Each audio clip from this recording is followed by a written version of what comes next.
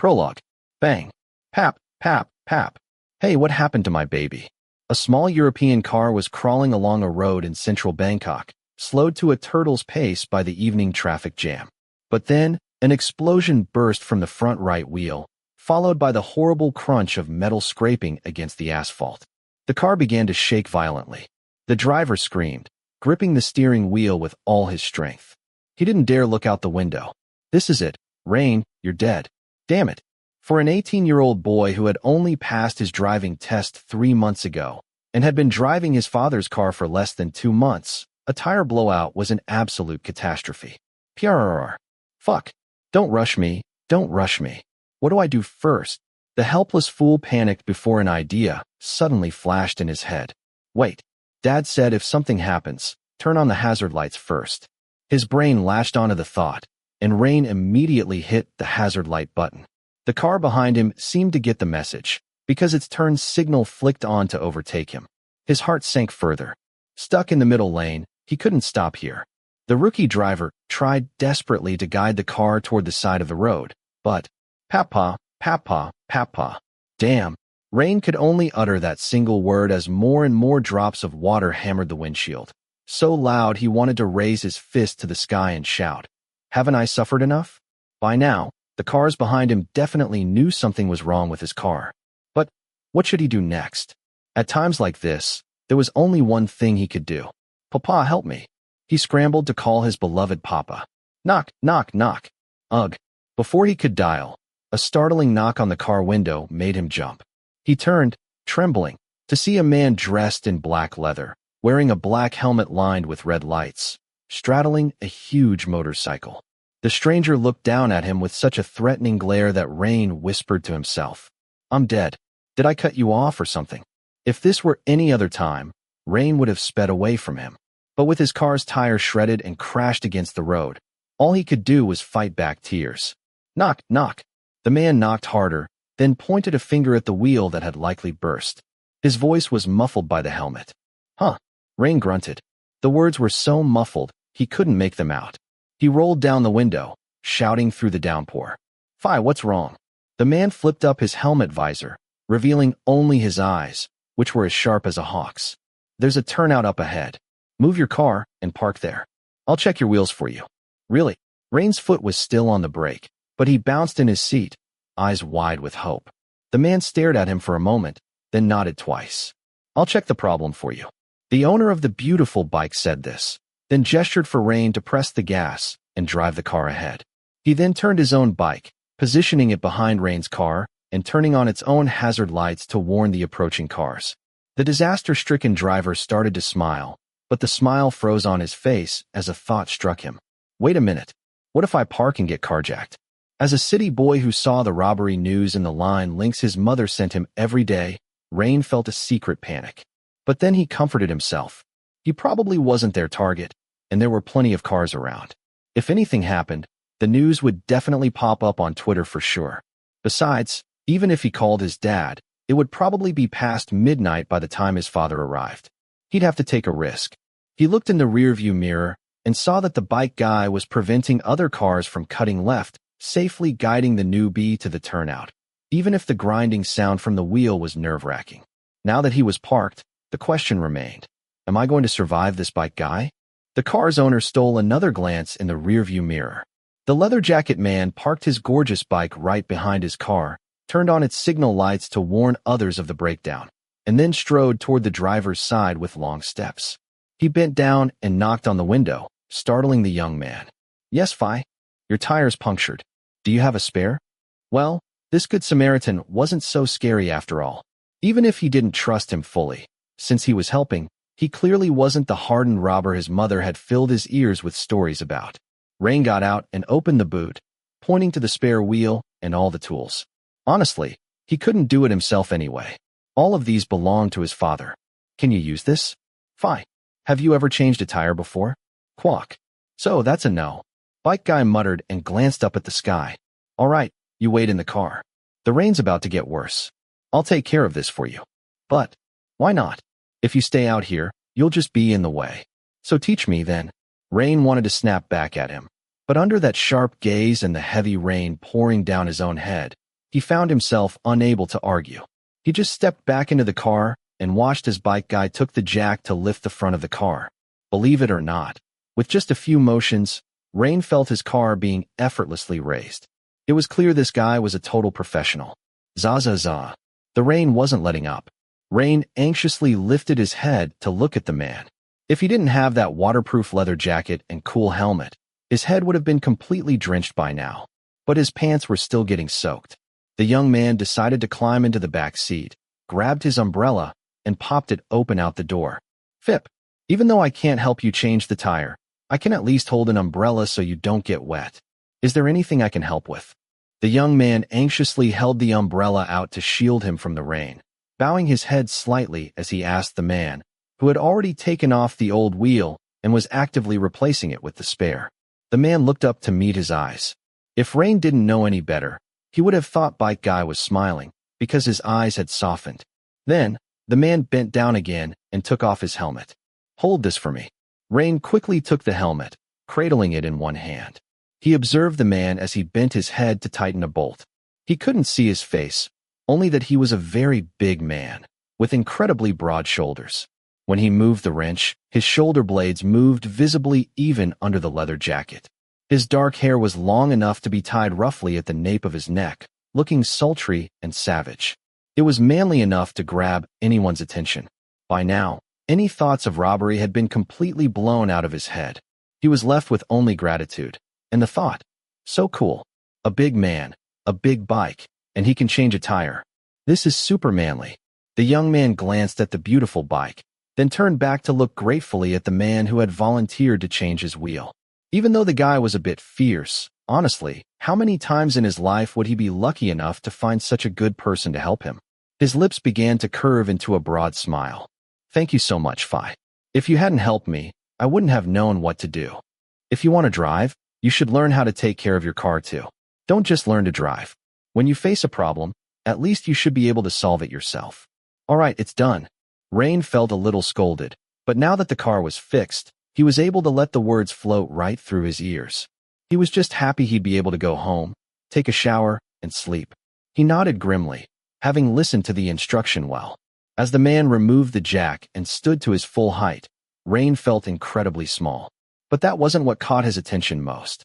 It was the sharp, striking face that turned to meet his eyes. Step back a bit, gnome. I'll take this tire and put it away for you. Fip. The young man took a step back, still staring at the man with wide eyes. As for bike guy, he casually moved the punctured tire to the back of the car, then held out his hand. Can I have my helmet back? But Rain could only say, so handsome. Rain was sure that even if the star of this year's University Moon Contest was here, he'd exclaim the same thing. The bike guy, with the long hair tied at his nape, wasn't just tall. When he took off his helmet, his eyes were as sharp as a hawk on the prowl. Paired with dark eyebrows, a prominent nose, and thin lips, set in a sharp face with a faint mustache, he looked so devastatingly good Rain wanted to shout to the world that this was a real man. How much would anyone pay to be possessed by this dark, handsome stranger? If I were this handsome, I could flirt with any girl. Thanks. Rain suddenly snapped out of his daze, feeling as if he'd been slapped. He realized with horror that he'd just met this stranger for the first time and was already raving about him like he was a faculty friend. The handsome man just kept a calm face and then smiled, which made Rain's heart twitch. Thanks for the compliment. I was asking for this back. Creak. Rain froze as that devastatingly handsome face leaned in until it almost touched his cheek. He was so shocked he almost pushed the man away, but a big hand simply pulled the helmet from his grasp. As the wind blew with the rain, a manly scent filled his nose. Rain realized his mind was drifting far away. He didn't know why he flinched. He only knew that inside his chest, something was trembling. The handsome guy straightened up and put his helmet back on, which was enough to let Rain breathe a little easier. As for you, don't leave your tires on the side of the road again. You should head back soon. It's raining like this. Hopefully you won't get sick. The person listening quickly nodded, tentatively wondering if he should wait for his father first. Get in the car. Hurry, I have to get going too. Yes, thank you. Rain quickly got into the car as instructed, stuffing the wet umbrella into the driver's footwell. He glanced in the rearview mirror again and saw the tall bike guy straddling his beautiful bike, but he hadn't left yet. If he wasn't seeing things, he could have sworn the eyes behind the helmet were looking straight at his car. As the rain grew heavier, Rain realized that if he didn't move his car first, the good citizen who helped fix his tire wouldn't leave either. So he quickly started the car and drove off with twinkling eyes, unable to hold back a smile. He looked in the rearview mirror one last time and saw the man raise a hand in goodbye. Then, he accelerated the cool big bike onto the parallel road and sailed away. As for Rain, damn it, he could only shout in the car, giddy with excitement. He felt like he'd just seen a knight in shining armor, alive and in the flesh, but this was way cooler than a white horse. His hero rode a big Ducati bike. What a man, so cool.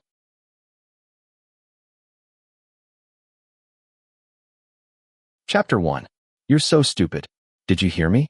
That guy, he's so cool. At first, I was really scared when I heard the bang of the tire bursting, and then someone knocking on the window. I thought I was cursed, about to be in big trouble, or that I was going to get stabbed and robbed. But besides his generosity, his craftsmanship in fixing my car was top-notch. He poked around twice and changed the wheels for me, just like this. I freaking heard you the first time. He is so freaking handsome. A dead cow. A falling buffalo. So handsome he's like a Korean leading man who fell to earth like a fallen angel. Oh, how do you know? I know. I've heard this story 3 times now, and you upgrade it every single round. I'm pretty sure that by this time, that bike guy has stopped being human, Rain. Rain, young Master Warine, pouted as soon as his friend interrupted him, but his best friend didn't seem to care. He just looked down and read the manga on his phone, until the person who wanted to express his impression for the 23rd time jumped up and squatted in front of his friend's lecture table, grabbing the edge. Then he started shaking it. Sky, you're such an ass. Listen to me, I want to tell you. Have you realized you're annoying? And you know you're being mean. Well, I am mean. So go tell this story to someone else. When his friend brushed him off, the young man shook the table even harder. He wanted to tell the full story of the bike guy, but he hated that his cool friend was facing the other way, tilting his head, only looking at his phone screen. Desperate for attention, he suddenly realized something and slapped his hand to his head. Damn it, Scott. What? You're a mean friend. The person who was mean turned to look him in the eyes and said something that hurt even more. I can understand why you've got good looks, but you still can't flirt with girls. Damn it, don't aggravate me. Warine groaned in pain. Honestly, if he could have protested by lying on the ground and screaming, he would have done it. He squinted at his friend angrily. He wasn't so stupid that Sky had to translate tie into tie again for him to know that it was because of his stubborn nature that girls said. He was annoying. It's not that women don't like men who care. But he cares about everything. He asks about all kinds of things, good and bad. Line messages and texts every minute. Plus, he always has a story to tell. How is that annoying? That is what you call caring. No one understands the Thai language like him. Seeing his friend sulking, Sky sighed. He put his phone in his pocket and looked straight at the person whose cheeks had puffed up. He couldn't help but sweep his eyes over his friend's features, from his eyebrows to his nose, the same thought hitting him as it did every time. Sky knew the other party was a good-looking person, born with big eyes and dark irises that were larger than those of people who get surgery for bigger eyes. A cute nose, red lips, and skin as white as someone of Chinese descent. Combined with a slender figure and a height of almost 170, it made women look. But, okay, I'll let you tell me. See, I knew you were my friend. Listen, the other day, my car's tire exploded. It was so loud, and the car is really cool. I thought I was going to the underworld, but I survived out of pure luck. I had a hero riding a white horse come to help me. At first, I thought he was a bank robber, playing with a helmet covering his eyes. But come to think of it, a thief who rides a million-baht Ducati? Plus, when he takes off the helmet. Fuck it, he's so damn handsome. Plus, he's so cool, pulling the big wheel off the back of my car, his face totally blank. Plus this pose. He would have found a girlfriend ages ago if it weren't for that. He was a very talkative person. He's going to have a hard time finding a girlfriend who will tolerate this level of extraness. Like this, it might be easier to find a husband to listen to his stories than to find a wife. Sky thought as he rested his chin on his hand, nodding along. Everything went in one ear and out the other. Because today was the 5th time he'd heard this story. The day it happened, Rain called him at midnight and told him the story in such detail that the call only ended at 2 in the morning. He was so detailed that Sky wanted to ask, if you're so impressed by him, why didn't you ask for his number? No, he didn't need to ask. He already knew how Rain would answer. Why didn't you just say hi? I should have asked for his number. He'd definitely be like that. What are you talking about? Sap. PLE. Suddenly, the person who was telling the story, words flowing like water, describing how the tire bolts were screwed on like a cowboy twirling a gun, shut up when a voice called out from behind. When Rain turned to look and saw who it was, the young man quickly stood up straight and called out to the young girl in her school uniform with a joyful tone. Sky could confirm he saw him wagging his tail for her. The woman smiling at them was the top girl of their class year, almost the star of the architecture faculty, and this was the woman Rain had been trying to flirt with for 2 full months, ever since the start of the second semester. But not only did the girl have no heart for him, the look in her eyes when she glanced his way was completely indifferent. So, calm observers decided quietly that they should just be friends. He was setting his junior up for nothing but frustration, for sure. PLE, is there something you want with me? No, I'm here for Sky. Whoa, are you trying to hit on your friend's crush? Hitting on his crush is a term for someone who wants to flirt with someone, but then their friend circles in and flirts with the person they like. Sky shot his friend a look, before turning back to the beautiful girl. PLE, what's wrong? As for the event next month, Sky, do you have any old document forms from the seniors? I don't want to ask myself. I'm too lazy to meet Phayu. I'll just get scolded again, and he'll yap on and on saying I don't know how to do things myself. I'm not in a good mood lately, and the assignment is close to the deadline. Someone with an older brother in the faculty club says so, and the listener nodded furiously.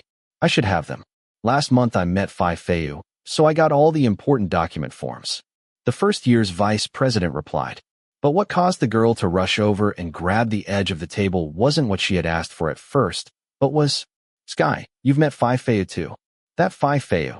If you mean Phayu, that person is probably the only one. Really? How did you find him? He was over here. I'm so jealous you met him. I want to meet him. PLE exclaimed excitedly as she leaned her face closer to her friend. Rain's eyes twitched. He wanted to come in and peel them apart, but was afraid of being scolded by the girl, even though he was annoyed as soon as this Phayu, or whoever it was, made the girl look so excited. PLE, you're too close. Ha ha ha. Sorry, I'm a bit too excited. It's okay, I understand. But I don't understand. Who is Phayu? Swipe. When Rain finished asking, both pairs of eyes turned to look at him, and they looked at him like they were condemning him for sleeping in a corner of the building. Even though he doesn't know Phayu, he was almost open-mouthed, but Phayu, the guy the teachers like to talk about a lot in class. The guy who won the Asia Star Award.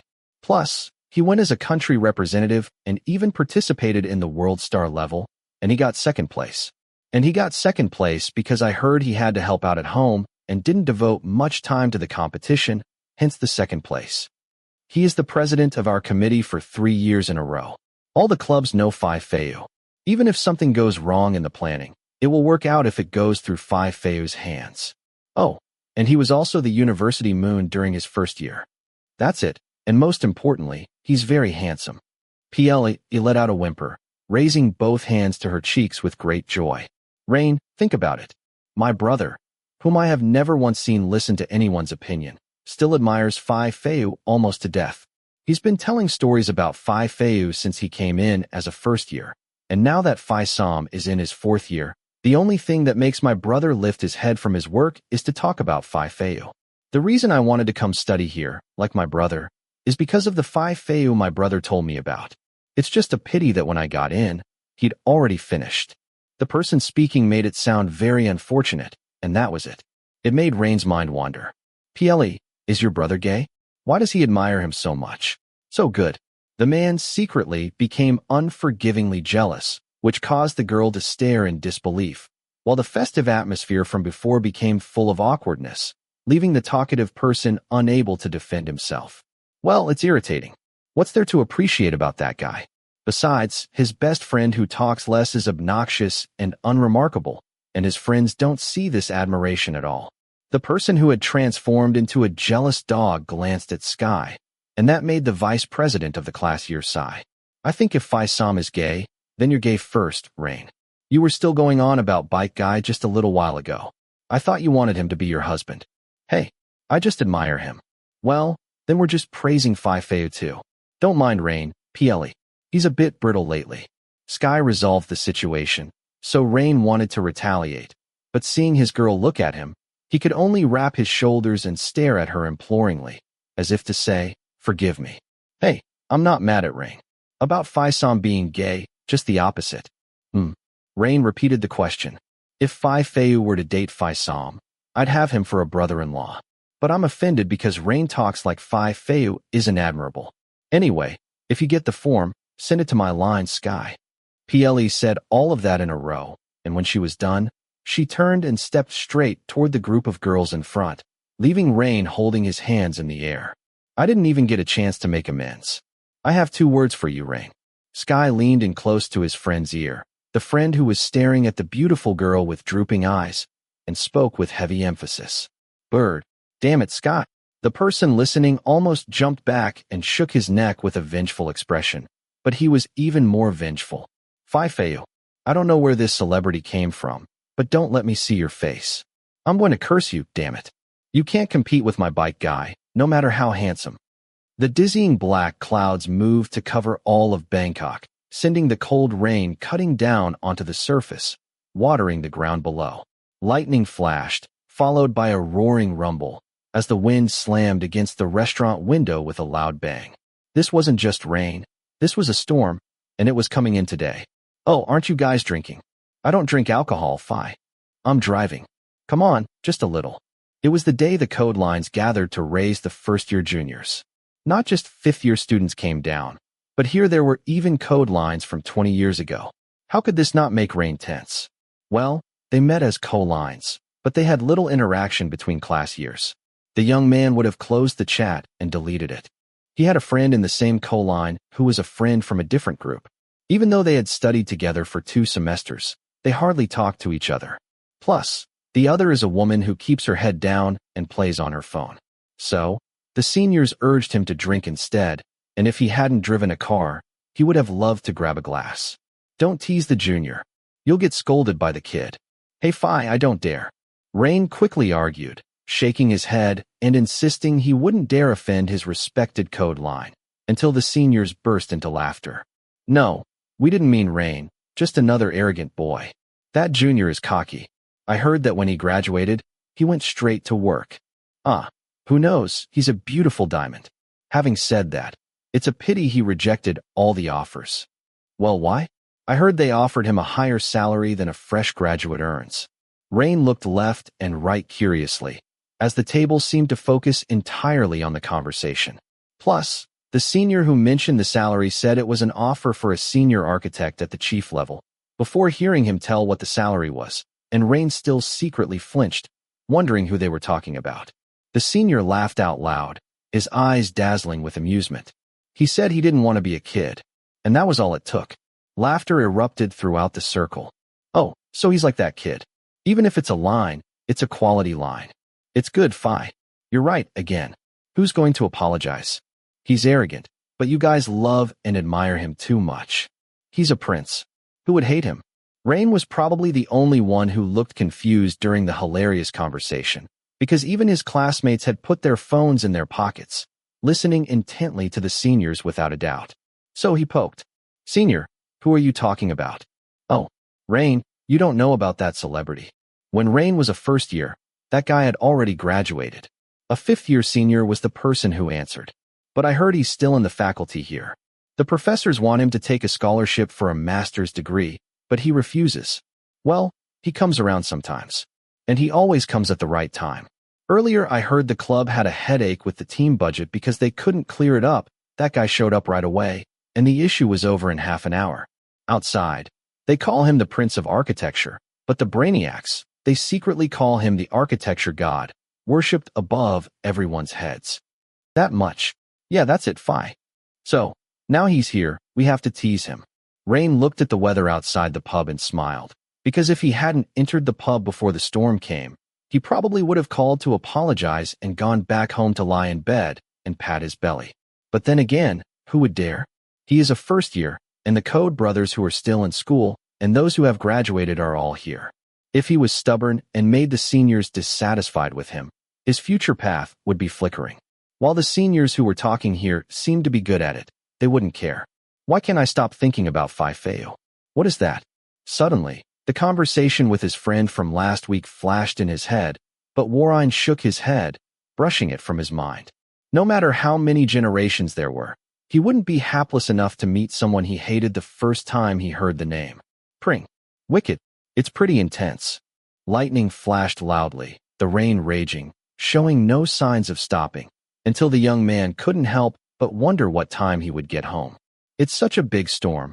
I wonder if the sky will open the curtain to welcome the person who is late. Bang! Warren stumbled at a senior's words. But he was even more startled when, suddenly, the door of the pub near him burst open with a loud sound, lightning flashing in the background. It looked so frightening that he shivered for a moment. That fear turned into shock, and the shock made his mouth drop open more and more.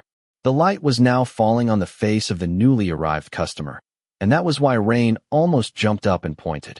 The man who was rubbing his shoulder-length hair carelessly, wiping the dazzling water from his handsome face, and brushing off the shoulder full of damp water from a light-colored shirt, looked very familiar. Like they had just met last week. Only today, he didn't have a cool helmet. Only a sharp face, no dark leather jacket. Only a sexy body visible through a wet shirt, but Rain remembered it. Let's applaud Phayu for bringing the storm to us so quickly. Huh, Phayu. Rain had almost gotten up and run to his benefactor, had it not been for the senior sitting next to him making loud noises until he looked back, and the truth slammed into his face. You're so late, Phayu. Phayu, do you know what time we made the appointment? Hey, we're all going back and forth. Hello, Phayu. Oh, even if you're wet, you're still as handsome as always. But you didn't have to take the storm and make it your namesake. We're going back and forth. This time, the words Phayu and storm, which meant the same thing, flew around Rain's head. In addition, his classmate who was sitting on the other side immediately got up and stepped swiftly toward the newcomer, humbly raising her hands, a total contrast to the bored code junior who had been scrolling through her mobile phone a moment ago, smashing the world. Pung. You are Phayu. Suddenly, Rain banged his palm on the table, jumped up, and shouted in a loud voice until all eyes turned to gawk, including those of the late celebrity. This time their eyes met. Rain thought the other party recognized him for sure. His lips were about to lift in joy, but, yes, my name is Phayu. What is your name? At that moment, Rain heard a loud, trembling sound. It's Phayu, this one. It's this person. Rain almost raised his hand to bite his nails to relieve stress, after covering his face for 3 full minutes because he had pretended he knew the other person. But when that guy didn't remember him, he was so embarrassed he almost ducked under the table. It was good that other people weren't drawn to it, maybe because they were all focused on the newcomer. The recognition is so loud that everyone knows about him, but you don't even need to recognize me. The young man thought foolishly as he glanced at the person who sat on the other side of the table. Then he assured himself, looking into his memory, that his eyes were as sharp as this hawk's eyes, a sharp nose, and thin lips. The one that fit the sharp face must be the same person who helped him last week. A cow dying, buffalo falling level of handsome like this. Isn't it a coincidence? Arg. The little figure was thinking when the other party suddenly turned to meet his eyes, and it was absolutely insane. Even though he should be irritated, hate his face, and want to open his mouth to curse whoever this Phayu was. Instead, he averted his gaze, and his heart suddenly trembled with a pitiful expression. Can you not act like you secretly like him? Just stick to thank you. Rain had comforted himself. How could he hate him or appreciate him? But because his parents taught him well, when you owe a debt of gratitude, you must repay it. So, thank you anyway. The young man sneaked a glimpse. Quap. Don't turn around and meet my eyes. The brave man looked down at the table again. And when he looked up, he met sharp eyes again. On the 3rd time, the person who thinks too many things just kept his head down and didn't talk to anyone. I can accept it. I'm shy. In the end, young Master Warren was unable to speak to the bike guy as he wished, because as soon as he gathered the courage to walk up to him, a senior came forward to talk to Phayu first. More importantly, the girl in his class here transformed into a gecko, clinging to Phayu. Rain didn't know why, But somehow, when he turned around again, he saw the girl sitting so close and rubbing her chest against the senior so badly that he could only secretly roll his eyes. Sorry, but a damn rhinoceros. Oh, screw it. He doesn't remember me. What are you going to thank him for? It's all over. Let's just go home. Rain sighed and slammed the car door shut, but he couldn't help glancing back toward the shop. Hey, he tried to walk as slowly as a crawling turtle, as much as possible. The other seniors dispersed in different directions, and the pub had almost turned off its lights. But he didn't even see the shadow of Phayu. When did he come out, or did he go off with his friends? Forget it, it's not my business. The young man shakes his head, too lazy to think about whether the cool, big bike brother that he's been talking about over and over for a week went with his friend or not. He decided it was better to just go home, and he pressed the start button, but, crock, kook, Rain exclaimed, but his heart began its free fall to his stomach. It's okay, try again, maybe the engine's just lagging. Warren restarted the engine. Clack, knock. Once again, there was a strange sound from the car, and when he looked at the dashboard, there was an unknown red warning lighting up all over it. This time, his heart dropped completely. Now I've changed the tires, because my father taught me. But if something else breaks, I'm dead again. Pap pap, pap pap. Again, as the storm that seemed to have passed half an hour ago poured rain onto the windshield, Rain banged his head against the steering wheel. Unlucky, unlucky, very unlucky. I don't have any luck with cars. Rain, rain. The young man cursed himself, banged his head on the steering wheel, and went mad when, ouch, screw your horn. He banged the horn so it shook through the few remaining cars in the parking lot. Looking at the situation, the seniors had all gone away. If you could elaborate a bit more, his papa and mama had just flown to Europe at noon. One head of withered garlic knows he's in a real pickle. Rain picked up his phone and looked for the number of anyone who could help him. He didn't want to waste time going out and opening the hood of the car because he didn't even know where the part was broken. Finding the number of a towing service was even easier. Knock, knock, knock. Once again, the young man heard a knock on the window. This time, it did not startle him because he looked back with excitement. The events of the past week flashed into his head, and this time, Hawkeye's looked down at him. Phayu. Rain opened the door and cried out in joy, looking at the man who was standing nearby with an umbrella. Do you see? Cool. I'm glad I was right. What's wrong?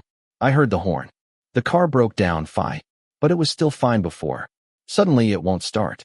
Phayu, help me please. The person who had said forget it now smiled hopefully, because he saw that the other party had helped before. This time, he must help too. His heart floated up as he begged with a pleading voice, blinking his eyes for a little more sympathy. The handsome face that used to hold a smile became completely calm. Why are you looking at me like that?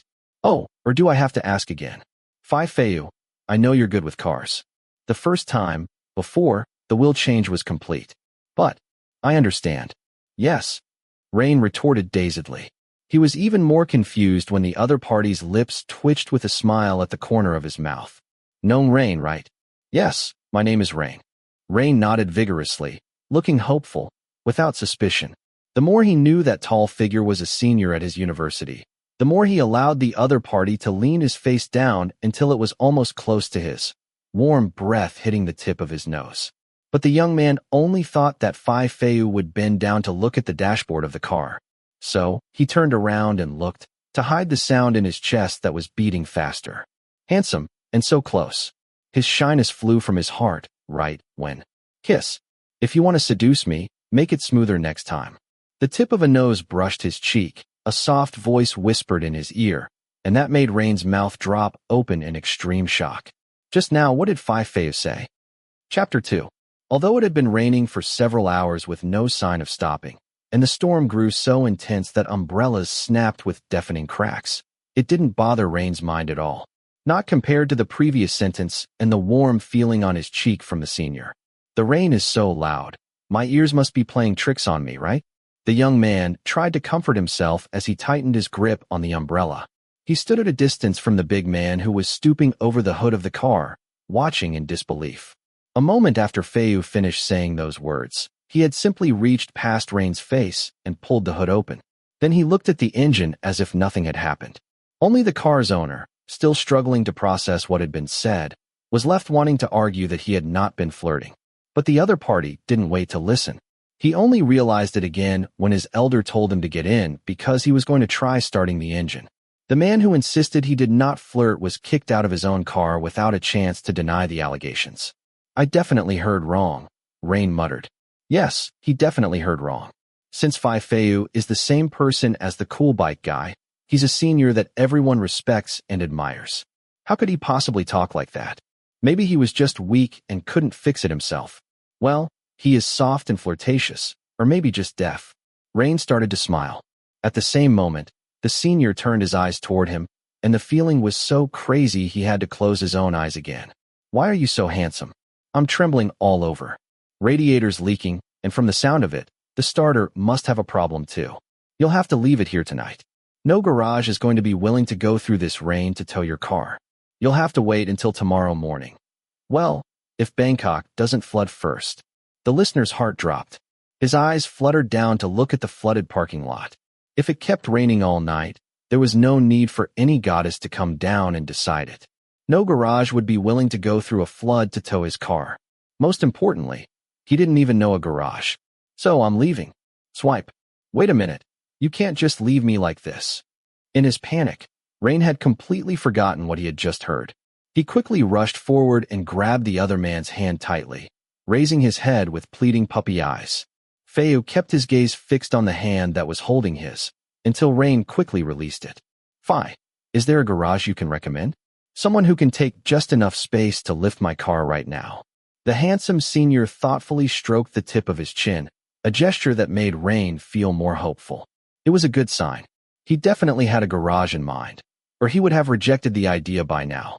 There is one, but it's expensive. Can you afford it? Okay.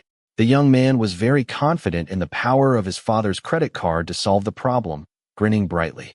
He didn't notice that the person making the offer twitched the corners of his mouth in satisfaction. Then he reached out to pick up his phone, dialed the number, spoke for a moment, and turned back. The people from the garage are coming. This was the best news he had heard. No, probably the best news was that his ears had been playing tricks on him. He had misunderstood for a moment. He had thought Phayu's smirking mouth and bad habit meant he was flirting.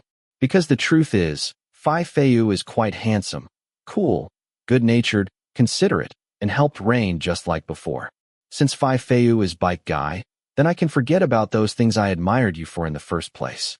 The young man thought generously, smiling sweetly, humming a tune in a much better mood, unaware that the kind person beside him was smiling as well. If it's a smile, I mean, a different kind of smile. Although the rain continued to fall, not long after, a large tow truck came into the parking lot. The person who had been playing phone games while waiting in the car sighed in relief, and breathed even easier when Phayu walked over from his big motorbike and went straight to the tow truck driver. Before this, Rain had been worried that this senior was going to go back and leave him here. A mountain was almost lifted off his chest when Phayu said, with ease, I'm going to go talk in the car first. When the tow truck comes, call me. Since he didn't have to sit tense in the same car, someone was waiting to accompany him. Phayu is freaking awesome. Come down. They'll deal with it. At the tall figure's word, the person who was listening quickly grabbed his bag and umbrella and got out of the car, feeling fine. So what do I have to do? Well, I think I'd better just stay still. Phayu's eyes turned to look at him, as if asking, what are you doing? The young man chuckled, taking another step back. He watched the tow truck driver who was agilely handling his car, with Phayu helping again. He could only stare with wide eyes and feel guilty that he was continuing to waste the other party's time until it was past midnight already. Phayu. Rain's car was lifted onto the truck, but the owner just remembered something. So, how do I contact the mechanic? A number he doesn't know, a face he doesn't know. Even though the car is over 4 years old, it's still quite expensive. Go to the garage together with him. Go get the paperwork done. Now. The person listening looked down at the clock, then looked up. Oh, right now? Right now, Phi. The look in Phayu's eyes asked, so what's the problem? It made the person who was about to shout suddenly change his words. Rain consoled himself that he wasn't complaining. So why should his car complain? But how am I going to get there? That. Phayu's that was him pointing a thumb over his shoulder toward a 7-seater. Rain just gasped. Hey, are you going to send me? No, I can't bother you like that. You've already wasted enough time here, and I'm being considerate. His parents taught him to be considerate of others. If I waste more than this, it's not much different. Ooh, that hurts. Rain turned away as soon as Phayu looked down at the clock. He scratched his cheeks and backed away toward the tow truck driver. Why are you smiling at me? If he was smiling normally, Warren would smile back. But that gleaming look just now? Those eyes that were staring at him gave him strange goosebumps, and he backed 2 more steps away from Phayu. Phayu looked down, then turned to look at the garage's man. There are still 2 options. 1, take my car, or 2. Rain averted his gaze from the driver and raised his head to meet Phayu's eye. Strangely, his right eye twitched uncontrollably. Go with the man from the garage. Broadly. Damn, I'm scared. At the end of Phayu's words, Rain turned to look at the garage's man, who was smiling widely, showing 2 missing teeth. He's not someone who looks down on people, but the garage man's clothes are dirty, his hair is disheveled, and he has a bad smell. In this situation, even if he gets scolded, he agrees. He thought of someone who knows how to survive. This will be news in the line links his mother likes to read and send to him.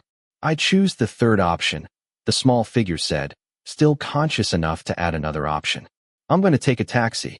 Rain proudly declared his plan, but, what are you laughing at, Phayu? No, I'm not. But it's raining like this, and it's midnight. How many taxis are still running? And if there are any, waiting here alone, you don't know what could happen. It's pretty lonely at night. The shop has all the lights off. Well, I saw the news a few days ago. Someone found the body of a student who had been murdered and raped in the next alley, dismembered until the blood was splattered all over. Swipe. He didn't need to wait for Phayu to finish his speech. A frightened white hand clung to his sleeve, with big, glassy eyes looking up. Rain's mouth opened, and his voice was muffled. Phayu, I'm begging you, please send me. I'll pay my respects properly. Then the boy walked himself right up to Phayu's car, holding onto his arm gently. In this situation, I was willing. I wasn't really tempted. This is your garage. Yeah, didn't I tell you? Not a word. Oh, my heart's been sinking for a long time. Hey, if it's your home, I'm not kidding. I hopped in the car a long time ago. Rain spoke with relief while looking at the huge garage that spanned a large area. Plus, there were a variety of sports cars parked in a row, not to mention the big bikes and cool superbikes waiting to be upgraded inside the garage. Hey, if the tow truck driver hadn't come, he would have raised his hand to say goodbye to Phayu. He probably wouldn't have known for a long time that this was Phayu's garage. Even as he was leaving, the driver had looked at him with a strange expression, saying, "Have fun tonight. Have fun at Annie's house. My car is broken, I'm wet, and I don't know how I'm getting home." Rain quickly brushed the annoyance from his head and turned his attention to the garage owner, who handed him some paperwork to fill out. Just enter your name, phone number, and address. Yes, sir. The person listening accepted the document, filled it out simply, and when he was done, handed it back. Did I just imagine that Phayu smiled contentedly? When the car is repaired, I will call and notify you. And if I call to ask, which number should I use? Phayu walked over to pick up a business card and handed it to him. Rain felt a bit sad when he saw that it was a business card for the garage and not the handsome senior's personal number. Oh, now I know that Phayu is cool. It's cool to get to know a university celebrity. So I'm heading back. Follow me. Follow you where, Phi? Rain, who was about to leave, quickly followed when the garage owner took a long stride into the inner office. Optimistic that the paperwork still wasn't finished, his 2 legs quickly ran after him miserably. Honestly, asshole. Phayu just walks, but I have to run. The person in front didn't stop and wait. He walked quickly, leading up to the 2nd floor. Rain got even more flustered. Ouch. When Phayu stopped, Rain was unable to brake in time and slammed into his wide back. Phi, why did you stop? If I didn't stop, how would I unlock the door? Come in. The young man rubbed his flattened nose, but opened his eyes again. He saw a small room with a bed against one wall. In the middle of the room was a big man who was taking off his watch and placing it on the table in a simple but intimidating manner. Have you ever seen a watch model on a magazine cover? Oh yes. Here. My room for when I stay at the garage. Phayu replied and walked to the wardrobe, grabbing towels and clothes and handing them to him. Go take a shower. You'll get sick. The speaker pointed to the bathroom door. But I'm afraid. Once you're done, We'll talk about the cost. So, I'll take a quick shower. Rain admits that since hearing about the killing and dismemberment, the blood splattered everywhere, he had felt a strange chill, worried that a young student's spirit might be following him if he had to go home alone. Plus, there's no one at the house. He was afraid of, no? He's afraid his parents would be scared. So when Phayu suggested offering accommodation, he wanted to agree. He was still stuck on the fact they had only just met for the second time. But if there was a reason to support it, that was another matter. Phayu said the payment would be huge, and this accommodation is probably already included. Thinking like that, the person who had to spend money walked to the bathroom with peace of mind, not realizing that the cost for the night was more expensive than he thought. If I were PLE, I would want someone like this to be my husband. The person who stepped out of the bathroom secretly thought and swallowed a huge drop of saliva. He looked straight at the owner of the room, who had taken a shower from some other bathroom, wearing only knee-length shorts and a pitch-black tank top, revealing wide shoulders and strong forearms with attractive muscles, a complete contrast to his own skinny torso. The damp, dark hair that fell against his sharp face while he played on his cell phone made this man surprisingly sexy. Heartbreakingly sexy. Rain felt another man's aura so strongly that his body shrank back. Thank you for letting me use the bathroom. The owner of the room raised his head to meet his eyes, then leaned up and sat on the bed, his large hand slapping the spot beside him. Sit here.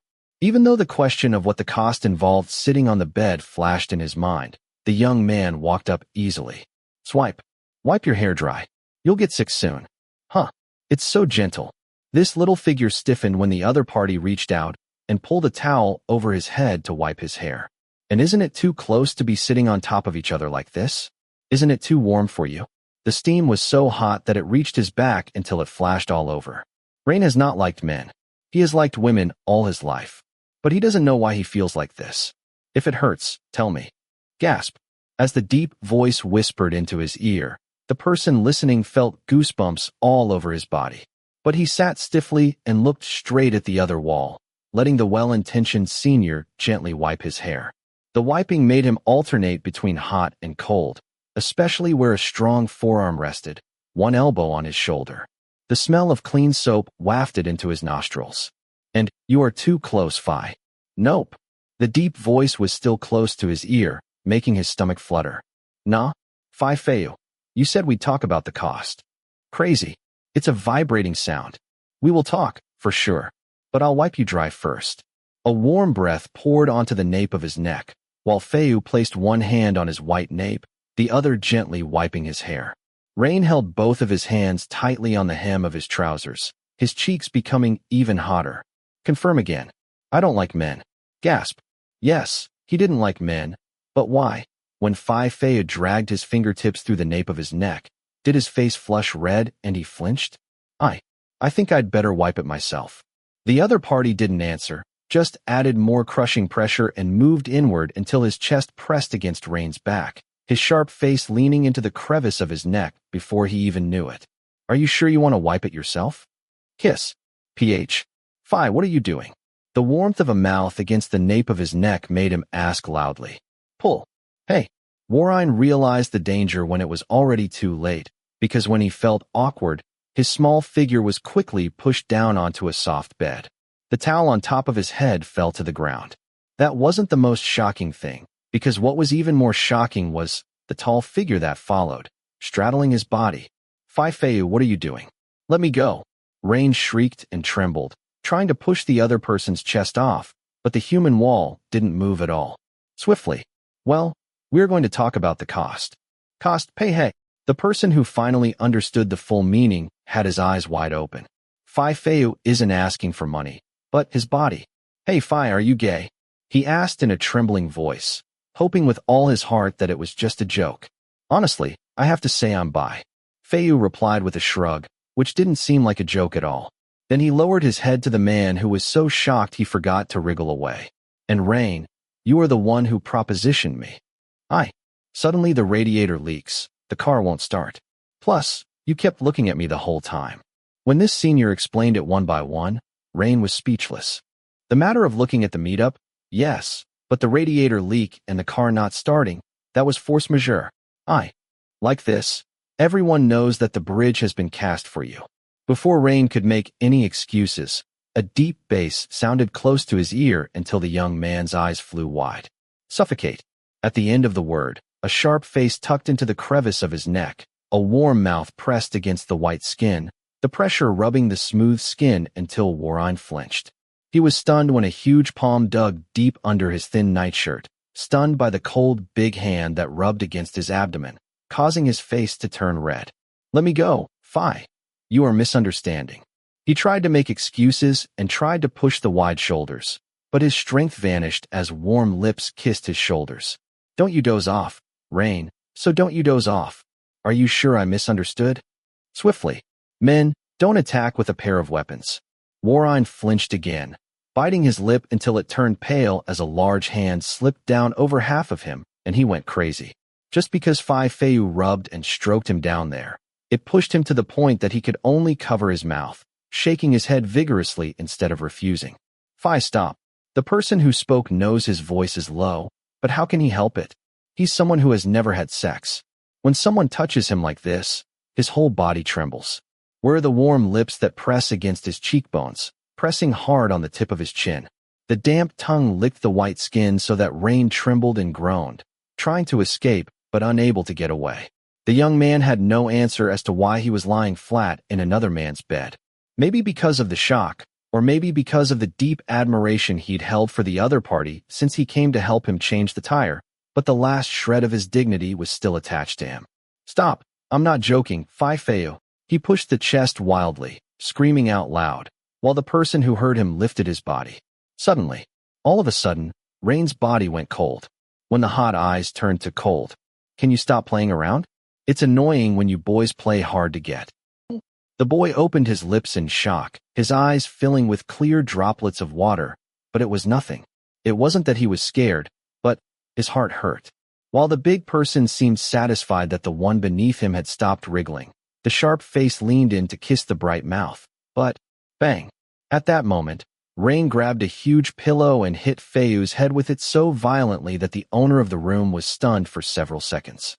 It was an opportunity for the young man to lean his body as best he could, squirming until he rolled off the bed, gasping for air, his hair disheveled, pointing toward the aggressor's head and cursing. Go and die, you bastard.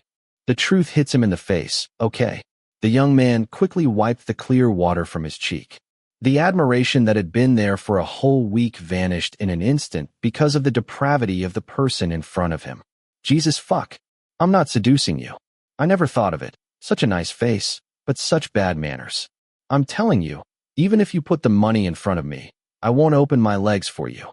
Rain shouted with full voice, pulling his shirt to cover his body in disappointment and tearful pain.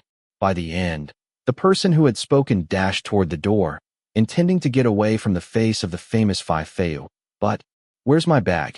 He turned around and asked the man who was still stroking his nose on the bed. Where are you going? Going home. Who wants to stay here with a psycho like you? In the closet. Rain rushed to open the closet, and when he saw his bag, he quickly grabbed it and hugged it close. He glanced at the other side paranoiacally, but Phayu didn't seem to be threatening him. He just lay on his side and looked this way. Oh, so just so you know, the shouting you just did probably woke up the whole garage. And with the state you're in right now, you wouldn't be able to escape more than 3 steps. They'd swarm you, and your legs wouldn't be able to close after they were done with you. Phayu's face flushed red, and then he looked at the crotch that had bulged up. Rain was quick to cover himself with his hands. His face reddened, but not from embarrassment. Now he was angry. What are you looking at, psychopath? Sigh, I'm not in the mood. The owner of the room got up and rubbed his head wearily, ignoring the other man's clenched teeth. This is why I'm bored with kids. Who's a kid? Rain argued, his teeth twitching, but when Phayu walked toward him, he slid to the door of the room but didn't dare to leave, thinking that the threat had worked. Thump. Oh, go to sleep. I'm not in the mood to continue. Who would believe that? Whoever believed it was already a buffalo. Rain looked at another pillow that had been pulled from the wardrobe. Then Phayu threw it onto the long sofa, saying simply, as before, that nothing would happen. But who would believe it? He could only hug his bag in extreme paranoia. The owner of the room just shrugged his shoulders, and went to turn off the lights until the whole room was completely dark. "Don't come near me." The young man fled to the corner of the room, watching the gloomy shadow of Phayu return to bed, then pull the blanket over his shoulder as if he didn't exist. "What the hell are you doing?" "Oh, if you stay quiet too, I'll sleep." "Huh?" Rain gasped, looking at the dark shadow facing the wall indifferently. At first, he stood still in disbelief, but then 5 minutes passed, and then 10. Half an hour later, Rain reluctantly walked over and sat down on the sofa, but his big, watery eyes still stared straight at the person in the bed. The more he heard the soft snoring, the more his heart hurt and the more he wanted to cry. "Bring back my good feelings." The young man told himself that in the morning, he would immediately bounce. All he had to do was sit still and wait for another 4 hours. The exhaustion he had been facing all day, coupled with the cold temperature of the air conditioner and the sound of the rain that never seemed to stop, made the small figure lean closer to the sofa more and more. Each time, the last thing Rain remembered before he fell asleep was the smile of the man who had just been declared his enemy number one. "You don't have to smile. I'm really angry with you." Late at night, with only the sound of the rain and the wind slamming against the window, Phayu slowly sat up and looked straight at the little body curled up on the sofa, looking both pitiful and cute at the same time. So cute. The watery eyes sparkled, and the red lips parted to cry out. The thought made the man hold back his laughter as best he could. He got up and went straight to the person who was supposed to be so paranoid of him that he couldn't fall asleep. But now, even if the building were on fire, he wouldn't wake up. "I like it," Phayu said with a grin. And then, the tall figure gently scooped up his Code Line Jr.'s body, took a long step toward the soft bed, laid him down, and moved up to lie next to him. If Rain were awake, he would scold him without hesitation as 2 arms slipped around his small waist without a second thought, pulling him into an embrace. MMH. The young man heard the groan of a grumpy child, but a moment later, the grumpy young man settled against his chest. Phayu's lips curved into an evil grin. "I like this boy already."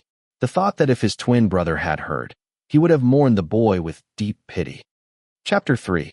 The morning sun shines through the clear windows into the compact bedroom, revealing 2 men who are sleeping soundly on the soft bed. One is a handsome young man with shoulder-length hair, and the other is a small, pale figure who is shifting uncomfortably. Maybe because he is not used to the heavy arm draped across his stomach. "Mama, it's hot. Turn up the air conditioner for me." The excessive intimacy of hugging and spooning has made the temperature under the blanket hotter than usual. The boy muttered softly, refusing to open his eyes.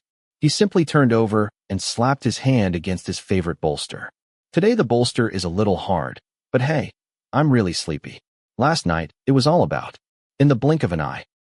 Have you ever opened your mouth to cry out loud, but no sound escaped? That is the exact condition of young Master Warine, who has just opened his eyes to a shocking sight. Anyone who is not shocked by this is far too strong-willed. Last night, he remembered hugging a pillow on the sofa, cursing the man in the bed. But he woke up to find a person who he had cursed lying less than 3 centimeters away. His eyes widened, holding his breath until his face turned red.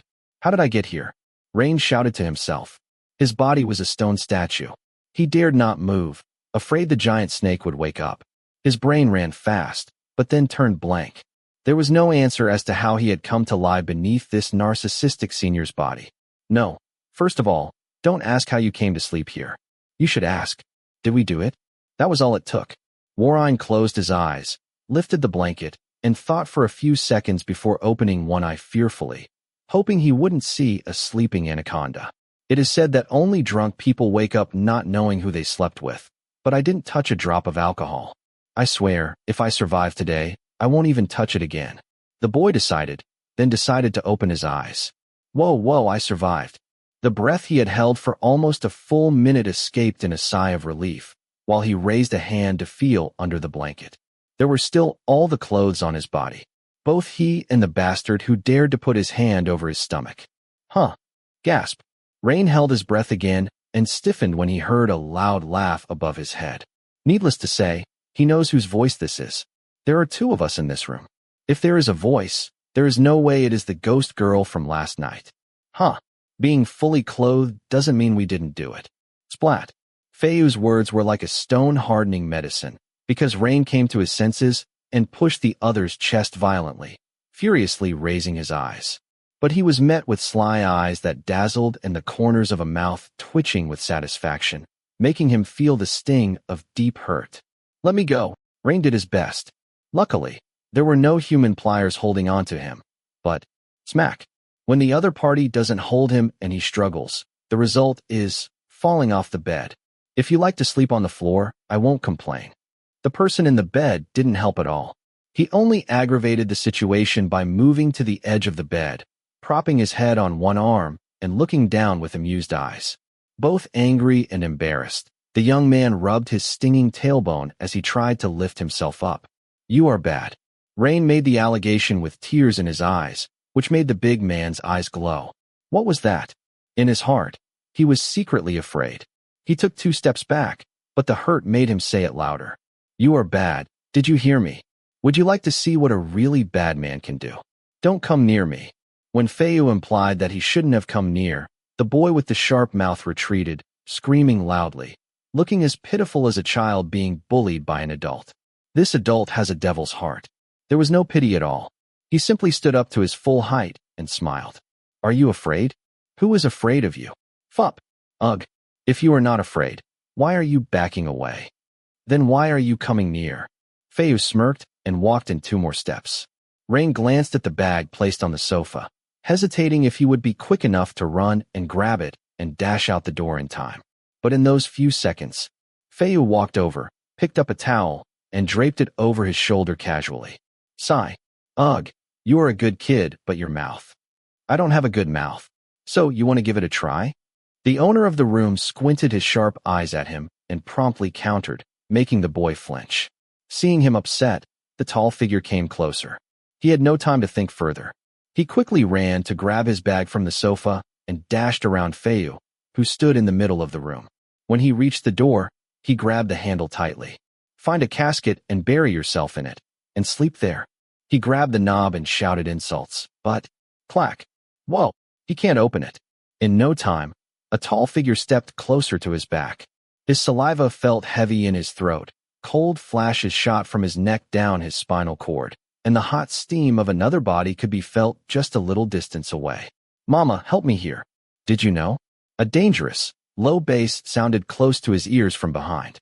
His fur stood erect, his brain processed to the best of its ability. But the shock had frozen him so completely that he was indifferent as a large hand reached over and placed his hand on the doorknob, perfectly using his massive body as a prisoner's cage. "Rain. Asshole. Don't call my name." Rain felt his entire body flush, not only because of the dangerous tone, but because the senior behind him had his warm lips brushed past his ear with every word. "I'll tell you this, as we are in the same code line. Arg. Since you are stupid, don't show off as if you are smart, kiss." Suddenly, the door that Rain was trying to push opened as he had wanted. The force of Phayu pulling it caused the door to move toward him. A deep voice rang close to his ear, but it wasn't as meaningful as the warm mouth pressed against the nape of his neck. Warren breathed a sigh of relief and looked at the freedom that was just a little further away. It seemed like he couldn't escape in time. Big tears covered his eyes, but Phayu turned away and he could only look at him through the tears. "Oh, you haven't gone yet. That means you want to continue. You freaking asshole." That was it. Rain ran away, grabbed his bag, and quickly left the room, despite the agony of hearing the roaring laughter behind him. And the worst part of all, the workers who came in the morning looked at him with a smile, as if he had just lost his virginity to the garage owner. "My butt hurts from falling out of bed. I didn't get plugged in." There was no time to explain. Give Rain time to go back and make a new foothold after he was hit and his army scattered. Who said Phayu was so good? It's me who is saying that he is extremely evil. Damn, Rain. I really want to ask, what the fuck is wrong with you? Sky is not a person who likes to spy on his friends. Besides, he doesn't want to know, but eventually his friend will tell him himself. It's been a few days now, and Rain has kept his head down, rubbing his neck like he has ringworm. His face looks resentful toward someone. His mouth twitches like he's cursing someone's bones. But the point is that he didn't know who it was until he became worried. When someone who talks a lot suddenly refuses to speak, that is like a tsunami warning signal. The mood that has been suppressed will come out in one single bang. Everyone around him will be dead, and the person left standing will be him. I am fine. That's it. The person who tells the same story all week now says nothing.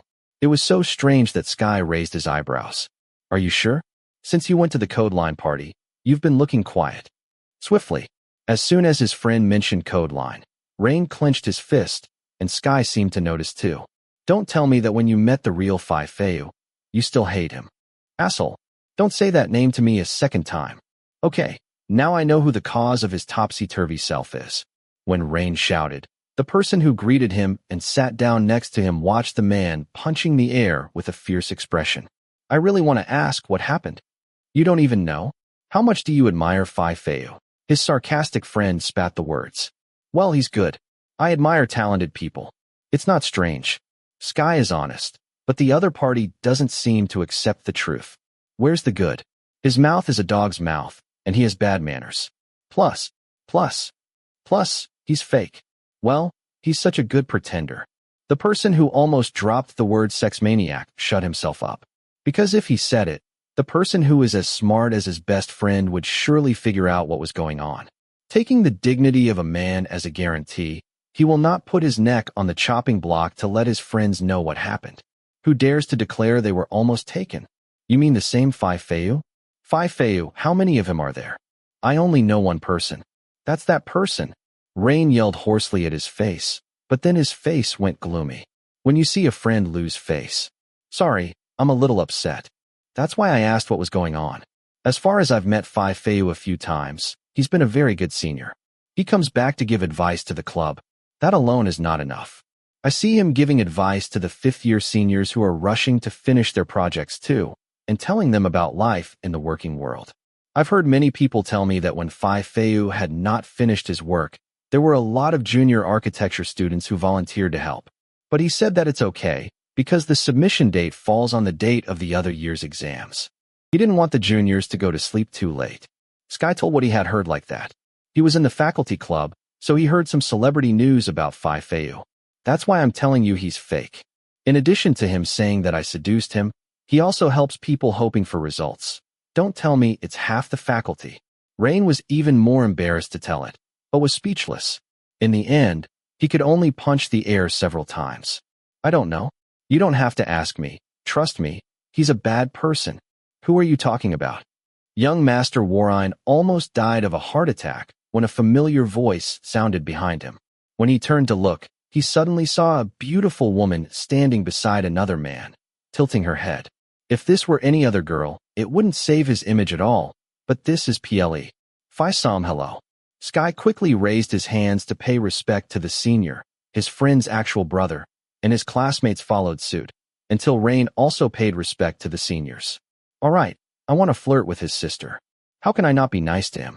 Phayu is a fourth-year senior with a similar face to his sister. He looks like a cute man, with white skin. If his eyes weren't so serious, and his face didn't look so sleepless like a child of architecture, then no one would dare tease him. Oh, hi. Hey, what are you talking about? Nothing, Phi. By the way, did you sleep yet? Rain asked in a flattering tone, the way the other party shook his head. Sleep? Where? I haven't slept yet. Think about it. Every time, he doesn't let me go into the dorm, but last night I followed him and he dragged me to his room, telling me to come and help him. Here, I just finished helping him an hour ago. His sister snitched loudly. Come on, when you can't work in time, I'll help you back later. Who can believe you? His sister is the one who opens her mouth. It's good that you don't believe me. Well, Rain, I heard you are Phayu's code line. This name again. The person who was smiling broadly felt his smile slowly falter. Well, Phayu, I also heard he had a late dinner last week. Ple excitedly added. Do you know how lucky you are? Everyone wants to be Phayu's code line. Not only can you brag, but Phayu is really good. I still remember when he graduated. If not, I really don't know who will get to be close to him.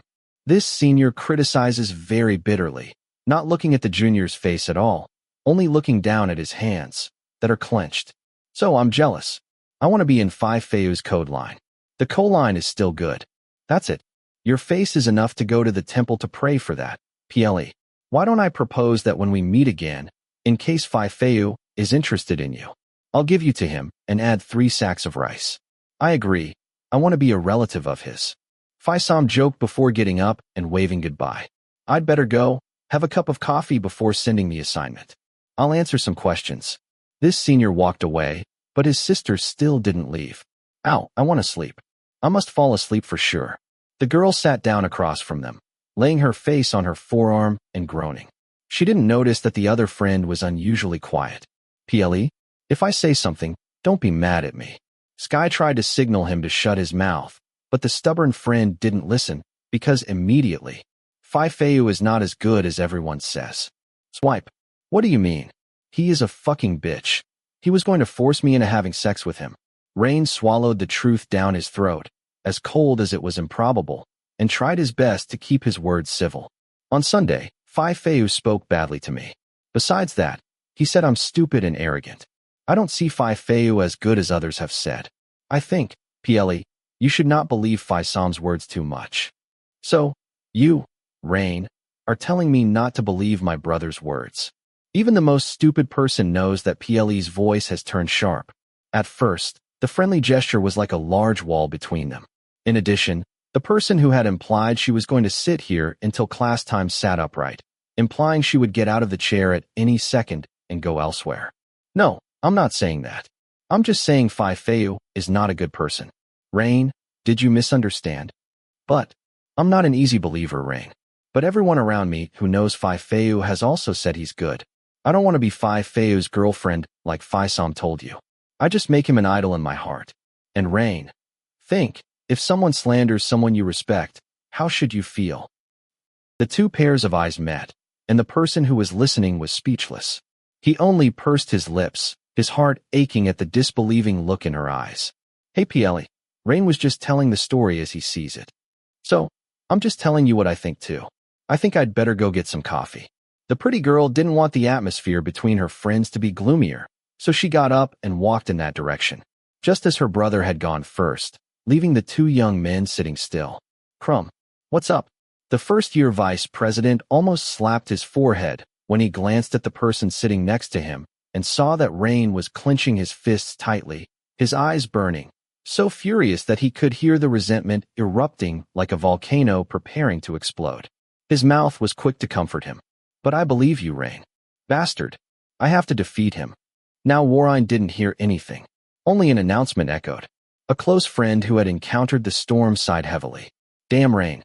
I don't want to discourage you, but that's Phayu, please. Phayu, as for you, you are just the rain. What do you want to fight the storm? Just when he hits you, you will be blown away like dust. His friend compares until he sees the picture. Rain falls back painfully. I'll rip his mask off, damn it. There must be a weakness. Now Sky had a headache because, judging from his friend's style, he must have dragged him into the process of his revenge as well.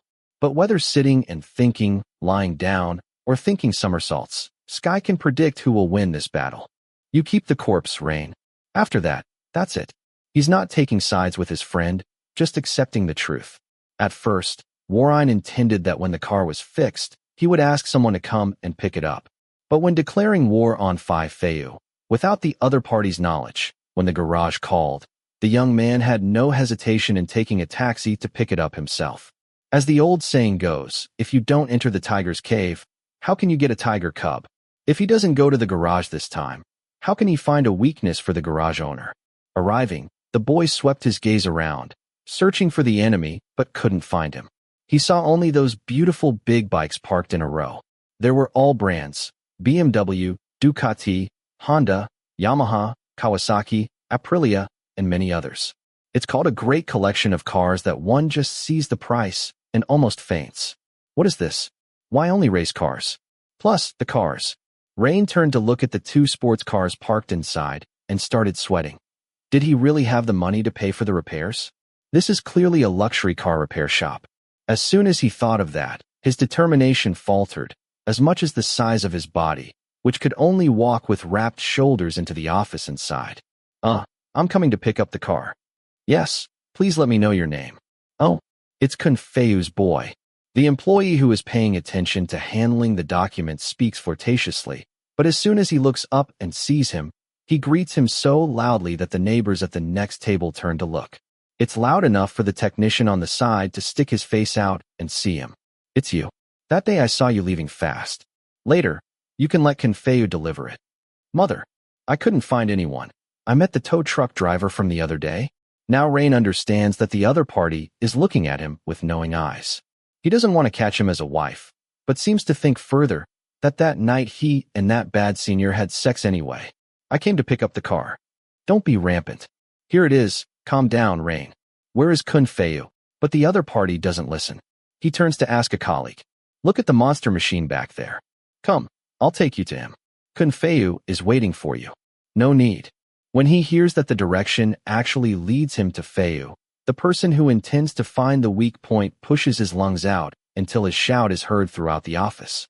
When all eyes look at him suspiciously, the young man is quick to say, flirtatiously, I am in a hurry, Phi. I have to go early today. I have to go do assignments. Rain urged. Huh? Then I'll take you to get the car. Well, the person who was listening understands, because he nods nervously, accepts the car's receipt from the other employee, and walks in the other direction. Rain almost sighs in relief, and is even more relieved when his father's little European car is safely parked next to a beautiful sports car. If there wasn't a rich man's car parked next to it, his car would look good and have a good price tag to brag. It seems even better than before going to the garage. Okay, what's wrong with my car, Phi? As far as I have noted, only the radiator leaked and the starter broke, so both had to be replaced. But Phayu checked the machine himself, and if I remember correctly, he wanted to replace the battery as well. The old one is very old. It will soon be time to change anyway. But there should be more than that. Well, if it reaches Phayu's hand, he won't let a car out of his hands until it's fixed to perfection. Will my bank account be enough? Isn't it standard for garages to call first and ask if they should change or not replace the parts? Why does the color look new, Phi? Rain rubbed the car to relieve stress and found that the color was even more vivid than when it was actually brought in. Phayu, he polished the lacquer paint as well. Shouldn't you ask me if I want that? At first, he hated him, and now he hates him even more. Because the other party said that this job was expensive, meaning he must be scolded by his father for overspending. How much in all? Oh, Phayu didn't tell you there was no charge. Huh. Well, everyone knows that you are Phayu's boy. What? Just over a week. I got the honorary title of Phayu's boy. I really want to ask Phi, how much is it? I don't know. Phayu handled everything, and he said that the cost of your car he had to manage himself. Here you go. I'll take you to him, so you can talk to him. Not any Phi? It's okay. Is my car going to be okay? Rain feels guilty about getting a brand new car back for free. But on the other hand, he couldn't help but think pessimistically about whether Phayu took his car as a drug mule or not. Rain knows that Phayu graduated in architecture. How could he be repairing engines? This is an amateur hobby for sure. Oh, don't you know? A questioning tone caused the other person to ask suspiciously. Know what, Phi? There was something else he should be shocked about. It's Phayu's skill. Did you see the racing motorcycle inside? That's his racing bike. Phayu will check every car himself. His full-time job is already heavy.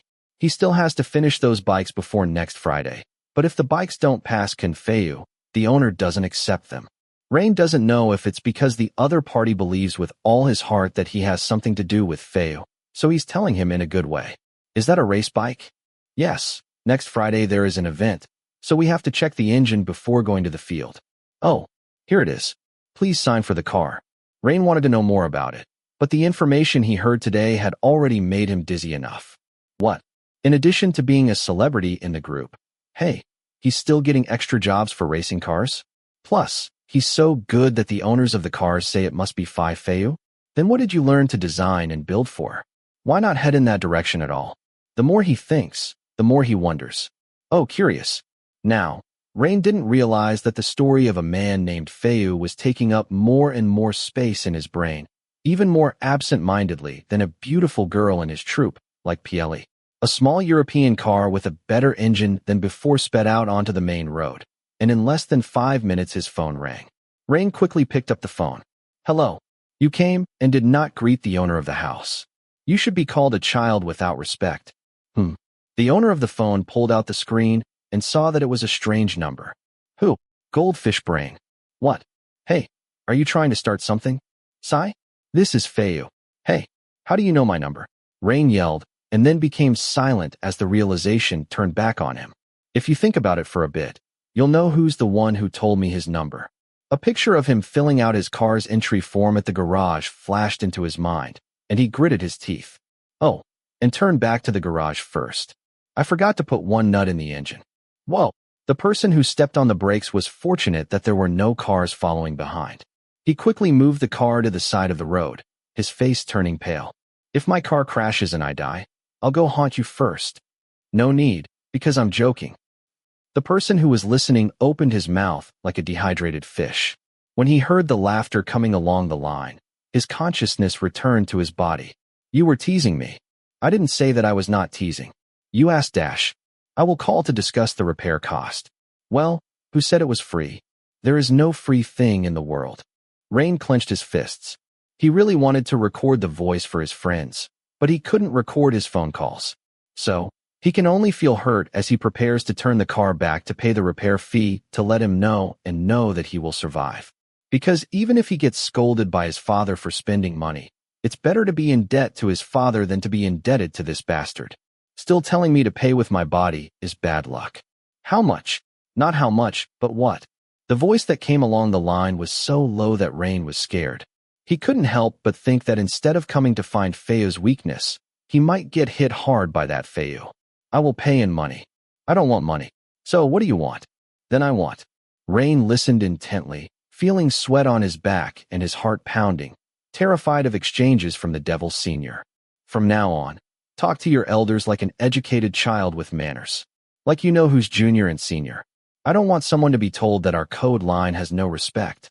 If the next tone is loud in a good mood, wrong with polite words that are clearly insulting, and because Rain was speechless, staring at the car's windshield. So that's it. Hey, wait a minute, you can't curse and yell like this. Rain protested, but didn't catch up with the cutoff line. He only looked at the screen with an irritated look in his eyes. Irritating. A small figure expresses emotions. But in the end, the person who was taught by his parents opened his mouth and looked around the beautiful car that had been modified and made even brighter. Just driving, he knew that the engine had been remorselessly, slickly fixed.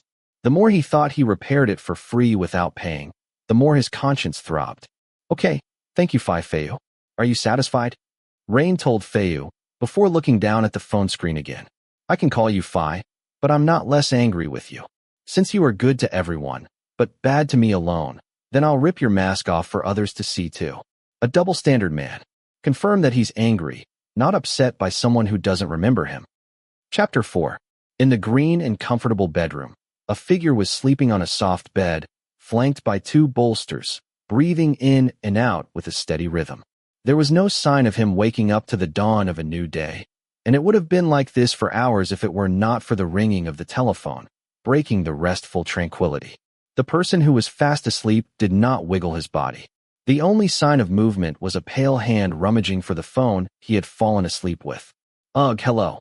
The owner used a special ability to slide his finger on the screen to answer the call without opening his eyes, then put it to his ear, making a muffled noise to let the other end of the line know that he was disturbing him, and it would be great if he could hang up quickly. It's morning in Thailand. Haven't you woken up yet, Rain? Mom, maybe I am your papa? There. His mother, who was touring Europe with his father, spoke with heavy irony.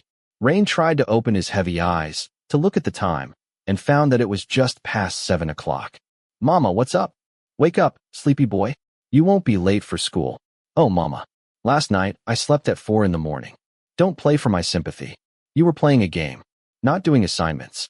The person who was listening had a ready excuse, but he was sleepy. When he had been able to clear the level last night, he almost died. And just as he thought, the people on the other side of the world knew their son's nature well. So, the mother got straight to the matter. Son, I am calling to ask what's going on with the car. Did the mechanic tell you what's wrong, and how much is the repair cost? Talking about the car, the person who had just woken up suddenly opened his eyes, his face quivering. It's not because he's so full of dignity that he doesn't accept free things, but just the thought of who had fixed it for free doesn't sit right with him. The voice that replied was clipped, short. It did cost a few bucks. He was too lazy to say that the repair was free. Otherwise, There will be an interrogation of why it's free, and if they find out that the repair garage belongs to his senior. Rain knows that people like his mama will want to meet the so-called senior. They will want to repay something in return, and they will want to sincerely thank him, maybe with a dinner or gifts. Therefore, he will not tell them at all. It's not a lie, it's just not saying everything. Okay, I will not bother you anymore. You continue to sleep and go to school too. Not that your father and me are not there anymore. You think you can skip class. If this semester your grades are bad, your father will take the car back. I am telling you before the trouble hits the fan. Okay, so that's it, good night. When talking about grades, the person quickly cuts off the conversation, says a plea, and hangs up immediately, not listening to his mother's complaints. Then, throw the phone away and cover his head. Sleepy. Rain may be a game addict, but he knows his limits on how to play. For the past few days, he hasn't slept well. When he closes his eyes, his brain keeps on thinking about that code line guy's bad habit of getting back at him. He thought a lot, and his eyes lit up, so he sat up and played a game to relieve stress and enjoyed it. During this time, he went to the faculty and the seniors teased him that he had access to the architecture prints, and every time, he just smiled faintly. No, I'm not dealing with it. This is all nonsense. So, I'm still sleepy right now. Let's go to sleep. What are you waiting for? The thought of the person who folded over the bolster, buried his head in the soft pillow until his eyes began to droop and closed again. Let's just wait half an hour. Bastard. The person who was about to fall asleep cursed. His hand went back to find the phone again. His fingertips slid to pick it up quickly. Despite how irritating it was, he could guess who was calling. Mama, what else? I'm sleepy. Mama, don't be quiet. Ugh, I'm really sleepy. He said it in a pleading voice. He hadn't thought to open his eyes. The sound that came back was not his mother's complaint, but a soft laughter which caused him to open his eyes. He bounced up to sit, pulling the phone away from his ear to see who it was. The name displayed on the screen made Rain gasp. You bastard. Why are you calling? Not begging anymore. I was enjoying listening to that. Who begged you? Rain responded angrily. Even though his cheeks were starting to turn red, just thinking about what kind of tone he used just a moment ago. Begging. A boy around here. The young man had an itchy mouth wanting to argue, but his brain didn't work. Whatever he said would only fit in, so he asked in a curt tone. What's up? You can't say that because. Why should I speak because of you too? Your memory is that short. I think I've said it clearly, or do I need to repeat the memory? Remember what? I already paid. That day you held. The person who was drowsy drifted back and found himself digging a grave. He just raised his hand and slammed it over his mouth loudly. The end of the line suddenly burst out laughing hysterically. What's so funny? You want to know?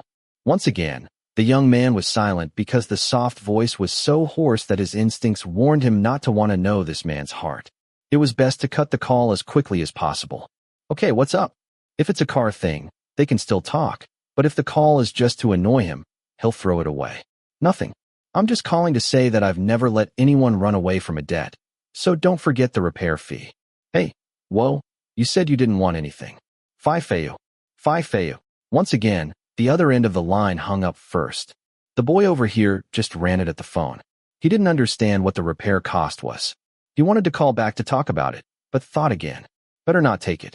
If you call and it turns out he's bothering you, that's bad. Put it aside and leave it like this, and it's good.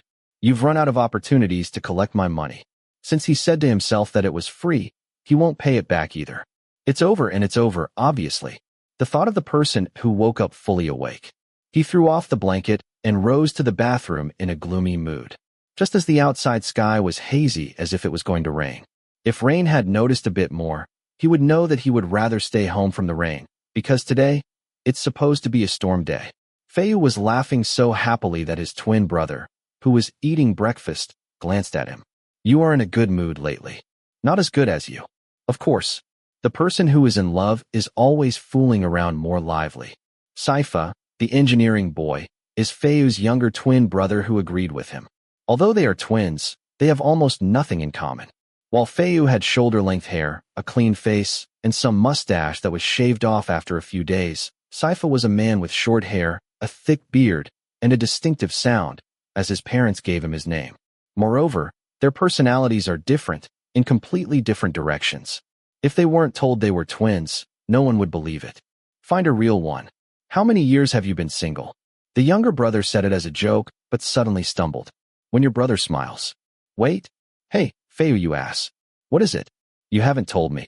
If yes, then I'll tell you. Go ahead. This morning we have a talk with customers at the front of the event.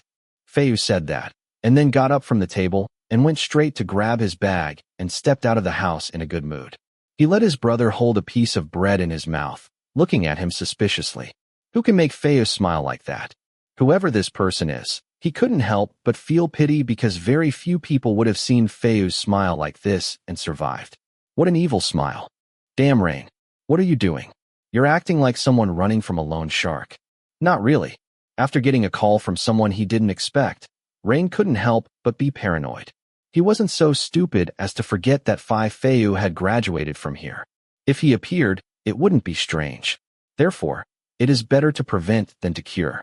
Before he walks around every corner, he must poke his face out to scout the path. So, it became a strange sight. The first-year boy poked his head from the corner of a pillar before lunging to the next pillar, poking his head again, and then moving further until Sky, who came the other way, frowned. I'm sorry. What the hell is this again? When Sky walked over to say hi, the person who acted as a spy impersonator flinched. He abruptly turned around and shook his head with a dubious look. That voice is high-pitched. You are suspicious. My voice is already high. Okay, stop being ridiculous and go to class. We'll be late.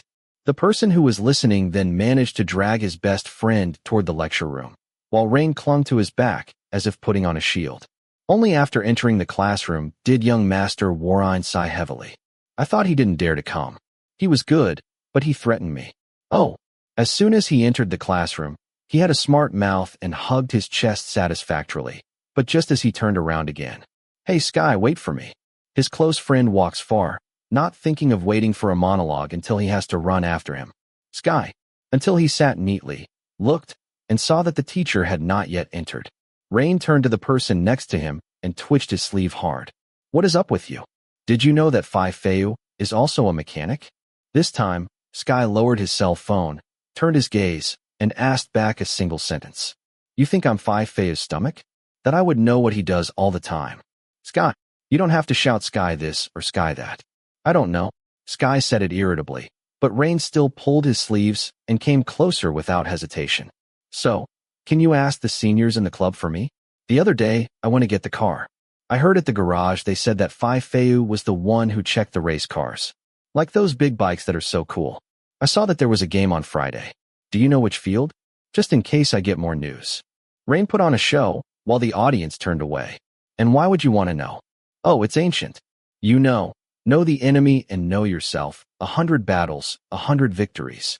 Even if you know about him, I'm sure you won't win. Rain shrugged off his friend's disapproval, but hasn't given up on his efforts.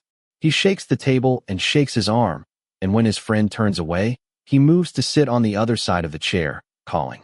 If it doesn't help, I'm going to be stuck like this. Sky, I know if you think of looking for news, you must be able to find it. Help me, please. That idiot teased me, nah. Rain, what? Will you help me? The little one asked excitedly. Nothing. I'm just asking if you are aware that these days you keep talking about Phayu. Hey, I don't. Rain shouted loudly, but stuck. Sky raised his hand to stop him. No. You don't have to make excuses. I'm too lazy to listen, and I'm not helping you either. I don't want to have a problem. In the end, Sky turned his attention to his mobile phone, ignoring the friend next to him, shaking his arm until his head shakes. He confirmed it again. He did not want to help because he doesn't want problems on his head. Of course, a young Master Warine level, and he hadn't given up on trying. Even when the professor came in, he still handed the paper to his friend with a message saying, If you don't help me, I will tell on you. Really, the small figure didn't even understand why he was so curious. Maybe because his hunch is warning that if you don't rush to find a way to win, the danger will surely come your way someday. Moreover, the sentence that said not allowing anyone to escape debt is still haunting his head. I don't know when he will show up.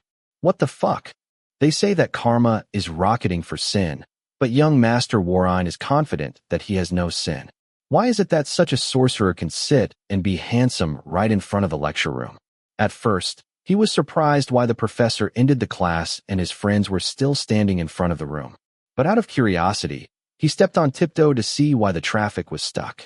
And obviously, the moment he tiptoed, his eyes just popped over the back of a female friend's head, and he met a pair of sharp eyes. He shrank his head like a tortoise shrinks its head into its shell. Phayu, how did he get here? It's not weird, actually. He's an alumnus, so he can come to the university and the faculty. But how did he appear in front of the classroom instead of the clubhouse or professor's room? He doesn't know why he ran away, but he knows he's going to retreat before he talks about it. Swiftly, I found you. He didn't want to say that he had goosebumps on his ass. The small figure flinched as soon as a large hand landed on his shoulder, followed by a loud thump sound above his head. He glanced up and saw that smile, as if saying he had been caught. Professor, this is the junior that I have business with. Rain almost wriggled like an earthworm in hot water. Not because Phayu turned to the professor of the course, but he realized that it was not only the eyes of the professor who were looking at him, but also the eyes of many of his classmates who looked on curiously. He wasn't crazy enough to be a clown for the whole group.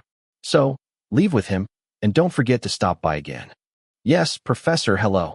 Rain waited until the professor had walked a distance, his two legs prepared to run, but a large hand grabbed both of his shoulders more quickly. Let go. Hello, Phayu. The small figure had not yet been able to yell when his best friend came to a stop in front of him and raised his hand to pay homage to the senior, drawing his sharp eyes to turn and look. Hey, Sky, are you used to working at the club yet? Well, I can handle it, Phi. Then. Sky pressed his gaze on both hands that held Rain's shoulder and warned his friend that he was helping, but you kept quiet for 5 minutes. I came out to run errands today. I saw that I was around here, so I stopped by to take care of some business. Is this business related to my friend? Rain is your friend? Well then, please lend me your friend. Hey, I'm not going. While Phayu kept smiling, Rain, the person who was on loan, was startled. He screamed and tried to hold on to Sky's arm, trying to survive. But the big guy in the back wouldn't let go either, and his face bent down to whisper to the struggling man with a glamorous smile. But I called you, Rain. You said I would come. But don't tell me it was this morning. Rain opened his mouth. He didn't think that was a real call at all, and he was even more terrified. I came to collect the repair payment. What repair payment? Warren didn't notice that Pieli was standing behind Sky again. He came to know when the woman asked curiously, looking up at him, alternating with Phayu back and forth, giving her a look of asking. Who said she didn't like Phayu? Then why are they so close that he wants to shout that they are completely empty? Not at all. The cost of repairing the car. Well, Rain took the car to my house for repairs. So, today I stopped by to collect the agreed expenses. I haven't agreed yet.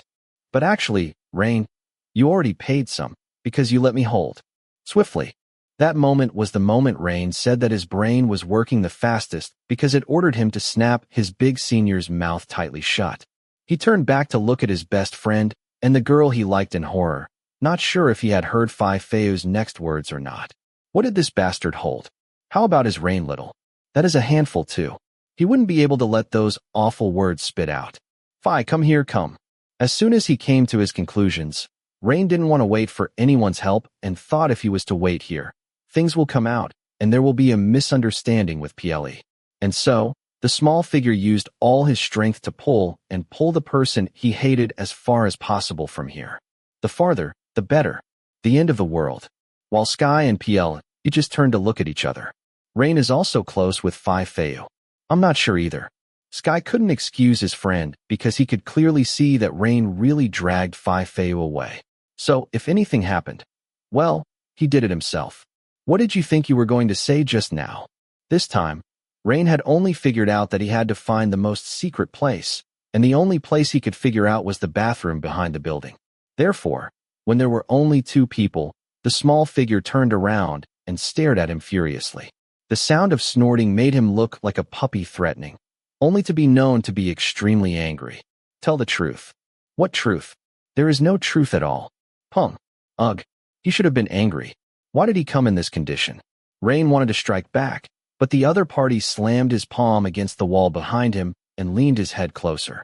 The young man suddenly flinched, looking up at the dark, displeased eyes. You know what I hate the most? His sharp eyes threaten. I don't know. Why do I need to know? The smaller figure tried to talk back despite shaking to death. Phayu continued. Someone who doesn't keep their word. I never broke my word. Swiftly, the tall figure reached out and grabbed his chin and held it tightly, and looked into his bright eyes, asking with a sentence that made the person in his embrace stunned.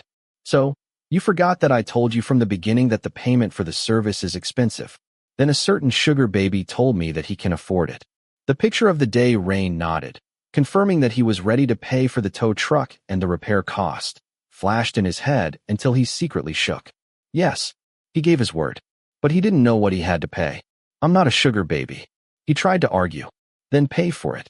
Phayu's voice was cold. Not paying. Ugh, so you are a sugar baby. Wow, you ass. The sugar baby shouted loudly in his heart, staring into the other's eyes hard. Even though the big round eyes began to dazzle with clear water droplets, causing an indisputable resentment, both hands clenched into fists, wanting to throw a punch in the face of the crazy senior who everyone said was good. He hasn't come across anyone like him. How insidious he is. Where are you with your assignment? I am still stuck on the structure of the building. Suddenly, chatter sounded from the front of the bathroom. Rain's eyes widened. He turned around and saw that the sound was getting closer and closer, and if anyone saw him and the other in this state, then, unlucky. Go in. Bang. Before thinking carefully, Warine pushed the big man's chest back into the toilet stall, followed him in, then slammed the door shut, just before a large group of men came in to do their business. He breathed a sigh of relief. But, swiftly, let go. Shoo. Rain tried to wriggle, as a strong forearm wrapped around his back, but upon hearing the warning he stiffened. His two hands were firmly pressed against the bathroom door. Because outsiders could hear the noise of the movements, he cursed the person behind him. Hey, it's clearly closing the suicide door. So, the small figure could only grab the large hand that was snuggling around the buttons of his student shirt in shock. He did not dare to turn around, for warm breath had hit the back of his neck. Leave me the fuck alone. Speak nicely. No. Rain replied in a whisper, but that would be the wrong answer because the senior's hand that was holding on to his stomach moved up to his chest. Oh. The person's eyes opened wide in shock. He tried to grab a large hand that swept across the top of his chest through the student's shirt. Chill. The person who is outside will want to know what we are doing. Suddenly, Rain froze again, as Phayu's large hand was rubbing his chest until he was completely flushed, sweat dripping from his back in fear. His ears heard a deep whisper commanding, Can you speak nicely? No. Swiftly. Ugh. A fingertip brushed past the top of his chest again, and Rain pursed his lips tightly, preventing a loud noise from escaping his throat. Then he was startled when the person behind him put his knee between his thighs, rubbing his thing in the middle of his soft buttocks until his whole body trembled. At this moment, the air in the small toilet stall where two men crammed into it was terrifyingly hot, so hot that Rain's face was red and his student shirt was drenched in sweat. But he didn't really know whether the tremors and his pounding heart were caused by the heat of the air or the body temperature of someone close to him. He was a man. Being touched like this, he couldn't help but feel the tremors. Call me Phayu. No. Kiss. Phayu. Rain felt a warm mouth firmly pressed against the nape of his neck and the force of sucking on his bare skin.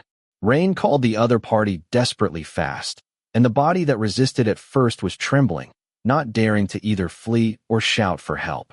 Phayu, let me go, please. Don't want to. His little bit of remaining dignity was left to reject him. It's okay. He almost smiled because the same hand had changed to unbutton his student shirt one by one until Rain could only wriggle, and then went mad. As he squirmed, his round bottom rubbed against something asleep, but seemed to be awakening again.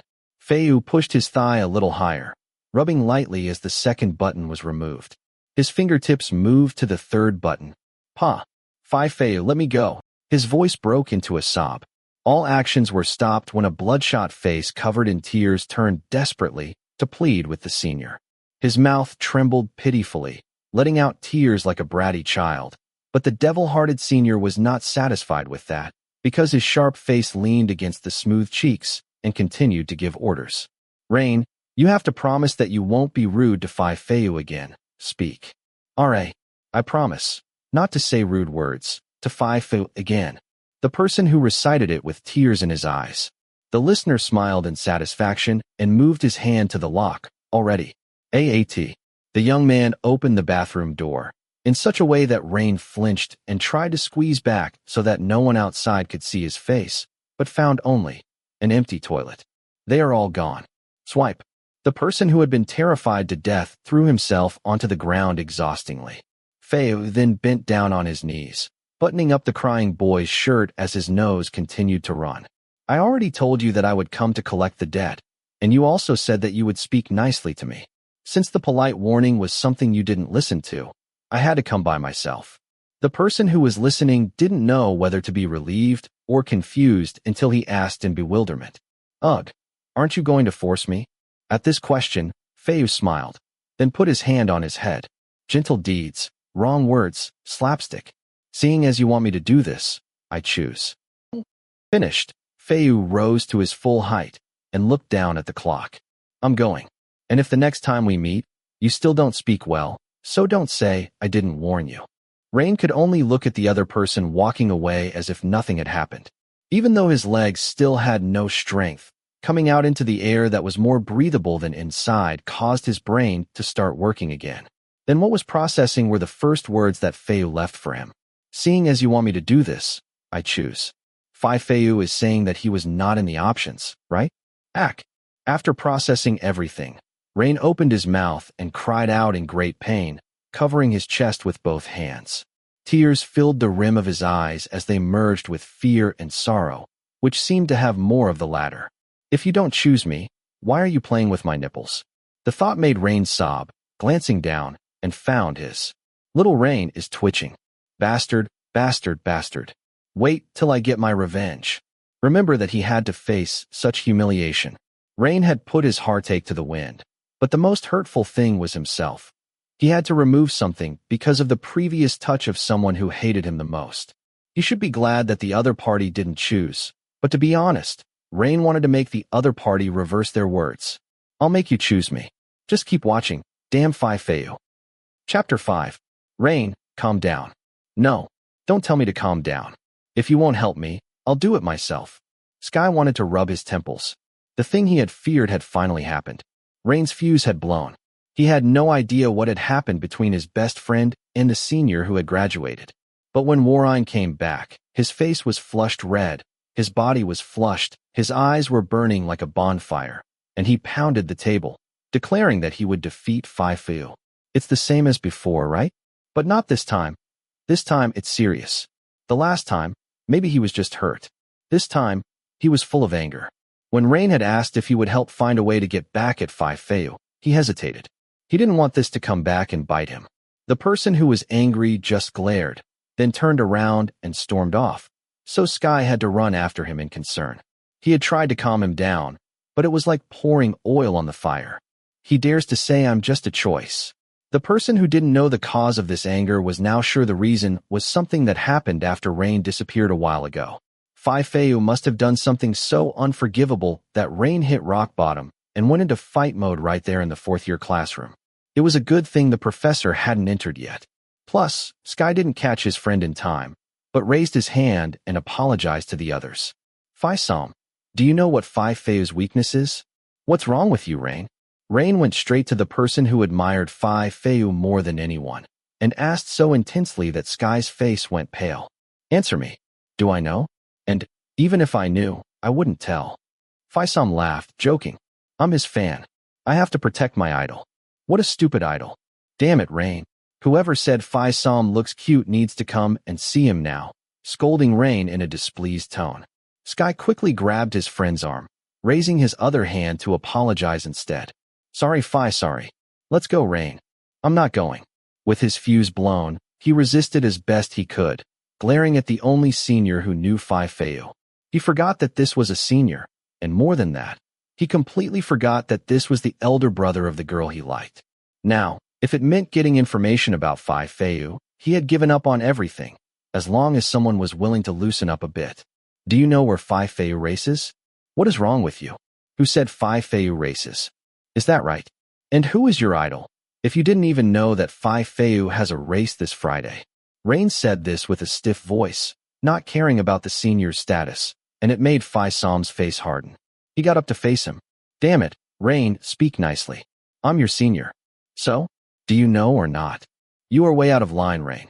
Phayu was arguing while pulling up his sleeves, but Warine stared at his darkening face uncompromisingly, causing the surrounding seniors to pay attention to what was going on. The moment Sky saw that this could blow out of proportion, he violently snatched the back of his friend's shirt. Sorry, Phayu. Rain just had an argument with someone, so he's a bit impatient.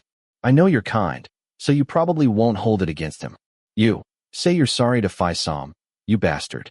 The cold-tempered person tried to defuse the situation, but the pale boy didn't cooperate at all until he had to break the stalemate. I'll find out for myself where Phayu is holding his race. Sky whispered in his ear. This made the listening person's eyes meet his. Are you telling the truth? Yeah, but you have to say sorry. The proposal made Rain calmer. He turned to look at Phayu and found that his eyes were clouded. Sorry, Phi. I was a bit hot-headed. Yes, Sky. You should take your friend away before he gets hit. Without waiting for the senior's second threat, Sky quickly dragged his friend out of the classroom. He felt relieved that this time Rain agreed to follow easily. He dragged his pale friend far enough away that no senior could hear, and the person who was dragged turned back to meet his eyes with a look of anger. Do you realize what you just did? You went and argued with a fourth-year senior. I'm angry. And do you have a brain to think about what will happen after fighting with seniors? You'll be in trouble because of him. When a cold-tempered person turns hot, Rain calmed down. The more he looked at his best friend's glittering eyes, the more he lowered his head and looked at his toes remorsefully. I'm sorry. Well, you should have apologized back there. When Sky asked, the person who seemed to shrink a little opened his mouth, his eyes red. I'm hurt. About what? Rain didn't answer the question. He just raised his hand and stroked the back of his neck. His already red face became even redder, and his sharp teeth bit his lower lip until it turned white. His face looked like someone about to cry, completely different from his previous attitude. Sky sighed. Like this, even if he is a bit annoying, in the end, he's still weak. Can I not tell you? The person who spoke put his hand on the hem of his shirt. And will I know what you're fighting with Phayu about? Will you? Sky wasn't used to a very talkative person refusing to tell him what's going on, but his face looked like a grumpy kid with a disrespectful attitude toward Phayu. In the past, it was only heartbreaking, but it's been promised anyway. Besides, he didn't want Rain to mess with the seniors either. This body is all it takes to fight. Sigh. I can't promise how much information I'll get, but I'll try. In comparison, Sky was a calm person who knew the whole group more than 20-1 compared to Rain. So when the first-year vice president agrees to help, Rain suddenly smiled and flew into a hug around Sky's shoulder. I really love you, Sky. Okay, but you have to help me. Stop putting your neck on the chopping block. I'm too lazy to clean up your mess. The person who was nodding, his mood was better than before because someone like Sky promised to help. He would probably find a way to get back at Phayu somehow. Maybe I'm really afraid of your habit of not giving up easily. Well, my father taught me that a man must be determined. So determined that you can't flirt with one girl. Sky, okay, enough. No need to shout. Let's go eat. I'm very hungry, and I can't keep waiting for you. I've had to run after you all over the building. Sky led the way to the cafeteria, with his small friend stepping forward with a hopeful smile. Rain didn't notice that this unyielding habit would easily lead him straight into the tiger's mouth. At about 2 in the morning, while the general public was resting, on one of Bangkok's main roads, cars stopped in the middle of the street, leaving only the middle lane as the entrance. Those who wanted to enter the special racetrack set up during these 2 hours, which would vanish without a trace, had to have a pass. The pass was not a paper ticket, but the face of regular members only. A racetrack in the middle of the city that outsiders might think of as just street vans, but insiders knew it was much more special than that, as you could see from the luxury cars that were constantly arriving at the event venue. Some of the cars parked here might only be seen in this one place. As for their value, don't even mention it. Of course, this event was not an ordinary event, but the work of an influential person who loved superspeed racing. Now a huge container truck came to a stop, with the influential mechanic standing with his arms crossed and watching. He didn't want anything to go wrong. A mechanic who had a normal day job as an architect. Today, do you have a car for me to choose from? Phayu turned to look at the questioner, then raised a smile on his lips. Wait and see. Phayu just sent a new lot for me to check the engine a few days ago. Huh, and you just followed that person's orders.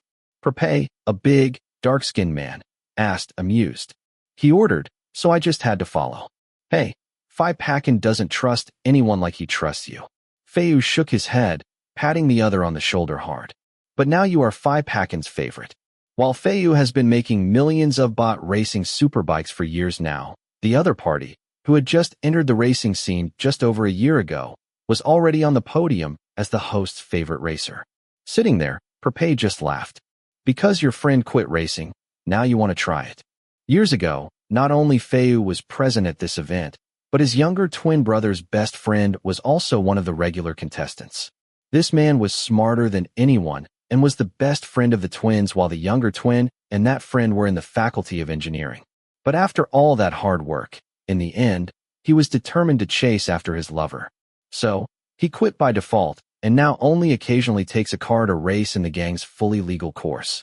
Since that friend of his younger twin has not competed in many years, Pei has easily reached the top of the podium. Then I'll tell him. That was all Phayu said. He looked at the workers who were slowly unloading the powerful superbikes from the container. Unlike anyone else. Suddenly, Pei hinted at something, and Phayu swept his gaze around the event that was starting to heat up as it was about to begin. Racing to get money, fucking a girl, satisfying. However, the satisfaction comes first. But the fucking of girls is indispensable. It's a pity I haven't found one that I like, or I would be going to stop participating in the races as well. The person who said this sounded regretful. But who knows? Because this event has more bets just to have fun. It's a deal on both sides, but there's no one he likes so much that he wants to win one. Isn't it easier to find that perfect someone outside of events like these? Phayu said, laughing. Spoken like you found one. This time Phayu didn't answer, just raised a smile at the corner of his mouth as Pei's eyes grew wide. I'm in the middle of a war here. The listener laughed, wishing he could call to hear the war sounds of some kid who desperately fought before coming to war, but it seemed calling now would only get him bared teeth. How can I do that? Well, he is too cute and impulsive. Are you sure it's here? At the same time, Rain asked his companion uncertainly. Because the road that Sky said was the location of the racecourse had construction workers blocking the way, along with a sign saying the road was being repaired and to avoid it by taking another route. The person who sat next to him also frowned, confused. The person who told me said it was here. So, where did you get the news from? No need to know. Just know he has an event here tonight. Rain admits that he was surprised since he learned from a friend that this racing event was taking place on a road he was familiar with. It's not an official racetrack, but when his friend insists that the news isn't fake, he had picked Sky up at 1 in the morning and driven them here to find a do not pass sign. Where he got that information, you have no idea at all. Really, I want to ask, who did you hear it from? The other party was silent for a bit, before telling the truth with an awkward expression. My ex said it's here. Wait, you're going to meet your ex. If it's not okay, I can take you back first. Rain said this, suddenly worried. Okay, well, he's never had a girlfriend because he can't flirt. But he knows that facing an ex is not a pleasant experience at all. The more he thought about it, the guiltier he felt for being so stubborn that his friend had to follow him. By the way, how does Sky's ex-girlfriend know Phayu? No need. Let me go with you. I'm worried, so you go and park up ahead. I guess we'll have to walk now. Since the workers won't let the car drive to the location Sky had in mind, he told his friend to drive and park on another road. Looking at it on his mobile phone, it probably wouldn't be that far to walk. I can go alone. Rain said it reluctantly, because he seemed to have dragged his friend into trouble too. Come on, let's go. The person who spoke stepped out of the car first, so Rain knew his friend was unhappy. He hesitated whether he should pursue this thing about Phayu or just let it all end. But the phrase "I choose" flashed through his mind until the fire of determination ignited. Anyway, since I'm here, I have to fight for a while. This was the idea of someone who quickly locked the car and followed the friend who led the way. They walked past the road workers, glancing at each other. Because no matter how they looked behind the prohibition sign, there was no construction work at all. There was only light from parked cars, and if their eyes weren't deceiving them, they saw them parked in the middle of the road. As he walked a little closer, he saw a strong man standing guard at the entrance. Why is it forbidden for cars to pass through? Rain muttered, as a dark sports car swept past the forbidden sign and went straight to the man guarding the entrance. It slowed down, the window lowered, and then it passed through. Do we have to have a pass or something? Rain asked his friend, who shook his head, not knowing. So what? Do you want to go home? Can we try a little longer? I haven't seen Phayu yet. Sky was calm, but willing to move closer to the event. They were close enough to hear the hum of music and the rumbling of engines, which made Warren suspicious enough to turn around. You wait here. I'll go in for a moment. Let me come too. Wait here. I don't want you to get in trouble either. Despite his disapproval, the guilty look in Rain's eyes made the first-year vice president sigh. He nodded and watched his friend run into the event with concern. I hope the people in the event are not as bad as my ex. The more he thought, the more Sky got worried. Rain hadn't thought that far ahead about what he would do if he actually got hold of Phayu's weakness. He only wanted to get some payback, to make the other person look shocked, not wear that straight face and wicked smile, one-sidedly bullying him. But when he sneaked into a racing event full of millions of baht luxury cars, the boy blinked, feeling he was in the wrong place. What is this? There were a lot of cars he recognized here, and there were some in his neighborhood, but the people in this event weren't driving ordinary cars. Hurry and find Phayu. The quicker we leave, the better. The young man thought simply that he wanted to take a picture of Phayu and send a mocking message. I know your secret too. So his round eyes swept through the event. But besides seeing rich kids with beautiful, shapely girls by their sides, there were only the racers about to enter the field. Cool outfit, bastard. No. Phayu. Phayu. While paying attention to the scene in front of him, Rain didn't even realize that his presence was causing the supervisors to nudge each other, staring his way, and beginning to warn one another. Hey, I remember that bike. The cool bike being transported to the sidelines looked the same as the one he had seen in Phayu's garage. Thinking about it, he began to smile, stepping straight in that direction immediately. The bike is there, so the person who owns it must be there. Fup. Excuse me. Who are you with? Before he could take a few steps, a man walked into his path.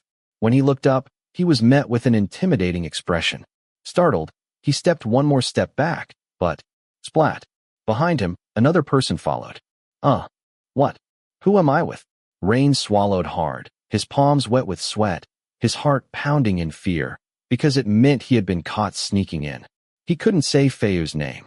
Even though he came to find information, he didn't want his actions to cause trouble for others. Well, I was walking around here, wondering what was going on. So, I walked over to take a look. It might sound silly, but there are houses lined up on the other side of the street. It's not unusual for someone to be curious.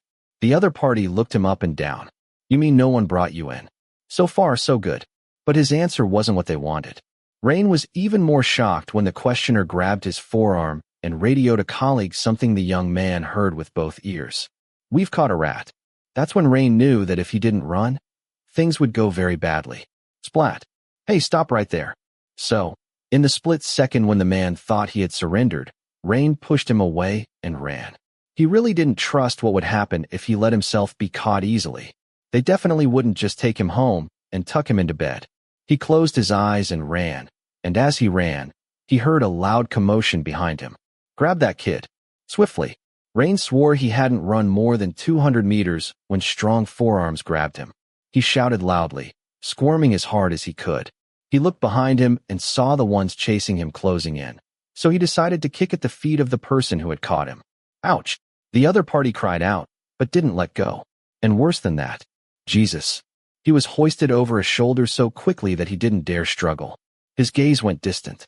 His two hands gripped tightly onto the bearer's waist, terrified of being dropped head first onto the ground. Let go, let go. Rain yelled. The boy is very strong. Thank you very much, Phayu, for helping us catch him. Phayu. Rain almost broke his neck looking back at the bearer, but he could only see the pitch-black hair roughly tied at the nape of the neck. That was enough. Damn it. I hit the jackpot. Phayu. Lock him in the basement. We'll take care of it later.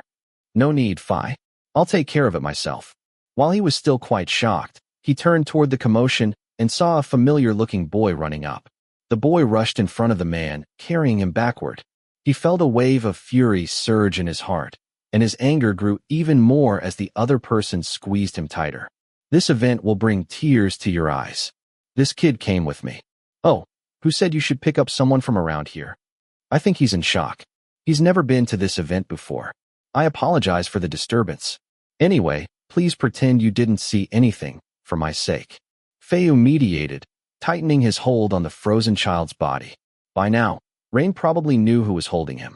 But I have to report to the boss. I'll tell him myself. Phayu stared at the other person with a smile, and it was enough to make the man sigh. Okay, but next time, make sure it's all right. If I knew from the beginning that it was Phayu's boy, things wouldn't have become such a mess. Sorry, Phi. Phayu smiled in thanks and watched the whole group disperse back to duty. Then he quickly walked past Perpay, who was watching him with interest. I'll call Saifa to come and oversee things. I'll be right back. Ah, good luck, my friend. No, really good luck. At the end of the sentence, Perpay looked at the person hanging head down in shock over Phayu's shoulder. Judging from the talented technician's face, it was easy to guess what this boy would encounter. It's going to be a storm. At the same time, the person hiding outside the event became more and more anxious as more and more noise came from within. He couldn't stand still and finally decided to follow. Maybe it was because everyone was paying attention to the chaos that had happened, so they didn't notice him. But it turned out Sky was equally shocked. That guy on Phayu's shoulder. Rain. OMG. He sped up, but couldn't catch up, because Phayu managed to stuff Warine into the car, not letting him struggle, slamming the door shut with a bang. Then it sailed away, leaving the crowd with their mouths agape. He turned around. You came together with Phayu's boy? Ugh. He saw a big, dark-skinned man with an attractive smile looking his way. The man was shaking keys that Sky remembered belonged to his friend. My friend dropped his car keys. Sky composed himself and asked in the calmest tone possible. If I want them back, do I have to exchange something for them? You can take them to him, then. The other person held the keys out in front of him, and Sky opened his hand, relieved that his paranoia was unfounded. But when he pulled his hand back, swiftly, but you know this event requires a pass. It's not good to sneak in like this. Perpay held the young man's hand tightly. While still grinning like an adult with good-natured innocence, his fingertips pressed on Sky's palm meaninglessly, and that made Sky bite his lip. So let me ask, what would be the trade-off for letting me get out of here quietly? He asked calmly, as the listening person grinned even more. I think you know what I want. And that made Sky, who had indulged his friend, look at him with cold eyes. Eyes that Rain had never seen. Take what you want, then. He replied with a cold voice. Sky was worried about his friend, but at least Rain was with someone familiar. As for him, he had to get out of here first. Chapter 6. Let me go, let me go? I said let go. When he was stuffed into the car, Rain was so shocked he couldn't even struggle. He was still reeling from the chase he had just escaped. So, all the way from the law-defying race to the big, silent house, the young man could only stare wide-eyed, his heart pounding like a drum. Even when the car stopped, Rain was still in a daze until the driver's door opened and the owner of the car pulled him out, heaving him over his shoulder again. That was what finally made him roar back to life. He suspected the rush of blood to his head was what brought him back to his senses. Let go of me. I told you to let go. Pap. Ouch. Rain cried out in pain as the bearer didn't answer with a single word, but just smacked him hard on the bottom. The little one, who had been trying to wriggle off the broad shoulders, became stiff as a board. Since birth, my parents have never hit my behind. Let me go? How dare you hit me? Ouch. Just as he was yelling, a large hand landed on the other round cheek until he cried out loudly, tears filling his eyes from the sting. Phayu. Still, the defiant boy hadn't lost his temper. He shouted in anger. The result. Pap. Rain got his backside full of smacks. Scream again, and you'll get another one. Ugh. The person was left sobbing in pain instead of answering. He didn't dare cry out, didn't dare shout, and didn't dare squirm. Because his bottom hurt all over, he could only hold onto the back of the bearer. He blamed the crying on the blood rushing from his head, not because of the heartache of being punished. Yes, Phayu was furious. This time, no matter how stupid he was, he could see that the big man was terrifyingly angry. When the little figure stopped struggling, Phayu fished out his key and unlocked the door. He took long strides into the house, pushing the door shut with his foot without wasting a second, fully aware that the person in his embrace was trembling with fear. But he didn't feel even a flicker of pity. This time, if he didn't teach him a lesson he'd remember, he didn't know where Rain would find himself in trouble next. Without wasting time turning on the lights, the tall figure climbed softly up to the second floor, went straight to one of the bedroom doors, and then, through. Ouch! Rain cried out. Even though he was thrown onto a soft bed, the force of falling from that height was enough to make him roll over and cry. As if that weren't enough, his hand slammed down violently too. In the blink of an eye. Ugh! Then the light blazed on, and the person who wasn't used to it raised a hand against the brightness, squinting his eyes in pain. I'm hurt and embarrassed, and I'm angry too. Rain thought to himself, biting his lip until it ached, feeling a little better before raising his head to scold the person who had hurt him. How could you do this to me? But every word had to be swallowed back down his throat. Although Phayu had always given him an evil smirk or an amused smile, the man had never looked at him with such terrifying eyes before. It was as if a huge fire burned inside them. The tall figure stood with his arms crossed, his height of over 180 bearing down on little Rain. Even the shadow cast over his body looked so threatening that the boy trembled. Phayu still didn't say a word. The boy got goosebumps. The tall figure remained silent, and the person with the sore backside was unable to speak. It was as if tens of thousands of minutes passed. Phayu made the boy feel guilty about what he had done. What should he do? The agony from earlier was turning into remorse. When Rain realized he was causing trouble for the other party. No, Rain. Phayu teased you first. You are not wrong. Phi, do you know what you just did? If his face was scary, then his voice, low as if suppressing pure rage, was even more frightening. If I wasn't there, do you know what would have happened? I'm sorry. I'm asking if you know. I didn't ask for an apology. Ugh. The boy was completely startled, looking up at the other person in extreme shock because Phayu's shout echoed through the wide bedroom. He was trembling, knowing this was no longer just a nemesis. This was far worse. It caused the little man to scramble to the head of the bed. Do you want to lose your future? The person was so shocked he could only cry out in confusion, but when he met Phayu's angry eyes, he quickly averted his gaze.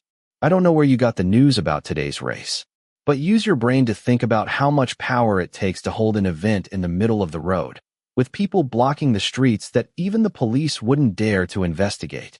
Just imagine if someone with that level of power is not happy with a certain child's interference. What do you think that child will encounter? Phayu said it in a tone colder than anything, and the person listening felt colder and colder. The police don't dare to investigate. Making one stupid kid disappear from college, it's not that difficult. Rain looked down at his palm.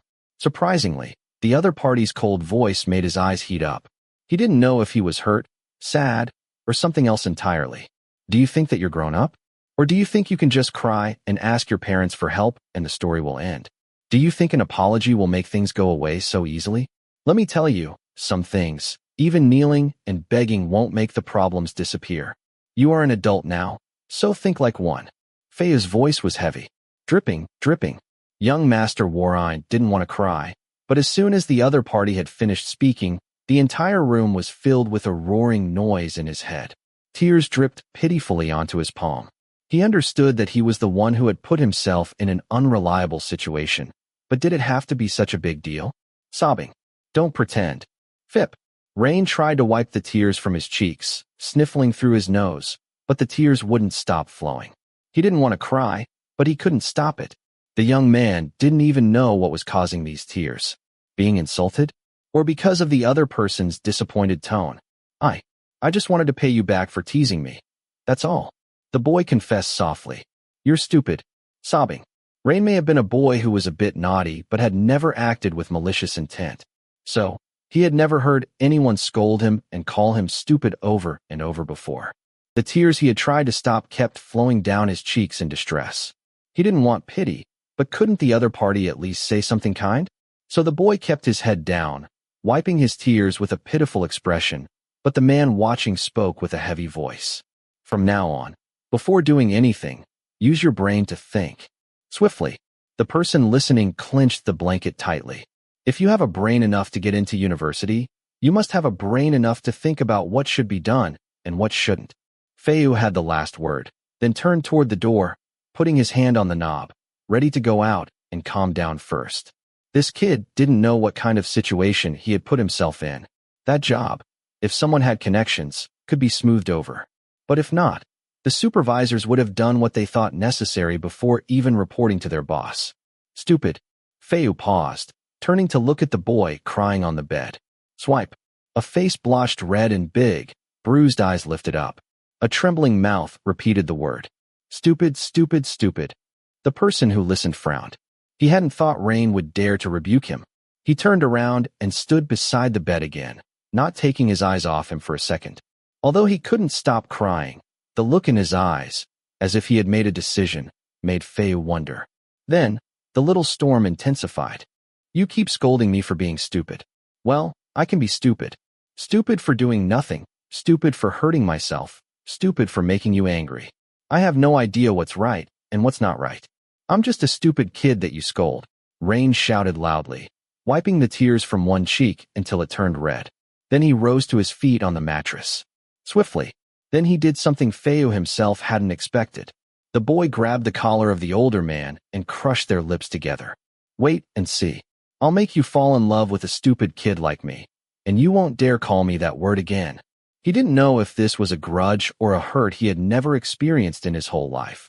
But Rain had decided that if he was a fool, then he would make a wise man fall in love with a fool like him. At the end of his kindergarten-level analytical process, Warine leaned his head in and pulled Phayu's neck down. Then his lips landed firmly on that mouth that scolded him so terribly. He felt the warmth, the softness, and the taste of blood as his teeth slammed against his own lips, crushing them. Rain felt a surge of satisfaction that he had made someone like Phayu stunned. So he tried to squeeze in as close as he could. A stupid kid like me can stun you too. Swiftly. The boy hadn't even had time to cheer for his supposed victory before a large hand grabbed the nape of his neck and tightened, yanking his arrogant lips back against that hot mouth again. Then Phayu sucked the soft flesh so hard that the recipient felt a chilling shock. But it didn't end there, because a burning tongue thrust into his mouth. The person who had been attacked came back on the offensive. Ugh. Rain had been the one to pull the other's collar, but now he was the one beating against Phayu's chest, trying to wriggle out of the strong embrace. The older man didn't give him an inch. He pressed on the back of his neck until Rain couldn't pull out of the kiss, letting out a loud groan that gave Phayu the chance to sweep the sweetness in his mouth until clear water spilled over the edge of their lips. When Phayu was satisfied, he withdrew his lips. Then I will wait and see. Swipe. As soon as the large hand released the nape of his neck, Rain could only fall back and slump onto the soft mattress once more. His eyes widened in shock. The tears had stopped flowing. Only his cheeks were so red you could barely find their original color because the other party licked his lips in satisfaction. Fup! Who would have thought he'd swipe his thumb across his mouth and press his eyes to meet those red-rimmed ones? You better do as you say, Rain.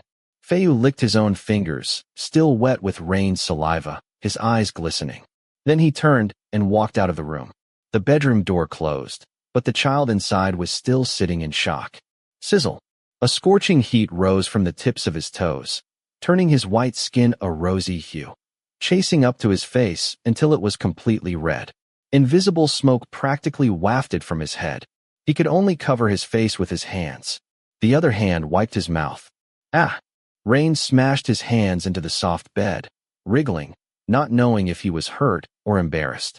But one thing was certain. His heart was beating so fast it almost jumped out of his chest. You idiot. Looking at this love war, Phayu seemed to have scored an overwhelming win in the first round, because the challenger was completely stuck. At the same moment, the victor, standing still in front of the bedroom door, let out a helpless laugh. At first, he had meant to teach the boy a lesson about what he'd done, so he wouldn't put himself at risk again. But who would have thought it would lead him in exactly the direction he wanted? Is he going to make me fall in love? Phayu laughed deep in his throat, recalling the ruddy face of a child who couldn't handle a kiss, and laughed. He kissed him once, and the boy's knees collapsed. What would Rain do if he went all the way? Better not use my bad habits anymore. Phayu had one bad habit that always made him go further when someone challenged him, and when he was younger, it was a problem. But strangely, when he met Rain, a habit he thought was dead suddenly surfaced again. The more he looked at those stubborn eyes that had turned red and luscious, eyes that couldn't do anything to him, the more he couldn't stop this habit. The young man looked down at his slightly trembling palm. He wasn't trembling because it felt wrong to make the boy cry. He was trembling because he wanted to press the first-year junior into the bed until his moans were nothing but mumbled incoherency. Swiftly, "No, don't be so quick." Phayu clenched his fists together, telling himself to calm down. Something you want to enjoy for a long time shouldn't be acquired so quickly, especially after some boy had announced he would win his heart like this. This story has only just begun. The thought made the tall figure laugh softly as he pulled away from the bedroom door to sleep in another room. Tonight, I'm willing to step back. I'll wait and see where Rain pushes this. The more he thought about it, the corners of his mouth lifted up in satisfaction. If you asked him if he ever wished the morning wouldn't come, believe that 100%, he did not want the morning to come. Some people may not want morning to come because they don't want to go to school. Some don't want to go to work. Some can't stand their work, don't want to fight with the boss, or deal with customers. But for young Master Warren, he didn't dare face the owner of the house. Rain isn't an early riser. Usually, on a weekend, he would sleep soundly until noon unless he was hungry. But it wasn't even 7 in the morning yet, and the little figure had already raised his head from the bed with deep, dark circles under his eyes. His hair wasn't messy, as a rule, but his clothes were crumpled from being tossed around. This condition isn't like a person who just woke up. Actually, he hadn't slept at all. Yes, the young man couldn't sleep, and he thought that anyone who fell asleep in this situation must be far too mentally strong. Okay, yesterday he had school all day. Then he went out. He didn't dare sleep because he was afraid of facing his friend who would scold him until he cried like a turtle over invading the city races. All of that should have knocked him out. But it was the last incident, at 3 in the morning, that caused his brain to freeze. I'm going to make you fall in love with a stupid kid like me, and you won't dare call me that word again. Swiftly, Rain covered his face with both hands, making an extremely embarrassing noise in his throat. What have I done? He wasn't sure what he had done, but he definitely did it. Which devil possessed him to go and do that? The small figure had asked himself this 100 times, as he had been asking all night, sitting foolishly, leaning against the headboard, staring out the window. He was starting to doubt that last night had been a dream. Knock, knock, AAT. Are you awake? The person deceiving himself heard a knock on the door and became even more frightened, pulling the duvet over himself. When a familiar-looking face, the very one who had kissed his mouth last night, stepped in wearing fresh clothes, his heart trembled like a drum. Can you let me brace myself a little? What is it? The tone of voice sounded normal, as if nothing had happened last night, but Rain still wouldn't pop his head out. The image of the other party licking his mouth, licking his fingers, flashed into his head until his cheeks burned hot. I don't want to admit it, but that was sexy bastard. Chickened out already? Suddenly, who's a coward? Rain realized he had lost the moment he snatched the duvet away from his face and countered the other party, because Phayu smiled. I thought you were already giving up. Last night, so many images had flashed through his mind that he almost wanted to swallow his dignity, apologize, and act like nothing happened. But when he seized that smile, suddenly the habit of not giving up so easily flared up in his head. His mouth responded without asking his brain if it was a good idea. I'm not losing to you, Phi.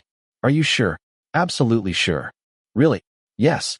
I'll make you love me, you'll see. Once again, Rain fell into the trap, going berserk when Phayu asked repeatedly as if he were a coward. Suddenly, he realized he had already buried himself. Good. Phayu said that, and then placed the clothes on the foot of the bed. He looked the boy up and down, the boy who was trying to challenge him. Even though his cheeks and neck were so red, it was a wonder the blood didn't pool all in one place. Then go take a shower and come down to eat. The owner of the house moved toward the door. Rain almost breathed a sigh of relief, but hesitated when the man turned back. I called the housekeeper and asked her to buy them for you. I don't know if the size is right, but as far as I've touched and held, it should fit. Then Phayu stepped out of the bedroom, leaving the child confused for a moment. What? Shirt size? Rain crawled over to look at the clothes he had left behind, unfolded them, and frowned. Because the L-size shirt was definitely not his size. He didn't even have to look at the pants to know he'd have to roll the cuffs. But something that fell out from between the shirt and pants made his eyes bulge bigger than goose eggs. Ah, that tall bastard. The young man picked up the small piece of cloth, stared at it, then shouted and threw it at the other wall. Phayu. He had already realized that what he bought was exactly the right size, because that little piece of cloth wasn't a size small. That was already embarrassing, but the style was even more embarrassing. Who in their right mind would wear a G-string? The triangular white inner layer had so little fabric it was practically nothing, causing Rain to throw it toward the door and lose his mind. His face completely red. Buy it for whoever you want. I'm not wearing it. Rain's reply echoed back at him. But anyway, he knew arguing was useless. He might end up putting it on anyway. He realized it all over again. He was caught in Phayu's snare. The lasso named Phayu, Rain was sure, was even stronger than the one the hunter Boone used when he captured Menorah. Young Master Warine wasn't someone who took long showers, but he spent a full hour before walking down to the ground floor of the house. He only had time now to notice that both the bedroom and the inside of this house were modern, with earth tones that felt comfortable.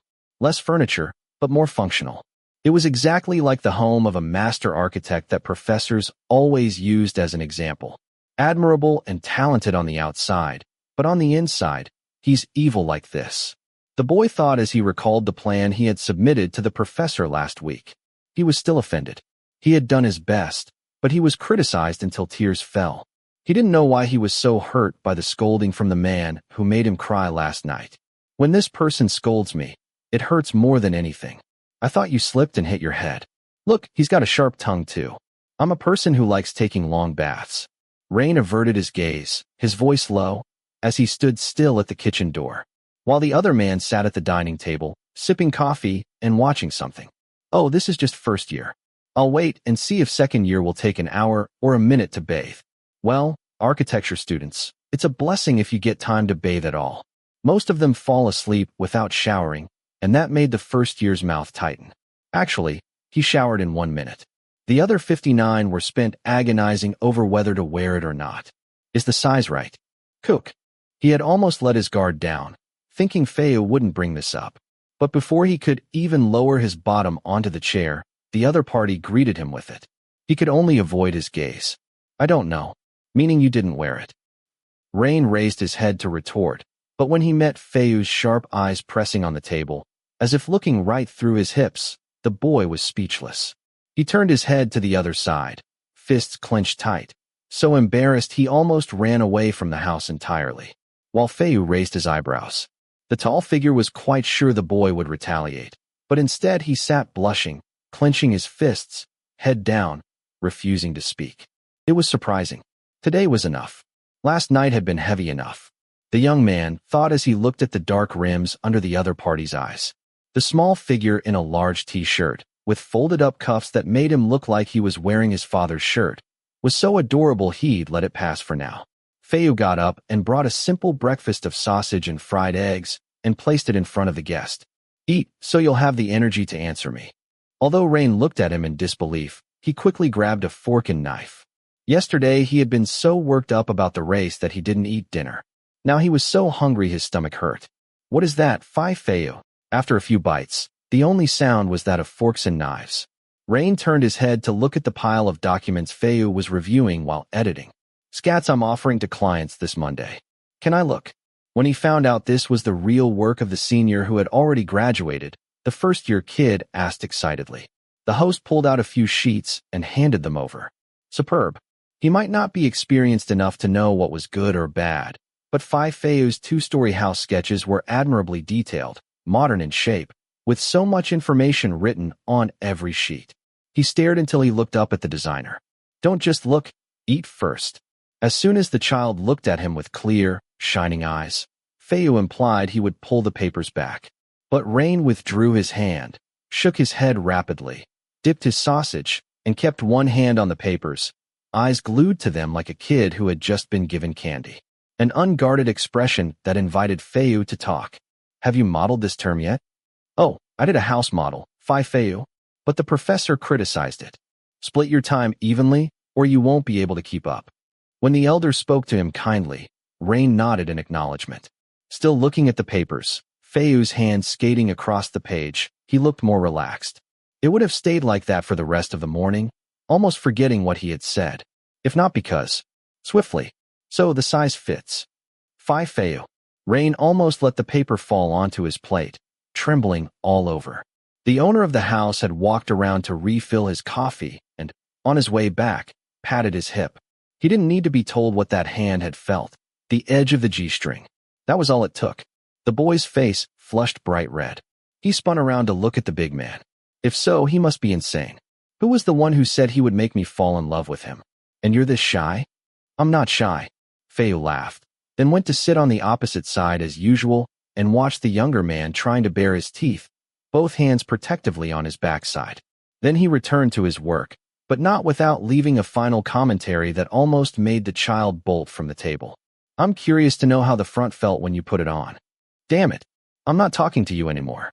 The thought of a person who bows his head because he's so embarrassed. He really wants to ask, how am I supposed to win over Phayu like this? Just him saying something like that, and I feel like I'm going crazy. Chapter 7. When the words have been spoken, words that he will make the other person fall in love with him. Having Rain under the same roof should be a great opportunity. If not for those sharp eyes that kept glancing down at his hips, and that amused smile that made Rain want to cover his backside all the time. He knows what men are like. He knows what's embarrassing. But what can he do? Ever since he found out Phayu is into men, he couldn't help but feel like a startled virgin. It's actually nerve-wracking. Finally, when he couldn't bear the gaze that was fixed on him any longer, Rain announced that he was going home, in a voice as soft as a kitten's cry. So now, a big car was parked in front of his house, where no one else was home. Are your parents at home? Why do you ask? Rain looked at him suspiciously as the driver unbuckled his seatbelt. Well, I have to go in and say hello. I took their son, and he slept with me all night. Whoa, but we were in separate rooms. I didn't say we slept in the same room. The little figure fell silent after that startled protest. The more he looked at Phayu, who raised his eyebrows in confusion as if to ask where he had said something wrong, the more stunned he became. Because he had just been thinking about sleeping together, like sleeping in the same bed, doing more than sleeping, just like that. So, how can I make an excuse for thinking Phayu was going to come in and pay respects and ask for forgiveness? So embarrassing. So, hey, my parents aren't here. They went on a European tour. They'll be back in a few days. Rain said it bluntly, and Phayu laughed. Hey, you were teasing me. Why? Does my face look amused? Phayu. The person who was embarrassed started raising his fists up and down, throwing punches randomly, as if a child who has never fought anyone could win against a big mechanic who has been racing for years. Swiftly, the little fist was held firmly. Rain raised his other hand. Of course, he was caught on both sides. Oh, are you feeling daring? Let me go? I'll show you how daring I am. The young man tried to pull his hands back, but was held tight. With only his mouth left, his voice rang out. He doesn't want to admit that holding hands like this can make his heart flutter too. Are you sure if I let go, you'll dare to do more? Phayu asked, and if only asking were enough, that would be one thing. But he was leaning closer, his much larger frame overshadowing him. A forearm like a bundle of wood reached over and rested on the backrest of the door, making Rain go stiff. The boy realized he was already trapped under that strong forearm. Phi, what are you going to do? Rain asked with a trembling voice. His mouth trembled even more when that sharp face was just a little distance away. Well, when we first met, I already knew you were handsome. You don't even have to bring your face this close. The person who wished to win his heart averted his gaze. The hawk-like eyes staring at him seemed deep, intense. And where was that clean breath pouring down onto his rosy cheeks? It faded. Moreover, the lips he had already tasted last night were only a few moments away. Last night, this same mouth had challenged him. But when morning came, all the courage was gone. What do you think I am going to do? Phayu's question hung in the air. Crazy. The lump in his chest trembled. Because when Phayu moved his mouth, his lips gently brushed against Rain's, making him quickly raise both hands and push against his chest. But anyway, the difference in their size meant no matter how he pushed, the man wouldn't move. I don't know. Back off. In the end, all he could do was close his eyes, realizing he was about to be kissed. If someone said that closing your eyes would make it feel better, that's not true at all. When one of his senses disappeared, He felt a warm breath blowing against his cheeks until he had goosebumps. The hand that held his fist slid down and grabbed his shoulder, sending a flash down to his lower abdomen. His stubborn brain mistakenly imagined Phayu looking at his mouth again. Huh, a kiss is just a kiss. Don't be shy, can't be embarrassed. Creak. Ha ha ha. As soon as he heard laughter, Rain suddenly opened his eyes and saw the other person moving to sit up straight, his eyes wide with shock and a smile. He didn't notice that the seatbelt Phayu had released snapped back until it nearly hit his nose, which only made Phayu laugh even more. Hey, did you think I was going to kiss you? Whoa, the person whose face turned red argued in a high-pitched voice. He didn't know if he should be angry or embarrassed. If he's angry at himself for being too distracted. I knew you wouldn't kiss me, because you don't choose me. Rain quickly turned to open the door, not knowing which devil had inspired him to bring up the incident from last week. He tried to open the door to step out of the car while speaking. For now, let's go back and regroup first. Swiftly. Feel hurt. Who cares? Think for yourself. Rain didn't want to flinch, but now he was just flicking his hand, which had been grabbed by the other party, like he'd been scalded. His words came out high-pitched, refusing to turn around and meet the eyes of the one who enjoyed teasing him so much. Well, I'm sure of it. Phayu was teasing me for sure. Did you know that second-year students study much harder? A change of topic so abrupt it made Rain turn around. Once you're in second year, you'll start to study design seriously, not just skills. It will be much more stressful. The work will be harder and more frequent. If you don't divide your time well, you won't have time to rest your head, let alone do other things. Phayu continued to tell him. Why are you talking about this? The person hearing this had heard some stories about the first year, but what did this have to do with now? That made Phayu smile broadly, letting go of his gripping hand. I want to tell you, Rain. If you want to flirt with me, you have to do that before you go up to second year. Oh, but looking at you now, it might already be too late. The person who was listening gaped. Well, he knows that when he moves up, he'll study so hard that he won't have time to find a girlfriend. But what's with that pitying look?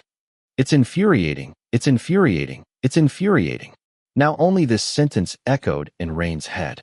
He might have several months before moving up to second year, but the young man had already said, wait and see. I'll flirt with you and make you mine in a month. The person was no less shocked to hear it come out of his own mouth. His lips trembled, his eyes blinked, and he knew what he had just said. I'll wait and see. And you haven't gone home yet. Rain just floated out of the car unconsciously. As for the driver, his face still filled the open window as he repeated it with a laugh. A month, Rain. Then the big car drove away as young Master Rain's mouth hung open. What did I do? That's it. Just now, what did he say? The boy floated into the house, while he could only hear the sound of his own words circling around. 1. We'll make you love me. 2. We'll flirt with you and make you mine in a month. What the hell? Crit, crit, crit. Rain would have been sitting like a statue for quite some time if it weren't for the phone in his pocket vibrating until he sleepwalked through grabbing it. The name that appeared on the screen slapped him in the face and woke him up to reality. Sky? How are you?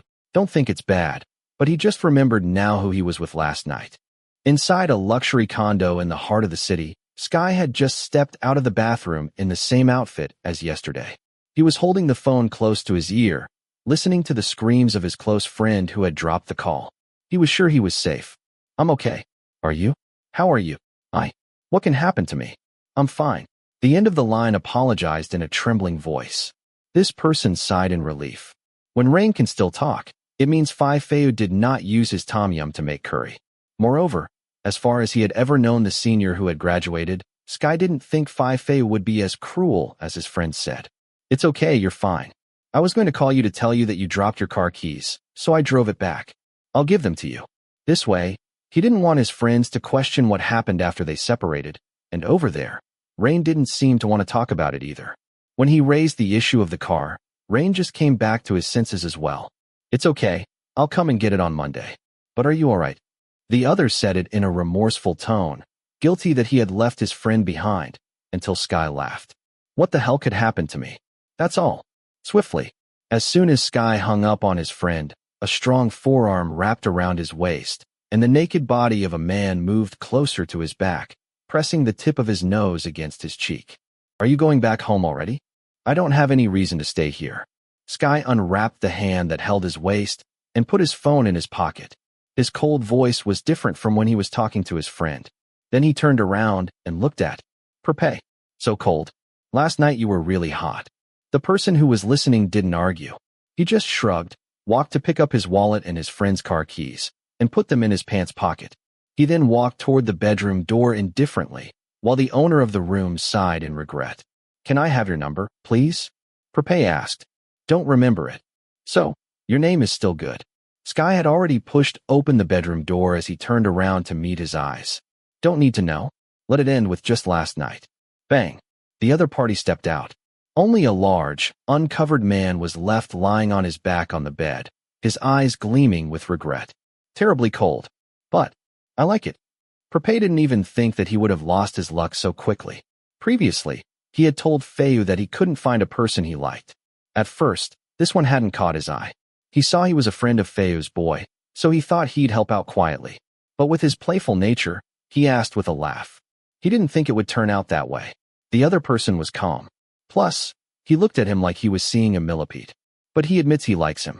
Only when they got into bed did the young man, whose face wasn't as striking as his friend's, but was still attractive, continue to stare at him coldly. But the sex was as hot as fire. The best night in bed he has had in many years. Sigh, I want his number. The young man shouted regretfully, but he wasn't the type to run after people who weren't interested in him. So, it would remain a good memory of last night. Even though, the look of regret in his own eyes for a moment would provoke him greatly. A month actually has 30 days, but only 4 weeks. So, there are only 8 days off, which is offset by the time required for reports, drawing, and preparing presentations. How much time is left? If anyone thinks young Master Warine is studying building technology seriously, that's the wrong idea, because what lies in front of him might be a large piece of paper, but he's sketching, not a building plan, but a distribution of 30 days. What should he do to win the heart of a man named Phayu? After saying the words, a promise must be kept. Rain admits to being embarrassed by what he said, if it's true. He himself did not want to give up. He doesn't know why, but since someone says he's a nuisance, then he's going to try and bother this guy for a while, making him lose his head. Hey you. Ugh. Hi Sky. The person who, with determination, barely managed to snatch the paper to his chest, turned around and looked at his best friend who was sitting next to him and smiled. Sky was pressing his eyes to look at the paper in his hand. Strange. You're suddenly so diligent. I have to work hard because I want to have some free time. Rain made excuses, almost sighing with relief that his friend hadn't said anything about Friday. But he had been wanting to say something to Sky for a while now. Now he's itching to ask for advice. If I tell him I'm flirting with Phayu, he'll laugh at me. Rain asked himself and answered himself. Needless to say, he still knew that his friends would laugh. Sky didn't think that after he was born, he would be crazy enough to flirt with men. But he thought if he was born crazy enough to flirt with someone he proclaimed to hate so much, considering how close they'd become, he wanted to keep his little shred of dignity. The person who felt small moved closer and poked him. Sky, if I was thinking of flirting with someone, and I only had 30 days, what should I do? Are you moving on from PLE already? When his friend turned the question back on him, Warine was startled. He glanced at the beautiful girl who had been his target, but this time he didn't feel anything. His expression is crazy because of the kiss. Come on, just tell me. Sky could have guessed that it wasn't PLE, because he had seen Rain flirt for several months and still hadn't caught on to her. He suspected it would catch the attention of others so easily. If it's Sig or Poor, then you have plenty of time. But with you, his friend raised his hand to compare generations until Rain puffed up his cheeks. I think you should just show your face to him every day. If there's a chance, it might become addicting. Sky joked, relieved that his best friend had stopped thinking about using a toothpick to pry out a log like Phayu, because it means he won't be drawn into the headache. The world is going back to peace. He doesn't know that the person they're talking about is the log. It's true. At the suggestion, Rain nodded his head. But where am I going to meet him? Why? Is this person from another faculty? Oh, okay. A kid from somewhere else. By the way, have you started doing the current world-class report yet?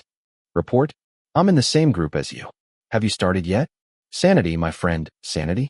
Rain laughed a lot, turned the other way, looked down at his free day chart, and made a decision. Stop overthinking, damn it. Show your face for 30 days, and he'll soften up. The idea came to someone worried he couldn't do it, like a challenge. When he thinks of the smile of the person who said he couldn't do it, I'll do it. Just wait and see. His eyes blazed with fire. Well, if Sky knew what his friend was planning to do, he would ask, "Is this what you call hard work?" After racing through his work and nearly falling to his death because the professor told him to submit by 5 o'clock, Warren rushed out of the university to carry out his plan. His wise brain told him that the place where he is most likely to meet Phayu was the garage. Well, now I only know the house and the garage. I just need to work out the excuse. Oh, you? Did you come to see Phayu? My luck, I know that guy Sampong who drives the tow truck. Good grief. Hello, Phi. Rain quickly raised his hands to pay respect to the person he was now familiar with. But was he not supposed to be a little vengeful because of the senior who made him go to the racetrack? But anyway, he did this himself. Who can he blame? Don't tell me your car broke down again. The young man said it with no sarcasm. Car breakdown. Seeing that face, I thought of Phayu all over. Ha ha ha, no way. Phayu did an overhaul like that. If he's not sleeping with someone, he doesn't sleep in here. Rain laughed along and looked around for the person he came to see. Is Phayu here? That's it. I figured you came for Phayu for sure. Shit. I totally forgot what the senior thought Phayu and I were up to. Hey, Phi. Me and Phayu are just senior and junior. Rain tried to make excuses, pretending to forget what he was doing here. But looking at the person who was listening, Rain knew that he wouldn't believe him, because he just laughed loudly, waving his hands back and forth. Don't be shy, we all know. Come on. If you're here to wait for Phayu, you better come and wait for him in the office. The young man felt an itchy mouth wanting to argue, but he wasn't quick enough for the person who turned to lead the way, so he had to quickly run after him. And it turned out to be lucky. When Phayu, he introduced himself before asking, was the old man of this garage, seemed to know everything. What time is your appointment with Phayu? Phayu doesn't come in every day, right? Not really. Phayu works full-time. Most of the time, he only comes on his free days. Here, Saifa will be in charge, but he left this evening. I think he went to see his girlfriend. Saifa, the younger brother. Oh, the person listening nodded awkwardly and asked, and will Phayu come in today, Phi? Why don't you call and ask him? Well, you should know his number. Rain scratched his cheek. He couldn't answer. He knew the number. When he pressed the call button, he thought if he had to listen to that voice so close to his ears, his heart would choke, and he didn't dare to call. But it seems like this time, if you don't want to waste your trip, you have to call. Oh, or do you want to surprise him? Okay, I'll call and say that someone is waiting to meet him. The other person interpreted it too far until the boy couldn't help asking. Why do you think Phayu and I are more than senior and junior? Oh, because Phayu brought you to sleep at the garage. That day, I was just caught in the rain. I don't know what happened in the rain, but for Phayu, just driving to pick you up, seeing how tired you were. The room is just that. The bed is just that. How can you think otherwise? I'll just call Phayu first. Phayu might say that without thinking, but the other boy could only hold his hand in the air. Wait, just seeing him come with Phayu and sleep in the same room makes you think that far. Hey, how many boys has Phayu brought to sleep here? Whoa, irritating. He didn't choose me, but how many people did you pick? Rain punched a circle in the air and stomped his feet so irritably he wanted to swing his fists at that handsome face. Okay, what kind of person is he? Phayu wasn't surprised that the garage's people called to say that a boy was waiting to meet him. He just didn't think that Rain would dare to come to him so quickly. He thought he would have to stop by the faculty first. That was faster than he expected. The handsome architect rushed to clear his work as quickly as he could and drove to look at the face of a certain stubborn boy. But as soon as he stepped into the office, he was met with a cloudy gaze. Rain turned his head back and continued talking to Aeon. If you want to know anything else, just ask. If I know, I'll answer for you. What are you talking about? Phayu came in and heard the worker tell Rain. Oh, Phayu, you've arrived? Rain has been waiting for you for 2 hours. 2 hours, and it seems like the boy has already become familiar with the garage men's inner circle. Wasn't your son's birthday today? Phayu stared into his eyes. Ah, yes. So, I better get going. I'm off. The person who got the hint quickly raised his hand, waved goodbye to the kid, and immediately jumped out of the office. Of course, The boss's eyes were terrifying. When the whole office was left with only 2 people, Phayu then turned around to look at the boy he expected would look flustered, or his face would look funny. But instead, his eyes were clouded, with a furrowed expression mimicking the gesture he used to chase the workers away. Did an ant bite your mouth? Screw you. The person listening furrowed his brows, taking a long step toward the person sitting on the couch. I thought I said clearly that you were not to use profanity. Rain got a little upset, but then rose to his full height, grabbing his bag and slinging it over his shoulder. Sorry, then I'm going back. Swiftly. Of course, the big man grabbed his arm in time, knowing that something was wrong. What's wrong? Nothing. I see that you came back tired and want to rest. I better not bother you anymore. Phayu still held his arm tightly.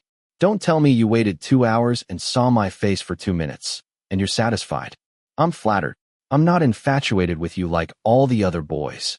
The small figure couldn't believe that someone could be so narcissistic. Well, he admits that a face like this has the right to be narcissistic. But his heart was full of sarcasm. The big man furrowed his brows into a knot. The hand holding onto his arm held on tighter. Experience taught him that it was exhausting to wrestle, so Rain stood still. Are you jealous? But off. Rain's eyes widened, while Phayu let go of his hand and folded his arms across his chest. That smile was horribly blinding. I can clearly see that you are worried about me. Not worried. The person who insisted that he doesn't like men was doing all this in hopes of defeating his dark voice. Sure. If the tone of his voice became weaker and weaker as he met those sharp eyes, he wasn't sure. Rain gradually weakened, his confident eye contact faltering. He began to look down at his own hand, feeling the warmth of the other party's grip. Rain. He didn't even want to look at his face. But when his name was called, he instinctively lifted his head, and that opened the opportunity for warm lips to quickly settle on soft lips. Hey. The boy took a step back, but the other party was faster. He managed to grab the small waist promptly and heavily crushed his lips down, before withdrawing, whispering against his lips. If you don't like me messing around with other people, then you should make me fall in love until I only have you in my mind. Then Phayu gave a kind smile that made the kissed person blush. Rain thinks being kissed is not as devastating as the warm smile of a prankster. But I can see that you are probably giving up. He was embarrassed for less than a minute. The other party insulted him so thoroughly that the person who never gave up on anything easily grabbed the strong forearm. I can do it. I can do it. It's hard. I said I can do it. Rain spoke even louder, before realizing that his hot demeanor could even amuse the big guy, because Phayu was laughing out loud too. That was it. The boy shook off his hand, spun around, and walked toward the door. I'm going back. Wait a minute. Not only did the word stop him, but Phayu reached out to take his hand again and smiled. Since you're here, let's go have dinner together, in case I fall for you quicker. Who wants to eat with you, Phi? Damn it. He should have flicked his hand away in frustration. But hey, he's willing to be led by him like this. Hey, he wants to win and not disappoint the person who's feeling shy at all. His heart said so, but his hand flipped over and held Phayu's hand somehow. Chapter 8. Phayu, what do you like to eat? This. Are you asking me a trick question? What trick question? I'm going to order food. A moment ago, Rain wasn't sure if Phayu was teasing him, but now he is more than 100% sure he was being teased. When he looked up and stared at the cloudy eyes, Phayu lifted the menu and laughed with satisfaction. His sharp eyes were dazzling. His mouth smiled until he saw white teeth glint. He didn't realize that this kind of smile made some children feel weak. Every time he saw that still, handsome face, when he smiled at him, his heart couldn't help but sway. So what would Rain want to eat? The person who got the big guy pulling the menu out of his hand grabbed the paper and pencil that the restaurant staff had put down and prepared to take notes. It's late at night like this. You have to go fill the stomach at a rice porridge restaurant. Rice porridge, and we have to get stir-fried morning glory, stir-fried radish with egg, and salted egg salad. No, it's better to have the scrambled egg salad. Rain responded promptly. Every time he eats with the people in the faculty, he's the one who orders. When someone asked, he confidently told Phayu to take note of the menu. Boiled rice. Porridge. It's late for a heavy meal. Phayu continued to write and called the staff to collect the bill. Wait a minute. So, I just ordered for myself. Rain had just realized To which the big man laughed. It's too late, Rain. You were going to ask me 10 years too soon. Yes. In fact, he was asking what they liked to eat, just in case he could shake the spatula. Use the charm of the tip of the crown to conquer the stomach. But ask what you really want. What will they know in time? Rain snapped, but when Phayu didn't invite him to small talk, he lost his momentum. So, just realizing that he was eating with the man he had just kissed, he became hot and nervous again, his cheeks trembling slightly, not daring to turn to meet his eyes. The atmosphere around him was so awkward, he didn't know what to do. So, a teenager in 2018 did what everyone would do, pick up the phone and play around with it. The boy quickly opened a line group where he often talked for a long time until he wasted time reading. But today it was silent, no messages. Plus, when he looked at his friends, no one greeted him. So he solved his embarrassment by opening an old message and stumbled upon a clip of a snoring cat sent by his mother. Phayu, look at this. So cute. Snoring like a human. Rain extended his hand to nudge him, and laughed loudly because when someone nudged the cat, it moaned like when his mother woke him up. Instantly, the bigger person came forward to look at the same screen. Looks so damn cute. Oh, I want to poke its nose, Phi. My mom likes cats. When she finds something cute, she likes to send it to me, but she's allergic to cat fur, so she can't take care of one. Suddenly, Rain spoke eloquently, shaking his arm as well, but he paused, grinning, simply raising his head. Phayu is not looking at the cat, but looking at me. Phi, what are you looking at? You're slow. I've been looking at you from the beginning. You bastard Rain. Why are you staring at the wall? When their eyes met, it wasn't just his cheeks that were hot. His whole body was hot. Even his arms were starting to turn red. He quickly turned the other way, feeling that he really couldn't fight such sharp eyes. I really want to ask. So slow like this, do you think you'll make me yours in time? Phayu. It's not that Rain wants to go back on his word, but Phayu said it exactly when the restaurant staff served up a bowl of porridge, a nice dish of morning glory. Then the staff member turned to look at his face, alternating with the big man's face, and then quickly walked back to the kitchen. What are you talking about here? Rain can hear the sound of scurvy in his own voice. Sigh. Instead of Phayu laughing at the prank again, he sighed. So I ask, do you really think you are going to flirt? Just out here like this, Rain, you don't dare to say flirty things in front of others. I think you should give up now. Phi, don't talk like I'm not brave. When the other party doesn't seem to have any expectations of him at all, the boy suddenly argued. His eyes clouded, and his frown disappeared in the blink of an eye. Oh, I can see that you don't dare. Phayu said it simply, dipping morning glory into his mouth. He was about to start dinner, ignoring the other junior who clenched his fists. I dare. Oh, you dare to dare. Let's eat. He looked distrustful and gave him morning glory, as if to shut him up and make him eat it, causing Rain to bite his lip tightly. His unyielding habit surged up again. So, he put his hand on Phayu's arm the moment the waiter brought the scrambled eggs and radish to serve. Rain immediately raised Phayu's hand, then burst out with a loud proclamation. Guys, I'm flirting with this senior. Please, I need some encouragement. Quiet, Crip. This time the whole shop looked in one direction until the brave man, for 3 seconds, lowered his hand slowly. His face was so red that you couldn't find the original color. He put down Phayu's hand and looked down at the table in extreme embarrassment. Pap, pap, pap, pap, pap, pap. I'll be happy to help you. Oh, that's a real man. I am all for it. What should I do? I'm happy to help you. When the applause from the customers at the next table rang out, Rain was so embarrassed that he almost ducked under the table to hide away. When the cheers came from the previously gloomy table, Rain wanted to cover his face, use Doraemon's time machine, and wipe everyone's memories into the trash. I'm sorry. Suddenly, the reason he was like this spoke with a guilty voice. Rain, I see you are embarrassed and not used to it. So I had planned to make you angry instead, so you could talk to me rather than eat here in silence. I hadn't thought you would be so reckless. Smack. The boy who had never physically attacked Phayu punched him all over the shoulder. He didn't care whether this crazy senior looked threatening. Threatening or not. He just vented his embarrassment one way or another.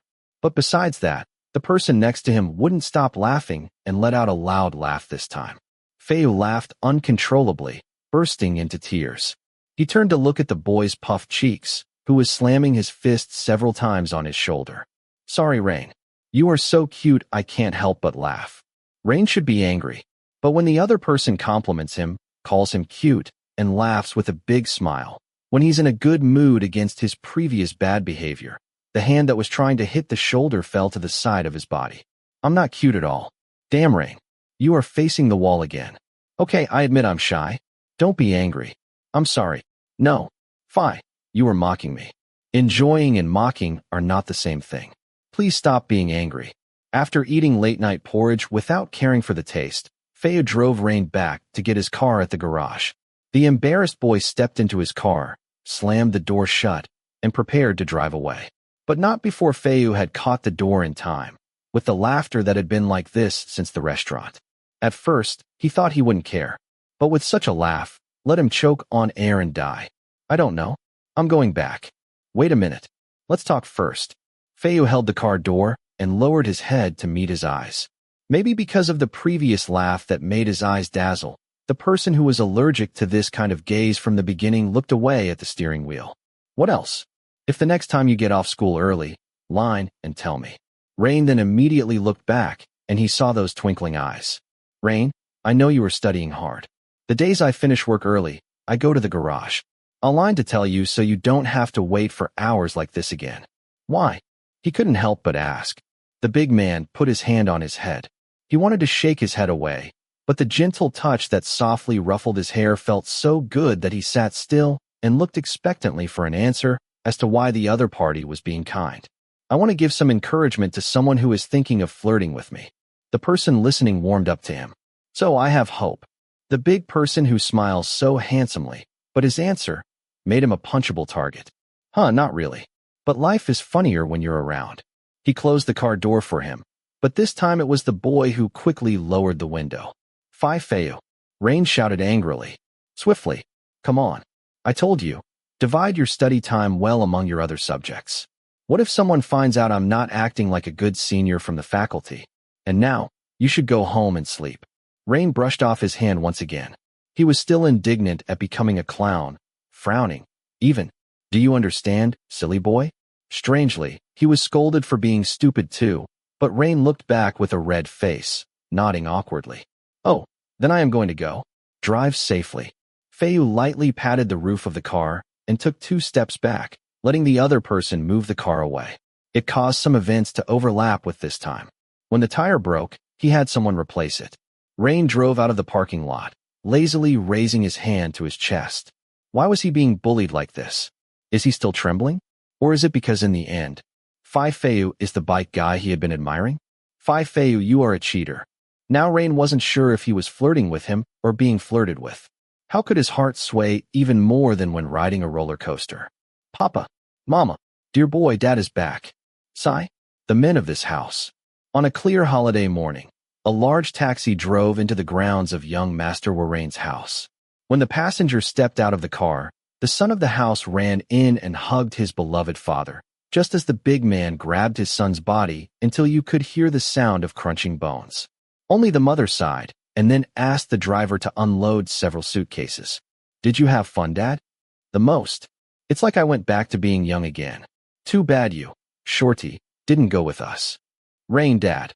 My name is Rain, so don't call me Shorty. I am already this grown. Besides, I have school. How can I go and skip classes? The son replied, and quickly went to help his mother carry the bags into the house before being killed by the sight. I've been away for a few weeks.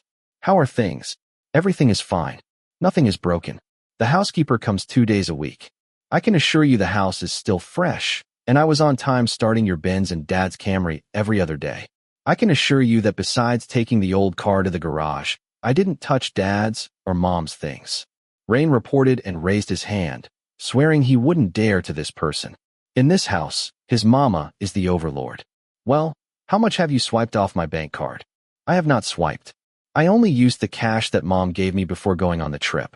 Oh, what about the cost of repairing the car? The boy was stunned. He completely forgot what lies he had told his mother. Before, he didn't want to talk about someone who almost wrestled him, but a few days ago he just got sucked in, and the situation has changed. So, he finally decided to say some of the truth. Of course, I didn't tell you about it, but I took the car to the garage of a well-known senior. So he didn't think to charge me. Well, it is telling the truth. Really, the person who had just returned, tired, asked in surprise, while letting the father and son carry their belongings into the house. She herself started wandering around, looking to see if the bad boy hadn't brought a friend to destroy the house during her absence. This is it, Mom. How? That was considerate. You should pay him for his labor, even if the parts weren't replaced. Actually, he replaced everything. Rain thought, but did not speak. Well, he didn't think to ask for money himself. He had thought to ask for something else instead. At the end of the sentence, Warine crossed his fingers. His strong confirmation gesture made his mother sigh. If he really doesn't want it, tell him thank you for me. Actually, I want to say thank you personally to him, but I may have to wait for you, Rain.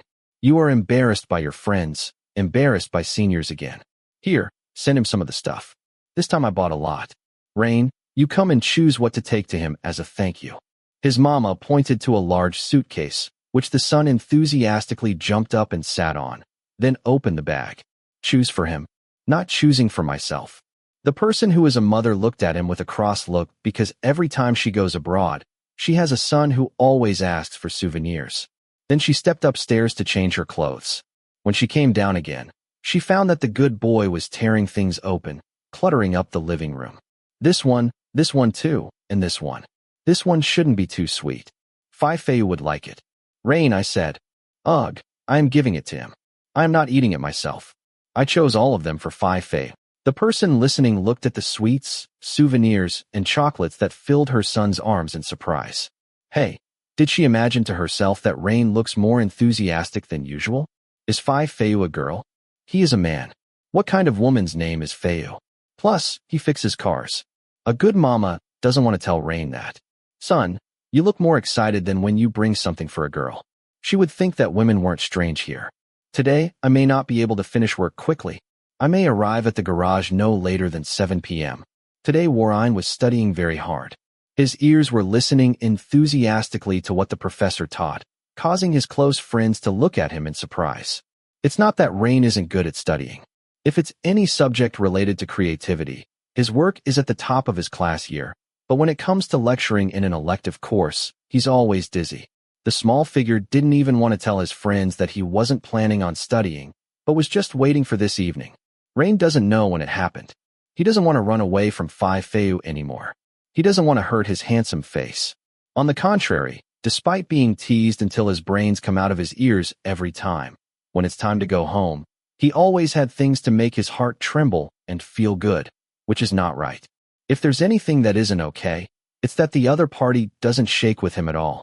Now he's even more determined to conquer that stubborn heart. This time, he has something to offer as well. I'm back.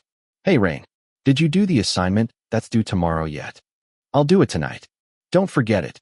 The moment school finished, Rain packed his stuff and rushed to the front of the room as Sky quickly shouted. The more he saw his friend's unusual alertness, the more he was afraid he'd forget. The other party simply waved his hand and ran away, while the warning person had no more time to worry about his friend's affairs because he had to work on the same assignment to send to the professor tomorrow too. Hello, Phayon. Hello, Phaipong. Phayui. Hello. After showing up at the office a few times, Rain became so acquainted with the people there that they raised their hands to salute him. They also let him sit and wait in the glass room with a long sofa and a view of the garage outside, a beautiful location where he would see the garage's boy the moment he arrives. The young man sat down comfortably, placing a large bag of snacks beside him.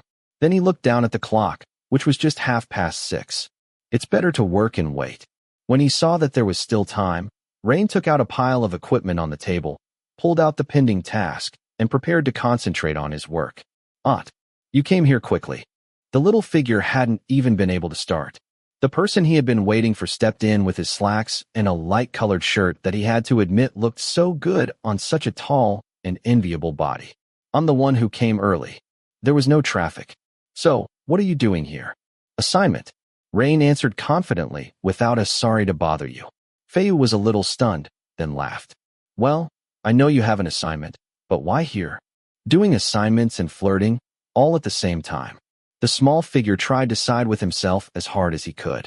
But when the other party shook his head thoughtlessly and laughed loudly, he couldn't help but stare at his face. Where is this flirtatious act done? Didn't I tell you I was going to flirt with you? If this is your idea of flirting, you can just agree to lose.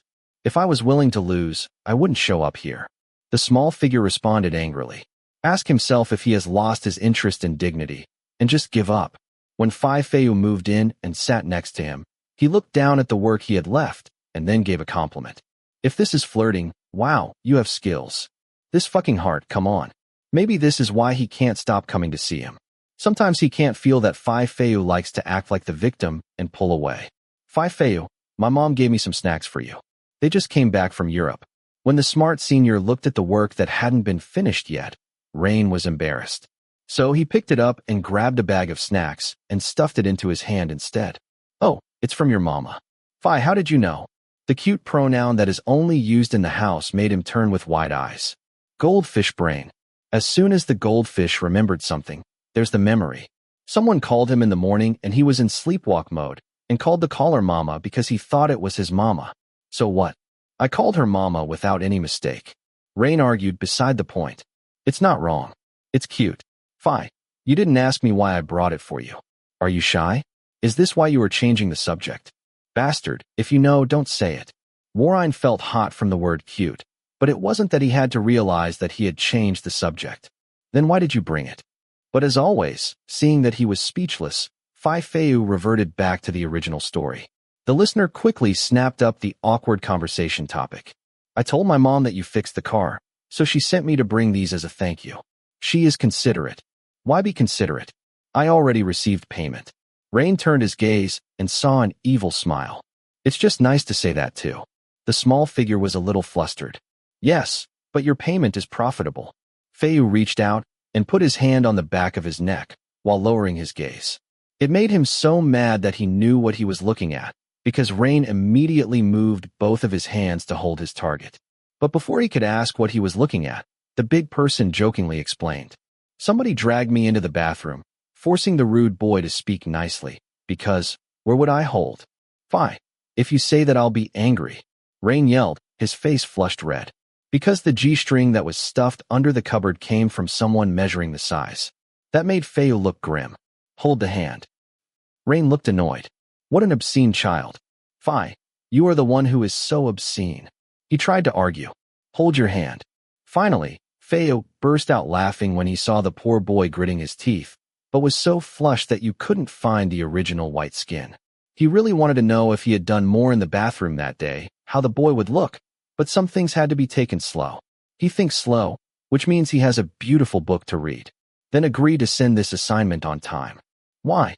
The boy asked in a hushed tone until Phayu thought for a moment. If you have time, I can take you to dinner. But if not, then go home and finish the assignment. Rain looked up with a hesitant look. Phayu offered a little more. This time it's not porridge. Hey, it's not late yet. I'm going to take you to eat delicious food that was posted on the menu last week. Hey, are you interested? Rain has been halfway through his mind and knows he has an assignment due tomorrow. But this kind of opportunity isn't easy to find. Even though the other party had served porridge, it was only that one time. Phi, what if I'm not interested? He's not trying to be sarcastic, but wants to make himself look valuable. Phayu shrugged. It's okay. I can go alone. Hey, I'm going. I'm free. When the garage owner actually walked out of the room, Rain snatched his stuff into his chest, screaming in fear of losing the chance. Whether the food was good or not, he'd try it. But to go with this stubborn man, he doesn't know when he will come again. It's been over a week now. If he wasn't fast, he wouldn't be in time now. Rain ran after Phayu as the mechanics in the garage turned and asked, Did anyone see that? Phayu just smiled widely. Looks like there will be a boy falling into a pit while chasing the storm again. Finished. At the time the short hand of the clock pointed to the number 5, young Master Warine raised both hands up to the sky, glad that he had finished his assignment in time. Plus, he finished quickly because it was just 5 o'clock and the deadline for submitting the work was 8:30. A wide smile adorned his face, and he admitted that he had only ever worked this early in the morning. He was aware that he was a sleepy person. If possible, he would like to have a good night's sleep. So, he decided after the entrance exam that he would set aside time well and not rush the work at the last second. But this wasn't over before first year, so it seemed like the intention was going to stubbornly shake, but it was done anyway. So, I need a nap. It's just 5 in the morning, and he still has an hour to sleep. Thinking about it, Rain leaned toward the bed and sank down tiredly, his lips curling into a sweet smile, remembering the past evening. Delicious food. Phayu in a good mood. Even if he gets bullied, he's happy. The young man had one last thought before falling asleep without taking a shower. But worse than that, he didn't set an alarm. Ow, who is screaming? In the bedroom where there was only the sound of the air conditioner working, the phone rang out to shatter the tranquility so loudly that the person in the bed lazily grumbled. He was so sleepy that he couldn't think of anything. That made the person who could press accept without looking at the caller's name use the next skill. Cut off the call. Sleepy. I'm going to sleep. Rain easily got back into slumber, but the phone rang again. This time, not just dropping it, but turning it off. I want peace. Wow. Bang. Bang. What else? The person who was sleepy got up despite his drunken eyes, because this time a voice came from the front of the room. The knocker didn't think to wait for her son's permission. She opened the door, and her cell phone came with her. Rain, do you have an assignment today? Hey, what time is it, Mama? When talking about work, Rain's eyes lit up. His sleepiness was gone. It's 8:15 already. Damn it. Knowing the time, the person on the bed swooped down and grabbed the finished work. Then he ran downstairs like he hadn't showered or brushed his teeth. Fortunately, he was still in the same student uniform. His ears heard his mother answering the person who called. Sky? Rain is leaving the house. Thanks for calling to wake him up. I'm dead. Turning to look at the clock on the dashboard, Rain realized that his destiny was ending up on the chopping block. Chapter 9. I am not going to market. But I finished it in time, Professor. In Professor Radikam's office, young Master Warine was standing in front of the professor's desk, clutching the work he had finished on time, but which he hadn't been able to deliver on time.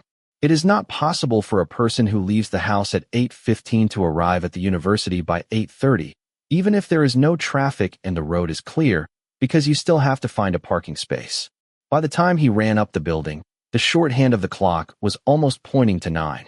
As soon as he entered the classroom, the professor began to teach, and when the break came, he went in to ask about submitting his assignment. The other party looked at him with fierce eyes and said, "Meet me at my office." Now he stood with his eyes down in extreme fear. When Rain confirmed that he had finished in time, the professor asked back, "When I assigned your work, how many days did I give you?" 1 week. The boy replied in a voice softer than a leaf blowing. And it had to be submitted before what time? 8:30 in the morning. Yes. Therefore, I will not accept your assignment. But I finished it in time, Professor. Rain still tried to appeal to him. While his hope was fading, his heart recited every prayer he had ever known, begging the professor to have mercy on him. But the client doesn't care if you finished the job on time or did it well, if you didn't get it delivered to him on time. The professor spoke in a decisive tone. He hadn't liked it from the moment a child came running to submit an assignment after the deadline had already been announced. It was like this every year, and believe me, all the professors insisted on this as well. Don't forget that all your friends had the same time as you. Why did everyone send their assignments on schedule, but you couldn't? It means that you have no responsibility. And since you can't take responsibility for yourself, why should I give you a mark? Deep in his heart, Rain hoped the professor wouldn't cut all marks, that he could at least get half of them, or just have it checked at all. But this was obvious. He wouldn't have a score on this assignment. Professor, I know it's my fault, but I am asking for forgiveness this time. So, you go ask your seniors. If I give everyone one free pass, how many times will I have to give them all together? The professor scolded and continued. Everyone has the same amount of time, depending on how each person chooses to manage it. And this time you didn't finish within the time limit. You have to accept the outcome. When you are really working out there, no customer will listen to you saying you had to get up late. There was a traffic jam. A dog died. It's just a matter of whether you have work to send him or not. The professor probably didn't use harsh words, but their meaning hit the person listening right to the core. His eyes began to overflow with tears. Even if you cry, I still insist on not accepting your assignment. I'm sorry, Professor. Rain didn't want to show his weakness to anyone, but he had just experienced something like this for the first time in his life. The young man bowed his head, holding back tears until his shoulders trembled, causing Professor Radicam to speak in a softer voice, but still choosing to be direct. If you can't stand university life, then how will you survive out there in the world after this? I'll leave it for you to keep in mind. If you are this discouraged, don't even say you're done and actually working. Just second year, third year, fourth year, fifth year. How do you survive all those years? All of your seniors work much harder. Take your work back. I won't give you a mark on this assignment.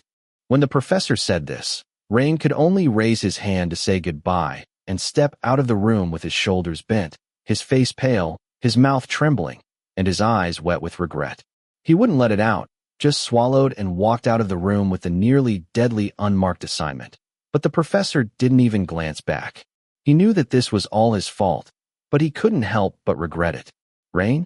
What did the professor say? Sky was standing outside, anxiously waiting. Even just guessing from his friend's expression, he asked hopefully, to which Rain shook his head vigorously without saying a word. It's okay, man.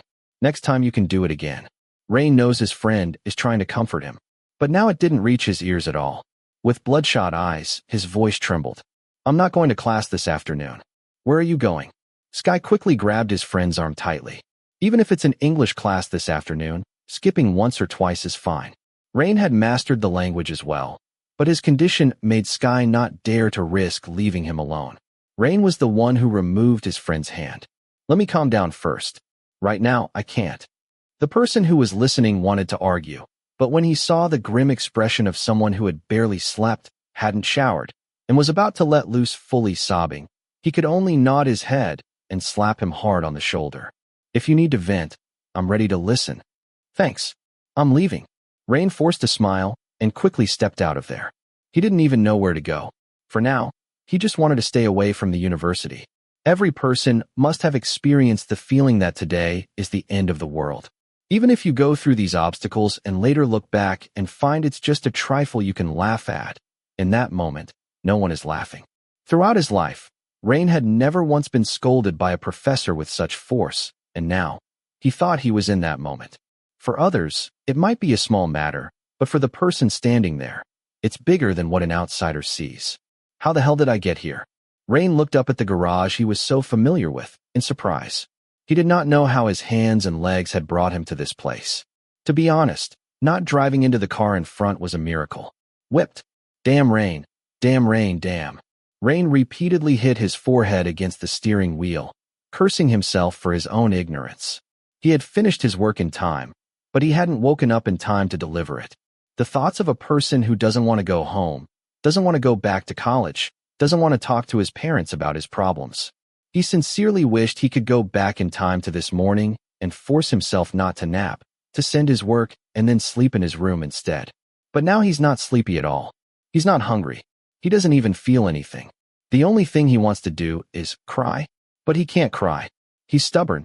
He's holding back, but the tears won't come out. Knock, knock, knock. Phayu. As soon as he heard the knock on the glass, Rain turned around with the hopeful name that popped into his mind. But then he started. The man standing next to the car was not someone he was familiar with at all. No, he's familiar, but definitely not the one with the mustache around his lips. Rain quickly pressed the glass down. Your name is Rain, right? The people in the garage told me. The person had come to ask a question and answered the question in his eyes as well. Yes, I'm Rain. My name's Saifa. I'm Phayu's younger brother. Someone in the garage said that this car belongs to you. What's wrong? I saw you parked still for a while. Saifa had just seen the kid they were all talking about for the first time, because the other party never came during the day. But even for a first meeting, he could see that this kid had some kind of trouble. Not bad. You look just like him. Haha, don't grit your teeth. People say I look like a thief, not as handsome as Phayu. Saifa laughed as thunderously as his name sounds, but Rain couldn't smile. Even under normal conditions, he would have to have a crush on someone with such open eyes, definitely not evil like his twin brother. The gesture made Saifa smile a little. Let's go. Let's go inside. But, didn't you come to see Phayu? Rain was speechless when he saw the sincere eyes. In the end, he could only grab the unsubmitted work and follow behind a Phayu lookalike into the office. Rain is Kun Phayu's boy, but you're going to mingle with Kun Saifa too. Rain was furious, but he was incapable of arguing with one of the more aggressive sisters. Cypher rolled his eyes. Some things you don't want to joke about. That was all. Everyone in the office fell silent because they had never seen him be such a serious person. Cypher didn't walk into the glass room. Instead, he led him upstairs, where Rain could only mutter in a low voice. Thank you, Phi. It's okay. I can see you're not in a laughing mood right now. Cypher unlocked the door to his brother's room, the one he used when staying up late to check engines, and pushed it wide open. He turned to look at the kid who was tightly hugging the drawing paper. Even though he could see what it was, the elder didn't say hello, didn't ask, just smiled. You can sleep in his room first. I'll tell Phayu myself that you came up here to sleep. The messy state and sleepless face made Cypher say this with good hope. Thank you. Rain thanked him and watched as the other person stepped out of the room and closed the door for him. Then he turned to the bed he had slept on once before, lay down stretched out, and closed his eyes, but he didn't feel sleepy at all. The disappointed expression of the professor's words floated into his head. He's just an irresponsible person. Phayu had been worried since his twin brother called in the afternoon, but he was stuck with an important job that he couldn't leave or abandon. So when everything was cleared, he went straight to bid farewell to his boss, jumped into his car, and sped back to the garage as quickly as possible. Your face looks like you're about to cry. He probably likes it when Rain's face looks sulky, red-eyed, or sobbing. But he listened to Cypher's tone, and this was definitely not the form of tears he was satisfied with. Crun. As the sky began to roar, rain soon began to fall. He grew more worried about the child and tried to guess what had caused the tears, because yesterday he had been fine. And Phayu didn't think that his teasing would hurt the other person enough to make him sit and cry. Besides, if it was really caused by him, then Rain wouldn't have come to the garage. Phayu had a hard time thinking, and after almost an hour he brought his trusty car to the garage. Where is he? When he saw Cypher's face, Phayu asked in a deep voice. Upstairs. Without waiting for his twin brother to explain further, Phayu took long strides up to the second floor where he stayed and, without hesitation, went straight to open the door of the room. Rain. The condition of the boy squatting on the bed made the owner of the room frown even more. Because no matter how you looked at it, it was worrying. Messy clothes that seemed to be crumpled on his body, hair that hadn't been combed, and a sleep-deprived face. Even though he was used to seeing this condition from the faculty members, that was probably not the case with the kid who had been perfectly fine yesterday. The child, seeing the owner's face, had eyes moist with clear droplets. Surprisingly, his face was pale, but his nose turned red, and his lips trembled. Phayu. When his name came from the lips of someone weak, Phayu went straight to gather the other person's body and hugged it to his chest. It's okay. I'm here. Rain did not think that just a few words could so easily release the tears he had been holding back. It was as if Phayu's words had broken the barrier of his false strength. Both hands grabbed the other's embrace, pushing his figure toward him without embarrassment. Phayu. Phayu. Phayu. Cry it out, Rain. Cry it out. A deep voice whispered next to his ear, causing large tears to fall in strings.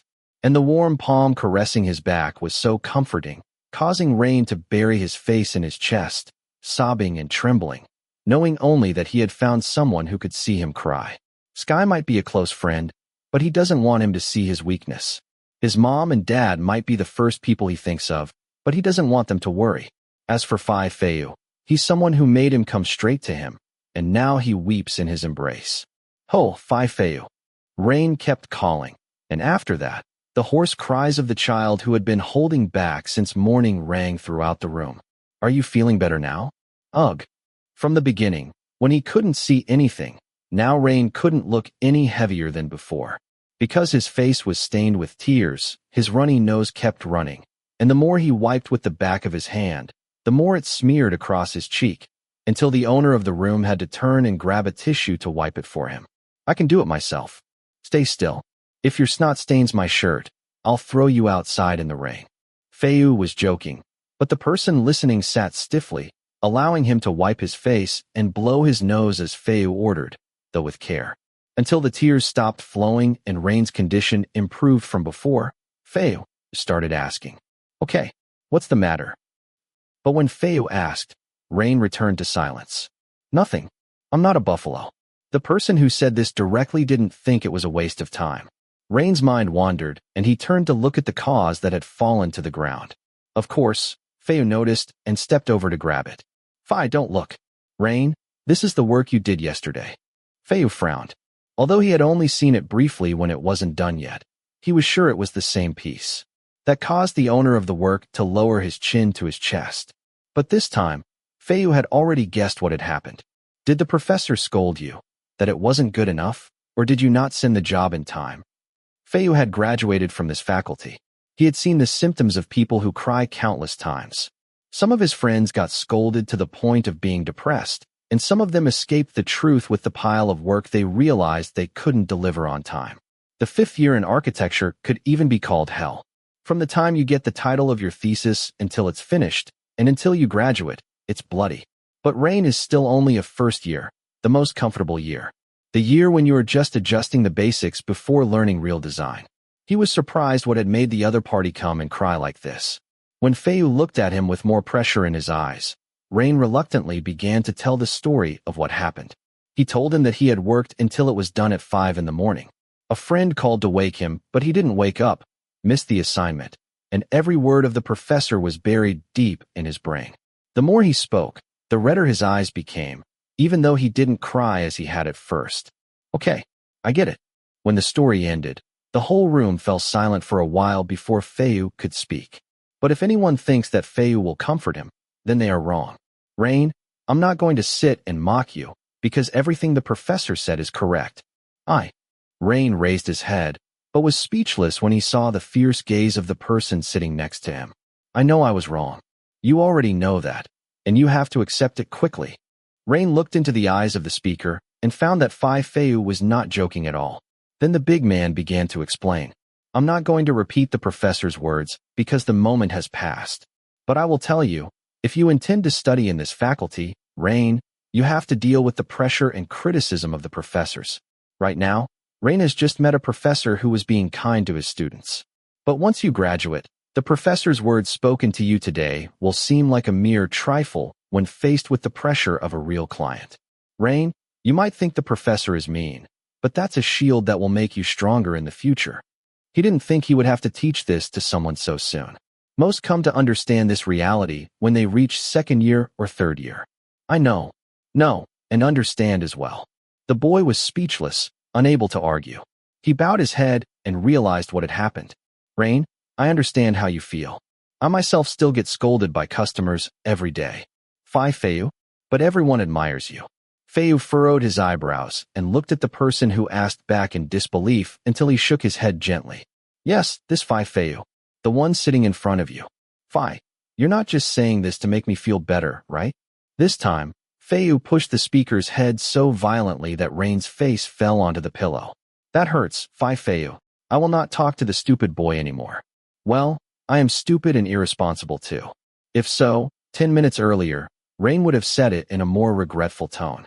But now Rain cursed himself, accepting the truth, until the person who walked away took the tissue paper and turned around to meet his eyes. "But I caused it myself." "It's good that you think like that." Phayu walked to the wardrobe, took out a shirt and pants, and handed them over. "Go take a shower. Your face looks as dumb as a puppy that fell into the water."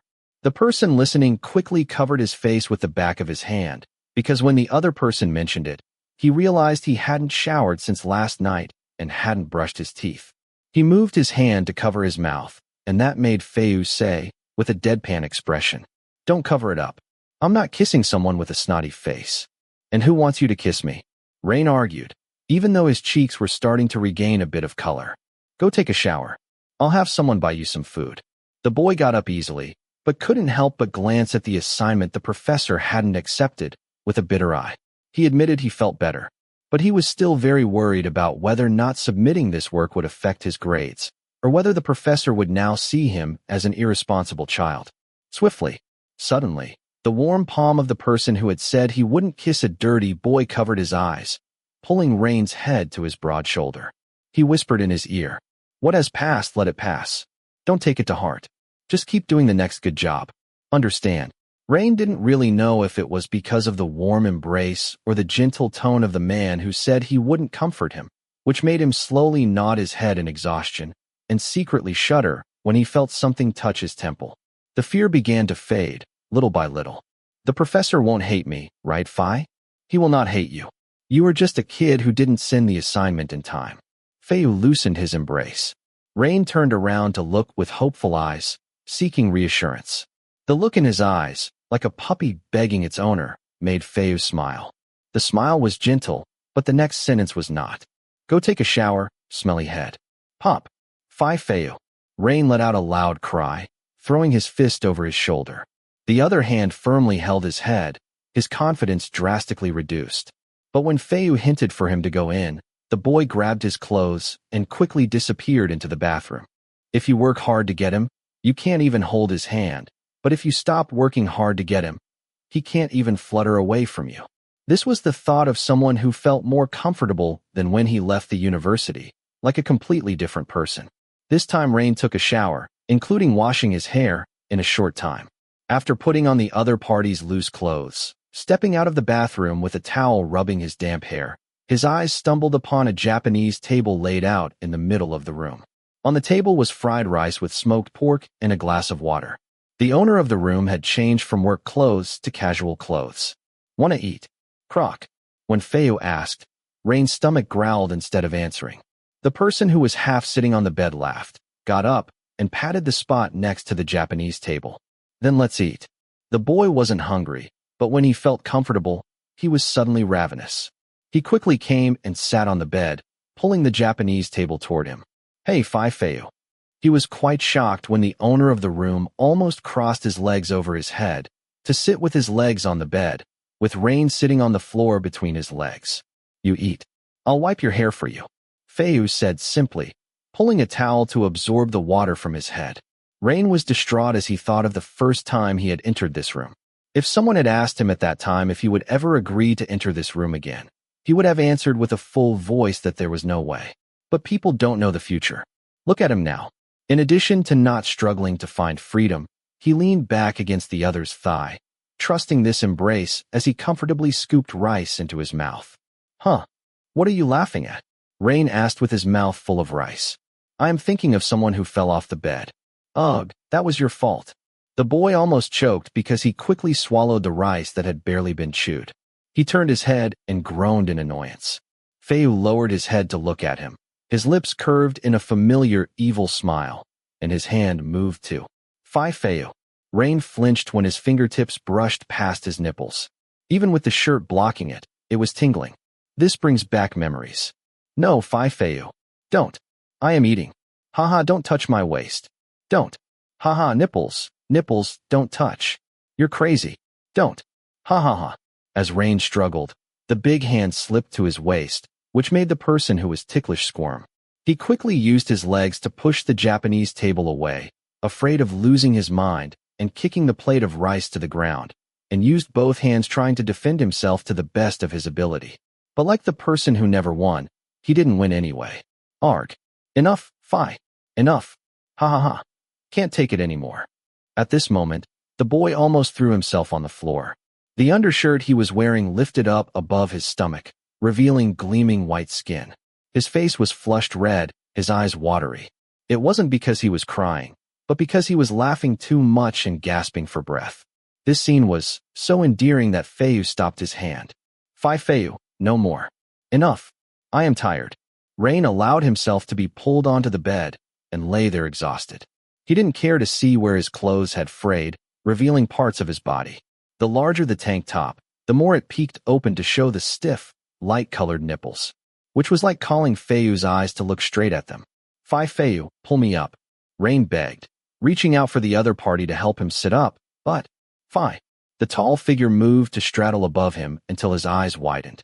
Phayu, what are you doing?" The young man asked in a low voice, his two hands resting on the other's chest. Even though those sharp eyes were making him feel emotions that were floating between them, emotions he shouldn't feel, emotions that were both sweet and dizzying at the same time. Zaza zaza. The sound of rain outside, which had been depressing at first, was now the sound that evoked that emotion even more. Phayu had already leaned in, while the person beneath him could only close his eyes, averting his head. The young man didn't know why, but he was too exhausted to resist. Warm breath poured into his ear until his stomach fluttered, and a wave of desire swept in quietly. Rain. He gasped in his throat.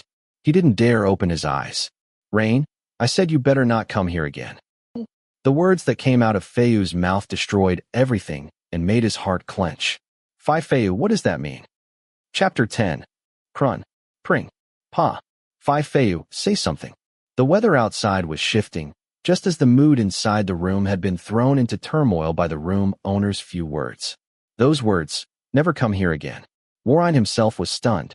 He forced a smile, forced a laugh.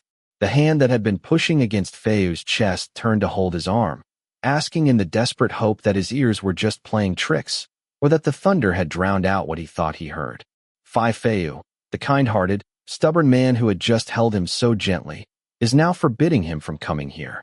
The place he had only just realized was his safest refuge, the place that became a shield in his weakest moments. Phayu was forbidding him from coming here.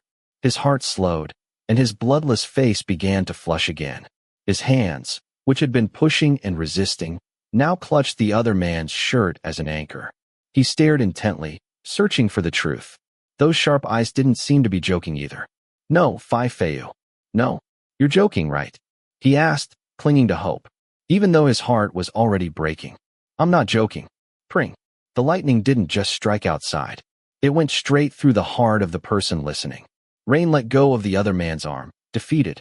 He pressed his lips together as an old picture he didn't want to see flashed into his head. I think I'm doing too much. The girl he once flirted with had said that. Rain, do you realize you're annoying? His friends tell him that often. Yes, Rain has always been a very persistent person.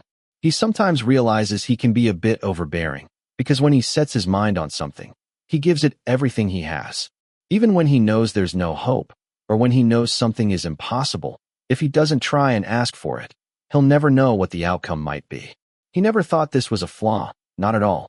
It was his father's teaching, that one must never give up. But that refusal to give up, it annoys others. And now, Phayu was the one who was annoyed with him.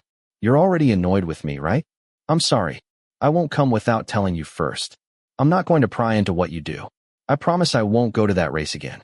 I'll try not to annoy you, Phayu. But please, don't tell me I can't come here. Please. Rain's voice stuttered as he pleaded with all his might. His eyes filled with clear droplets, but he wouldn't cry. Phayu must have been annoyed by his tears. A man drowning in sorrow, hugging his neck and crying, must be something so ugly that Phayu would never want to see him again. He had to quickly use the back of his hand to wipe away the tears.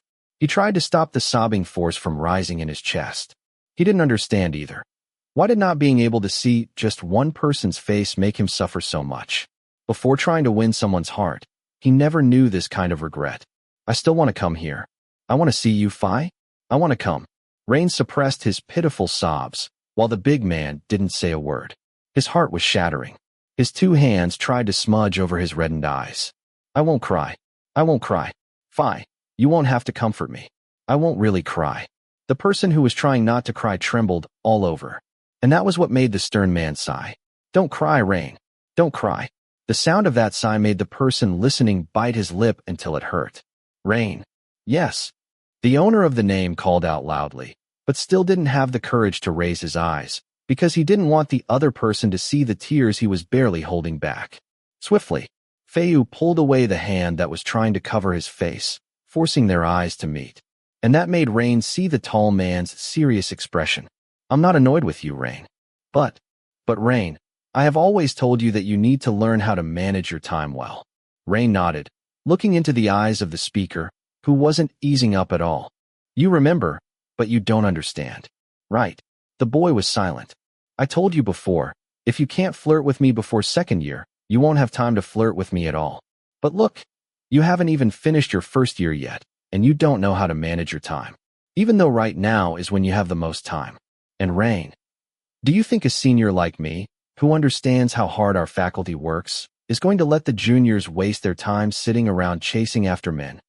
The person listening wanted to argue that he wasn't doing that, but he couldn't.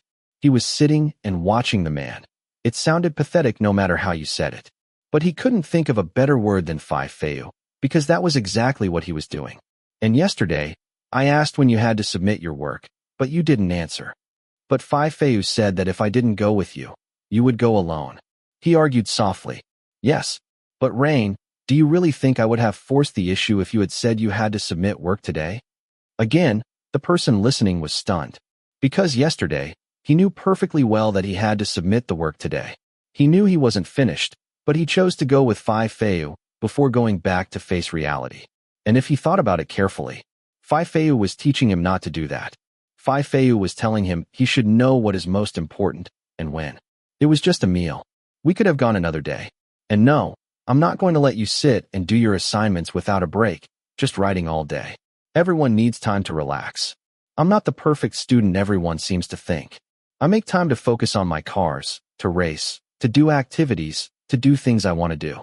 But there is one thing I will never forget, my responsibility. Rain was silent. Rain was stunned. Rain wanted to cry. He wanted to cry because Phayu was right about everything. What made Rain want to cry the most was when Phayu reached out to gently rub the tears from the corner of his eye, comfortingly, but then said the words he didn't want to hear a second time. Rain, if you still don't put your responsibility first, don't come here again. The other party could have kicked him out, spoken harshly to him, thrown him out of the garage. Rain believes that a person like him would normally recover quickly and then come back for revenge, trying to retaliate and win in some way. But when the other party speaks with reason, the person who seems stubborn and never listens to anyone gets completely lost. He wasn't such a fool that someone had to say it many times for him to understand. This was more than enough. Phayu, are you really not annoyed with me? If above all else, this was what scared him the most. He was afraid that Phayu would hate him. If I was annoyed, I probably wouldn't be sitting here wiping your snot like this. The speaker flipped his palm to check if the baby's snot was wiped off. Rain's eyes widened, and he looked left and right for the box of tissues, but it had already been kicked out of reach. Prup. Phayu. The other party didn't waste any time, smearing it on the tank top he was wearing until Rain shouted in protest. Are you disgusted by your own snot? No, but Phayu, you can't just change the subject again. Every time, the boy would be yelling at him. But now he understood that the other person was teasing him because he didn't want him to be sad. That made both hands clutch the hem of Phayu's shirt again, begging for an answer he was still uncertain about. If I can take responsibility for my studies, can I come here again? Their eyes met. Rain stared pleadingly. No. Rain immediately lowered his head, pitifully pale. Until you prove it to me. The person listening raised his head hopefully, shaking the speaker's arm vigorously. How? How can I prove it? Keep it for an answer later. But for now, get up and finish eating, then take a nap.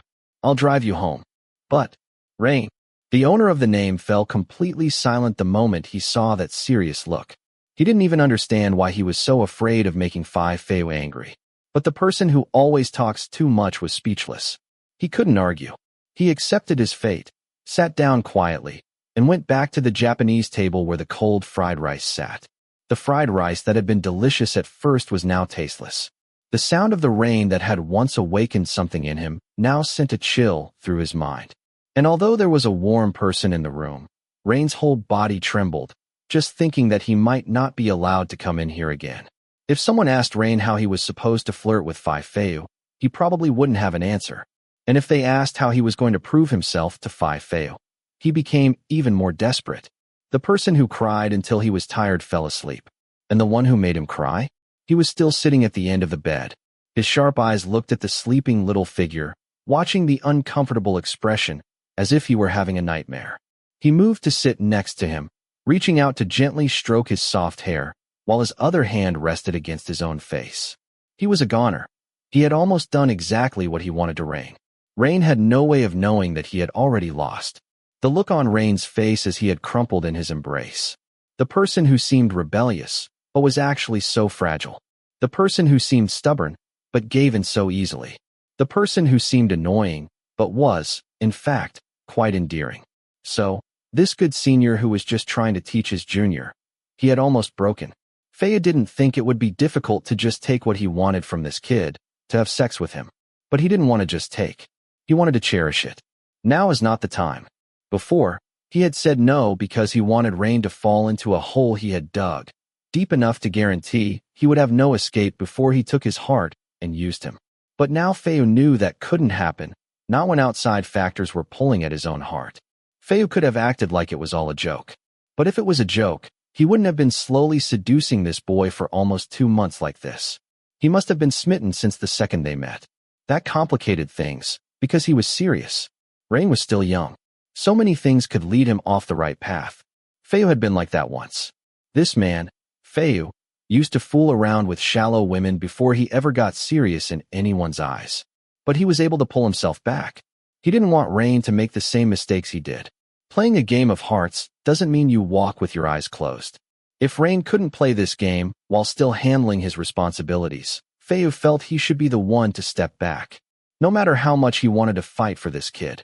Phayu lowered his hand from his own face, moved his other hand to the cold cheeks, lightly stroked his knuckles over the skin, and brushed the stray strands of hair away from his forehead. Kiss. Don't disappoint me. The young man pressed a gentle kiss to his forehead, slid his nose down to soft cheeks, and then placed a kiss on those freshly colored lips. Phayu. The sleeping person just turned away, a soft groan in his throat, before sinking back into sleep. Damn it. The older man got out of bed and took long strides out of the room. If he stayed any longer, he would be the one breaking his own promise. Who told this boy he had to be so damn cute? Hey you. How are you? Oh, hello, Phi.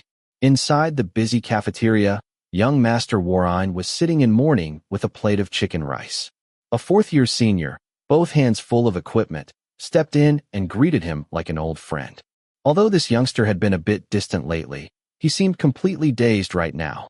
An emotionless answer made Sam turn to look at the other kid. Sky, what's wrong with your friend?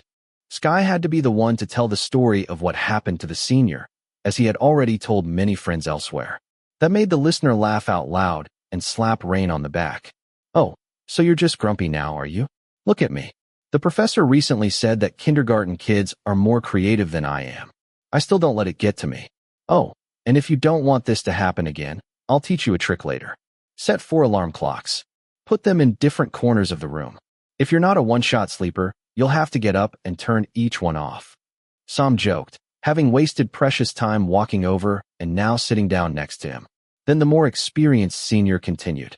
I'm not trying to rub it in, but here's a tip from a senior. No matter how bad the work is, it's always better to send it to the professor and let him go off on a rant, rather than not sending it at all. I know, Phi. I'm not thinking about that so much. I didn't want to disappoint him. The professor just made you see what you should be focusing on. He doesn't mean he's going to hate you.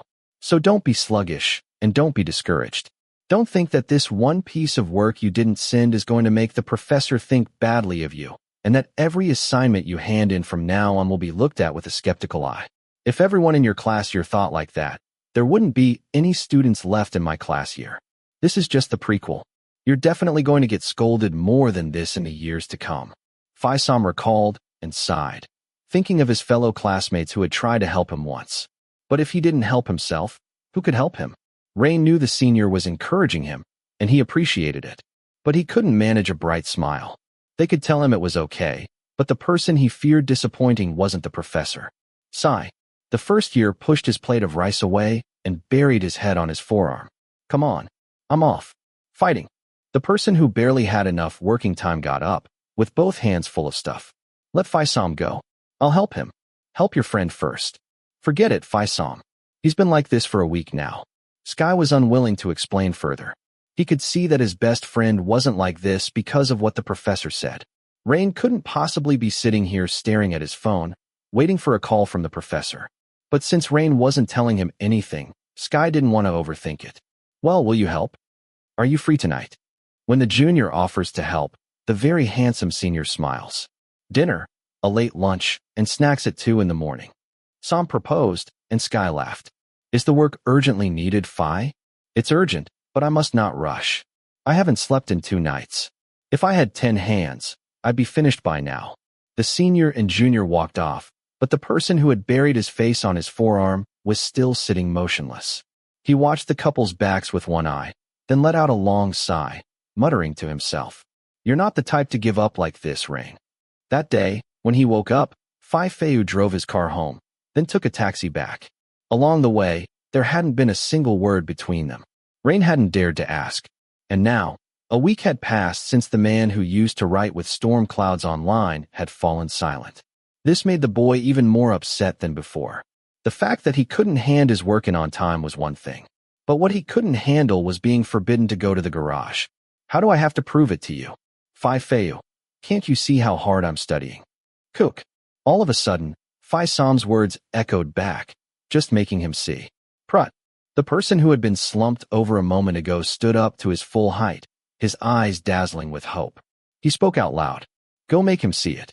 He had figured it out. Both hands quickly gathered his things, and he grabbed his plate of chicken rice, ignoring the many pairs of eyes that turned his way, then turned back to normal as if Rain's abrupt actions were nothing unusual. That was it. At the end of the semester, people tend to lose their minds. Someone just starts talking to themselves. It's a small thing. Even before leaving the house, Warren had gathered 100 cheers of encouragement for himself. But the closer he got to his destination, the faster his heart raced with fear. So when the little car came to a standstill at the garage, the courage gathered over several days evaporated, turning into uncertainty. Should he really be here? Don't come here again. Don't think about it. Rain shook his head vigorously, gathering his things from the car. At the same moment, someone from the office opened the door. Pop. The shaken boy called out with joy, but had to swallow every word in his throat. A pair of sharp eyes flickered towards him, looking surprised for just a moment, before turning cold. Then they went back to speaking with the mechanic, without even a thought of greeting him. The unfamiliar gesture almost drained all the strength from his hands. No. Don't you dare give up. The person who never gave up easily took another breath. He didn't dare approach the man in the dark blue work suit. But he didn't back down either. The small figure simply went straight into the office, raising his hand to greet the elders who welcomed him, noting that he had disappeared. Phayu, may I sit in the glass room? Sorry, Rain. Phayu said that if you come, we shouldn't let you go in. Phayu looked embarrassed and glanced outside, where he could see the garage's owner looking at the Aprilia machine. It's okay, Phayu. What about in this room? Rain forced a smile, but became even more upset when the other party shook his head. Customers come in and out. Phayu said I shouldn't let you sit here. So, can I just borrow a chair? Seeing that the request wasn't much, Aeon nodded and walked over to pick up a plastic chair for him. Even he was surprised at what the boy would do with it. Rain thanked him, lifted the chair along with his laptop bag, stepped out of the office, and looked left and right for a quiet corner. When he saw there were no people on the other side, he walked over and set himself up. He placed the chair down, lowered himself onto it, and opened his trusty notebook to work. An image that caused many technicians to turn and look at Phayu as well. Of course, it was hotter outside than it was in the air-conditioned office. Sweat began to seep across the entire pale frame of his face, drenching his back. But the boy didn't care.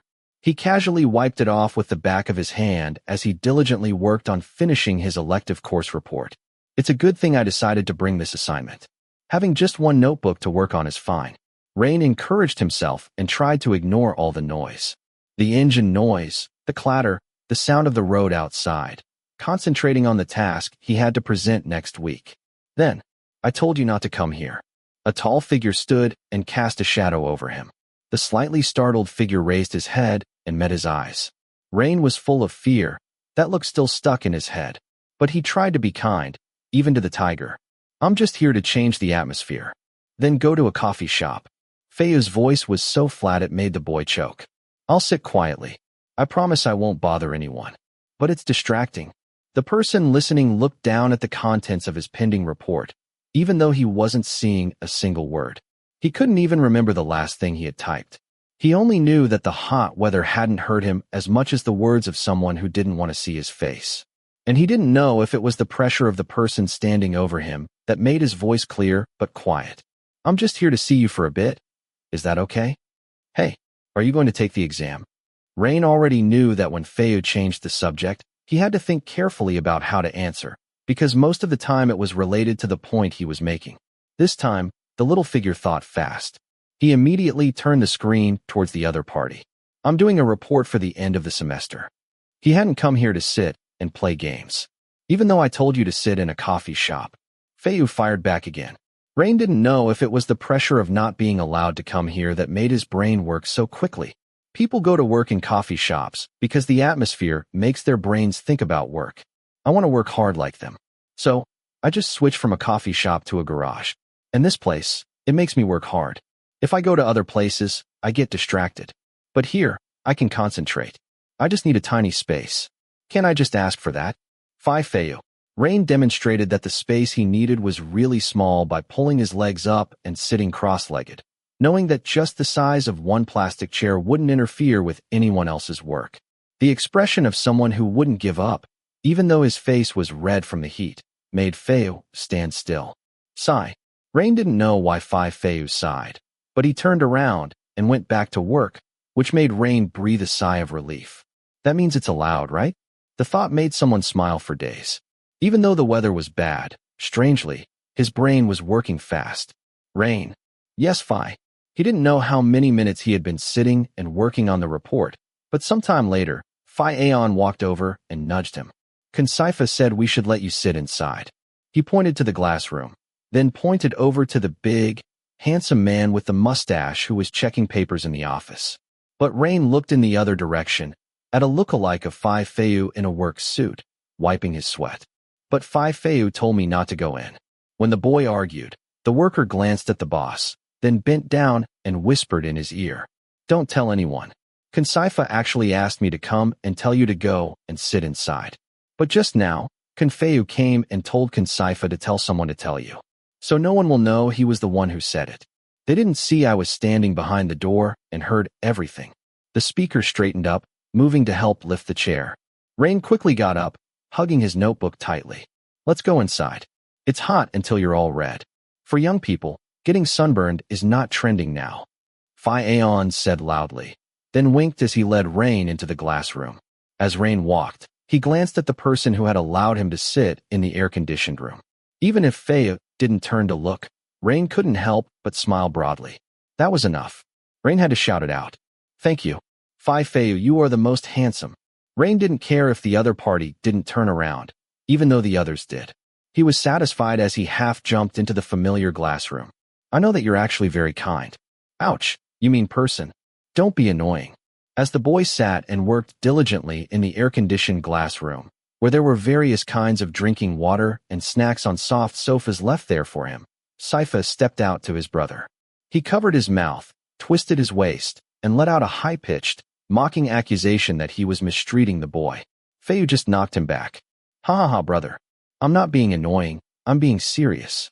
Saifa came back to stand with his arms crossed, smiling broadly and in a good mood. But he didn't bother to warn his brother. Whatever you're trying to teach him, don't be so mean, or the boy will run away from you.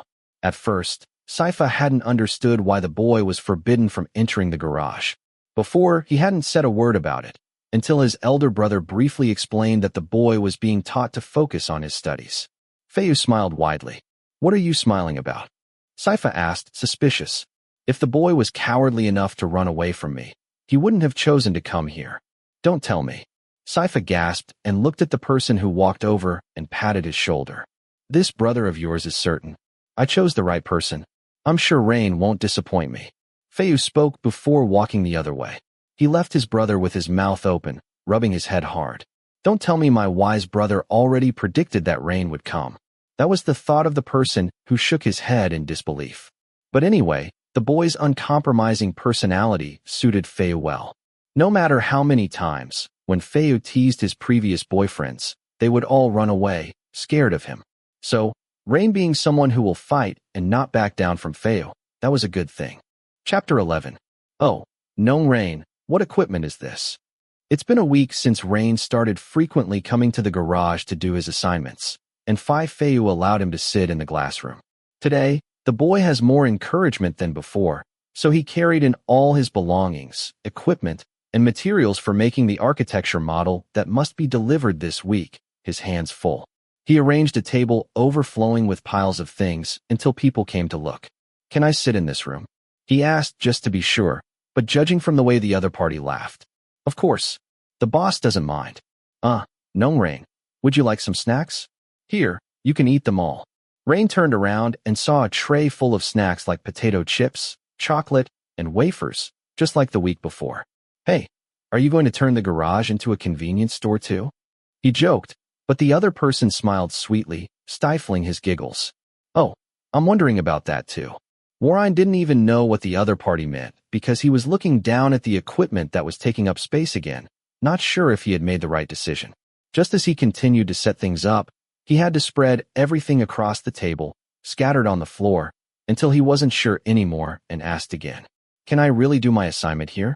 Of course, because someone can't stand seeing someone sitting in the sun, getting disturbed by the engine noise, and shouldn't have to smell the engine oil. It wasn't the garage worker who answered, but the younger twin who walked into the room. Rain turned to look. Hello, Phayu. The boy quickly raised his hands in salute and tried to keep the equipment on the floor as minimal as possible while the big man walked closer to the table, laughing loudly. You don't have to pick it up. Just get to work. Hey, when I see you, I think of the days when I helped Phayu cut boards and pieces of stuff. I study engineering, but believe me, I can make a model that's almost as beautiful as an architecture kid's. Phayu said that with a clear voice. The person who was listening turned abruptly, his eyes wide, clinging to the sofa, wanting to know more about the other person. Phayu ever asked you to help him, Phi? Ha, of course. At some point in second year, Phayu got too caught up with the big bike upgrades and couldn't keep up with schoolwork. Me and another friend in engineering had to sit and help him cut the model until morning. Then we had to study for an exam. We looked equally bloody awful, like someone from a street gang. Cypher explained, feeling fond of the bright-eyed boy, so he talked a bit about himself. Is there anything I can help you with? My skill might be a bit rusty, but I'm sure I won't be a hindrance. The person who was speaking rolled up his sleeves and prepared to come down and help. But Rain quickly shook his head. It's okay. I'm being considerate. Besides, I want someone to see that I can handle my assignments myself. At the end of the sentence, there was a hint of sarcasm.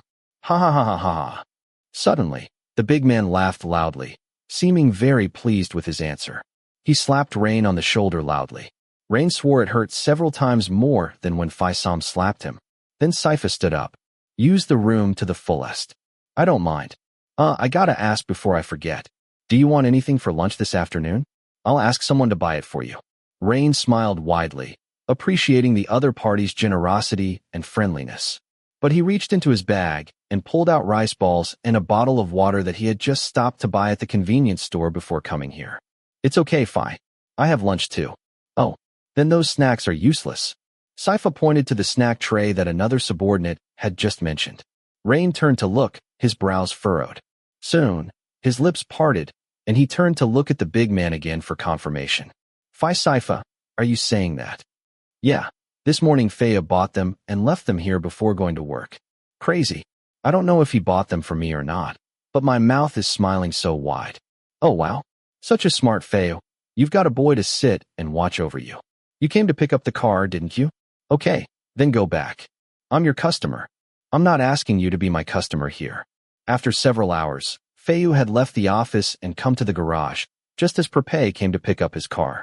As soon as they saw each other, the skilled racer who worked in his father's electronics company during the day teased and turned to look at the glass room where he could see Rain crouching down and working. When Phayu replied indifferently, Prepay laughed at the sting. But your specs are like this, right? A guy with white skin and big eyes. When he saw that his friend wasn't joining the teasing party, he told another story that made Phayu shake his head. Not only that. And you? Why haven't you left? Phayu didn't feel like sitting and explaining to him that it wasn't just white skin and big eyes that made him want to develop something long-term with Rain. He could find a white-skinned boy with big eyes anywhere, but that person also had to be stubborn, like to win, not accept losing, and be super cute when teased. What matters doesn't need to be told to Prepay. I'm waiting for permission. Permission for what? Phayu raised his eyebrows and looked at his sharp-eyed friend. Prepay was quick to put his hands on his shoulders. Well, I still don't want to die for stealing my friend's boy, but I have a few things to ask your boy. At first, I was going to go up to him, but then the boy turned around, looked at me, and scolded me, asking someone in the garage who this old bastard was.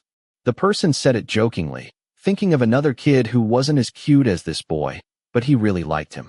Until now, no matter who he fooled around with, he couldn't forget that hot night. Sigh. It's sad when he thinks about it. You should have secretly stolen that boy's number when the hot boy was taking a shower. Pei sighed again, but was startled when he met Phayu's eyes. You can see that boy is working on his assignment. An adult who knows how to think should know not to disturb him. Well, you don't have to scold me that much. Give me 2 minutes. Pei did not hesitate to negotiate. Phayu smiled coldly, crossed his arms, and said calmly, "Did you know? Sometimes a racing car can just have a problem with the brakes not working, ending up in a crash. Okay, I'm going back. Hold on. When is he going to be finished with his assignment? I'd better stop by again than to ask him. I'll see you later." A racer who loves speed as his soul knows not to anger the mechanic who runs high-speed vehicles. Otherwise, your favorite infernal speed might unwittingly lead you on a tour of hell. Pei smiled broadly, changed his words, and went straight to the big bike that he had bought for a ride, not a real race, and turned the engine away. Don't let Phayu get angry. It's better. Of course. He's so jealous. As Phayu turned to look into the glass room where the boy was focusing on his assignment, his cold eyes softened for a moment, and his lips curved up into a charming smile. This one is adorable in another way. When Rain is not stubborn, not naughty, not sulking, he is cute. Or maybe, no matter what time it is, I think Rain is just too cute. It was around 4 o'clock in the afternoon when the sun was setting down. A bright orange light shone everywhere, and it shone into the glass room where someone was wearily leaning on the couch, a person who had been hoping to rest his eyes for a moment but had fallen asleep somehow. This was the scene that made the big man smile at the corner of his mouth.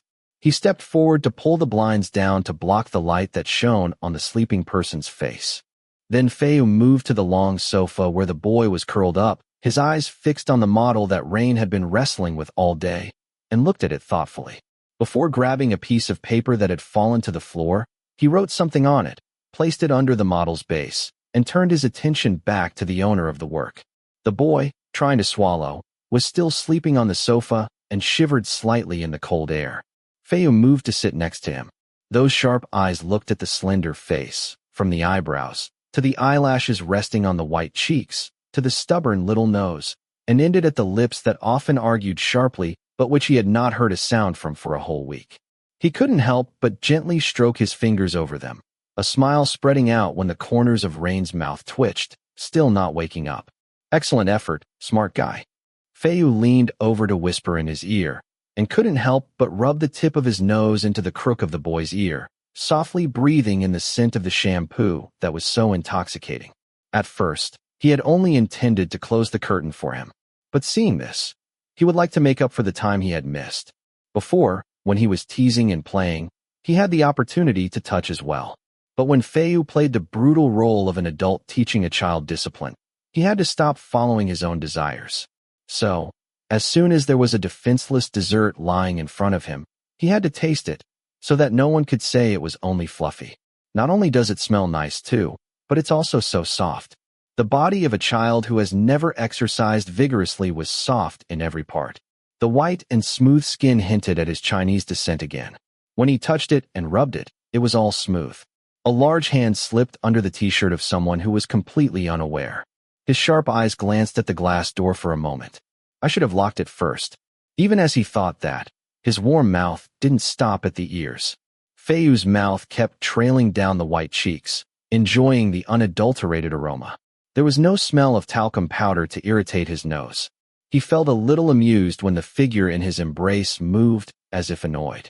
So, he pulled up the hem of the t-shirt that was concealing too much. Cold. The boy who was sleeping brushed his hand away. When the sleeper resisted, he couldn't help but move. This time, his hand came over the chest. That was a terribly wrong idea. Phayu cast his gaze across the defenseless neck down to the pile of fabric that had been pushed up together. But it was lower than that, which made the grown man's mind overwhelmed by the devil's heart. The white chest with light-colored little nipples adorning both sides attracted him.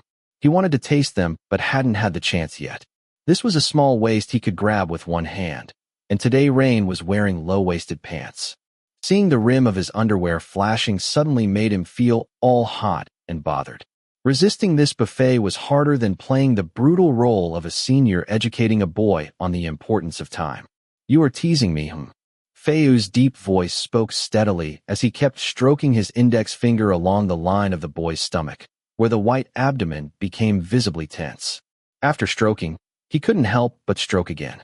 The tip of his index finger flew to the edge of his pants, then climbed back up to the center of his chest. He looked at the frail boy, wriggling his body with satisfaction. His sharp face leaned down to press a kiss on the smooth skin, but, Phayu, what are you doing?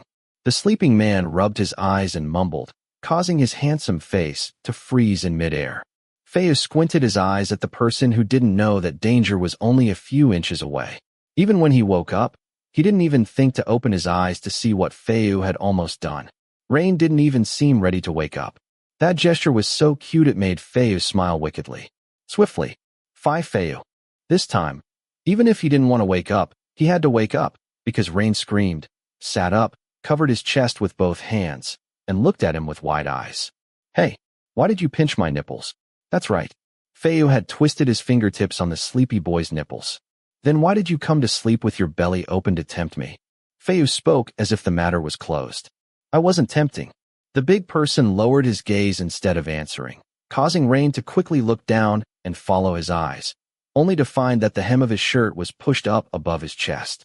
He quickly pulled it back down and wanted to cry out loud, but Rain could only make his face flush and his heart pound, his mouth twitching. You assaulted a sleeping person. How do you know I assaulted you? When I came in, you were already sleeping with your belly open. Not true. You assaulted me. You mean you were awake? No. In the end, Rain's voice kept getting weaker and weaker. As Phayu let out a smile, it was comforting to see Rain's face reddened, and despite the gritted teeth and biting gesture of the other party, he didn't dare to argue. His two hands wrapped tightly around his chest like a virgin. It was so endearing that Phayu wanted to grab his legs, yank him down, and lay him on his back again. But the room full of unfinished work was enough to give him some peace of mind. He knew he shouldn't bother someone who was working, but he couldn't help but continue the conversation. Since when did you know? Rain was silent, but turned his head to stare at the wall, showing his embarrassment. Oh, no answer. That means you want me to replicate the situation again. Hey, why are you grabbing my leg? Let go. Let go. The person who leaped to the other side of the sofa screamed and tried to pull his leg back when Phayu grabbed his ankle. His eyes widened. He understood what the word replicate meant. Phayu would do it again. I told you I knew when you pulled on my shirt. Rain knew that someone like Phayu could actually do it. That time when he had used curse words, he had dragged him into the bathroom and touched and kissed and rubbed him all over. If he didn't confess, wouldn't the whole garage see what they were doing? Whoa! Thinking about the people in the garage, he suddenly turned to look at the clear glass, at what was outside. Even if I do something to you, Rain, no one will see. The brief moment of turning his attention the other way was enough for Phayu to quickly crawl over his body. His sharp face leaned down to the side of his neck once more. He whispered in a low voice to Rain, who stiffened, wanting to raise his leg to kick the other party. But he was afraid that Phayu would get hurt, so he only screeched and screamed helplessly. I already answered when I woke up. Let go. Let go, hey. He didn't know why, but Rain had never pushed Phayu away, even in a situation like this, not even once. He wasn't sure if he couldn't fight the strength, or if it was because he had lost to those sharp eyes that stared at him to the point where he couldn't resist. The person who stared into his eyes glanced at his mouth and came closer until he could smell his breath. So, that means, Rain, you didn't wake up in time. Phayu whispered in his ear, causing the boy to close his eyes tightly. In fact, he hadn't heard Phayu's voice this close for more than 2 weeks now. Last week he had only heard a sigh, but now that he heard it again, his heart was working so hard he feared the other party would hear it. His hands trembled, and his mouth didn't even open because he had already tightened his jaw. He didn't think Phayu would really kiss him. This was the thought of the person who narrowed his eyes a bit, and then quickly closed them again because Phayu was smiling so handsomely. Rain, would you like to hear what I said while you were asleep? Rain wanted the other party to step back a bit. For now, he could only hear the rumbling of his heart, his blood rushing, and he feared he might faint. But his spiky head pressed down with a couple of affectionate giggles, and that made Phayu grin even more. I said, Bang. Phayu, are you here? The sweet and gentle atmosphere was destroyed by the handiwork of Saifa. The younger twin stood still in front of the door, looking at his elder twin brother who was straddling the 18-year-old boy, their faces just a few inches apart, their mouths already touching. He didn't need any explanation to know that he had come at the wrong time. Therefore, Saifa took one step back. Sorry. Saifa just said that and immediately closed the door. So, should we continue? Phayu, you're crazy. Go away. Phayu acted as if nothing had happened. He moved closer than ever to Rain's warm face, to the point where you could fry an egg on his shoulder. Rain howled in utter shame, but before he could resist any more, creak. Oh, I forgot to say that you should lock the door. Creak. Bang. Saifa opened the door again, gave that helpful warning, also pressed the lock from the inside, and closed the door tightly. The boy almost wanted to disappear into thin air. The image of a boy sitting stiff, red-faced, with an invisible spirit practically floating out of his head, looked adorable. Phayu laughed loudly and decided not to let the boy blush any more than this. His warm mouth gently touched his forehead, and then he was the one who pulled back on his own. Rain was stunned, and even more shocked when Phayu continued. I think you've tried your best. Good job. Rain didn't think he would ever get a compliment from this person. But now Phayu was really watching him. His heart fluttered, looking up into his eyes. A hand caressed his forehead gently. Keep trying. I'm not annoyed anymore. The person who had harassed the boy for several minutes finally stepped out of the room, leaving only the red stone statue that sat frozen, one hand on his forehead, eyes wide, mouth hanging open. It was several more minutes before Rain moved to cover his face with both hands. Damn it, I'm so embarrassed. In this situation, he didn't know who to scold, but he was very, very shy. Phayu probably thought that the boy's heart wasn't beating fast enough, because when Rain was conscious again, he was going to go back to work. He saw a note that suggested his model had several strengths and weaknesses and instructions on how to fix them. He unconsciously hugged that piece of paper to his chest, and his heart swelled up until he was afraid it might fly away. He hadn't misinterpreted what Phayu's actions meant. He cared. Fight, Rain. This time, the fire was blazing. His eyes clearly showed determination. His strength came back, more potent than an overdose of Red Bull. Right now, Rain was unaware that Phayu was influencing his heart more and more. The end of the semester was already a hellish time, and by the end of the second semester, it escalated even further, with a population of the undead and hordes of zombies swarming through the faculty. Not taking a shower was normal, talking to yourself was common, and even if the exams were over, some projects were not finished yet. At this time, many first-year students were sitting and waiting for the professor to come and check their work with anxious hearts. How do you think it will turn out? I don't know. I did my best. Rain answered Sky's question with a long sigh. After the encouragement from Phayu, another 2 weeks had passed. It was time when Rain refused to show his face to see him. But he was doing what the other party said, taking responsibility for his duties well.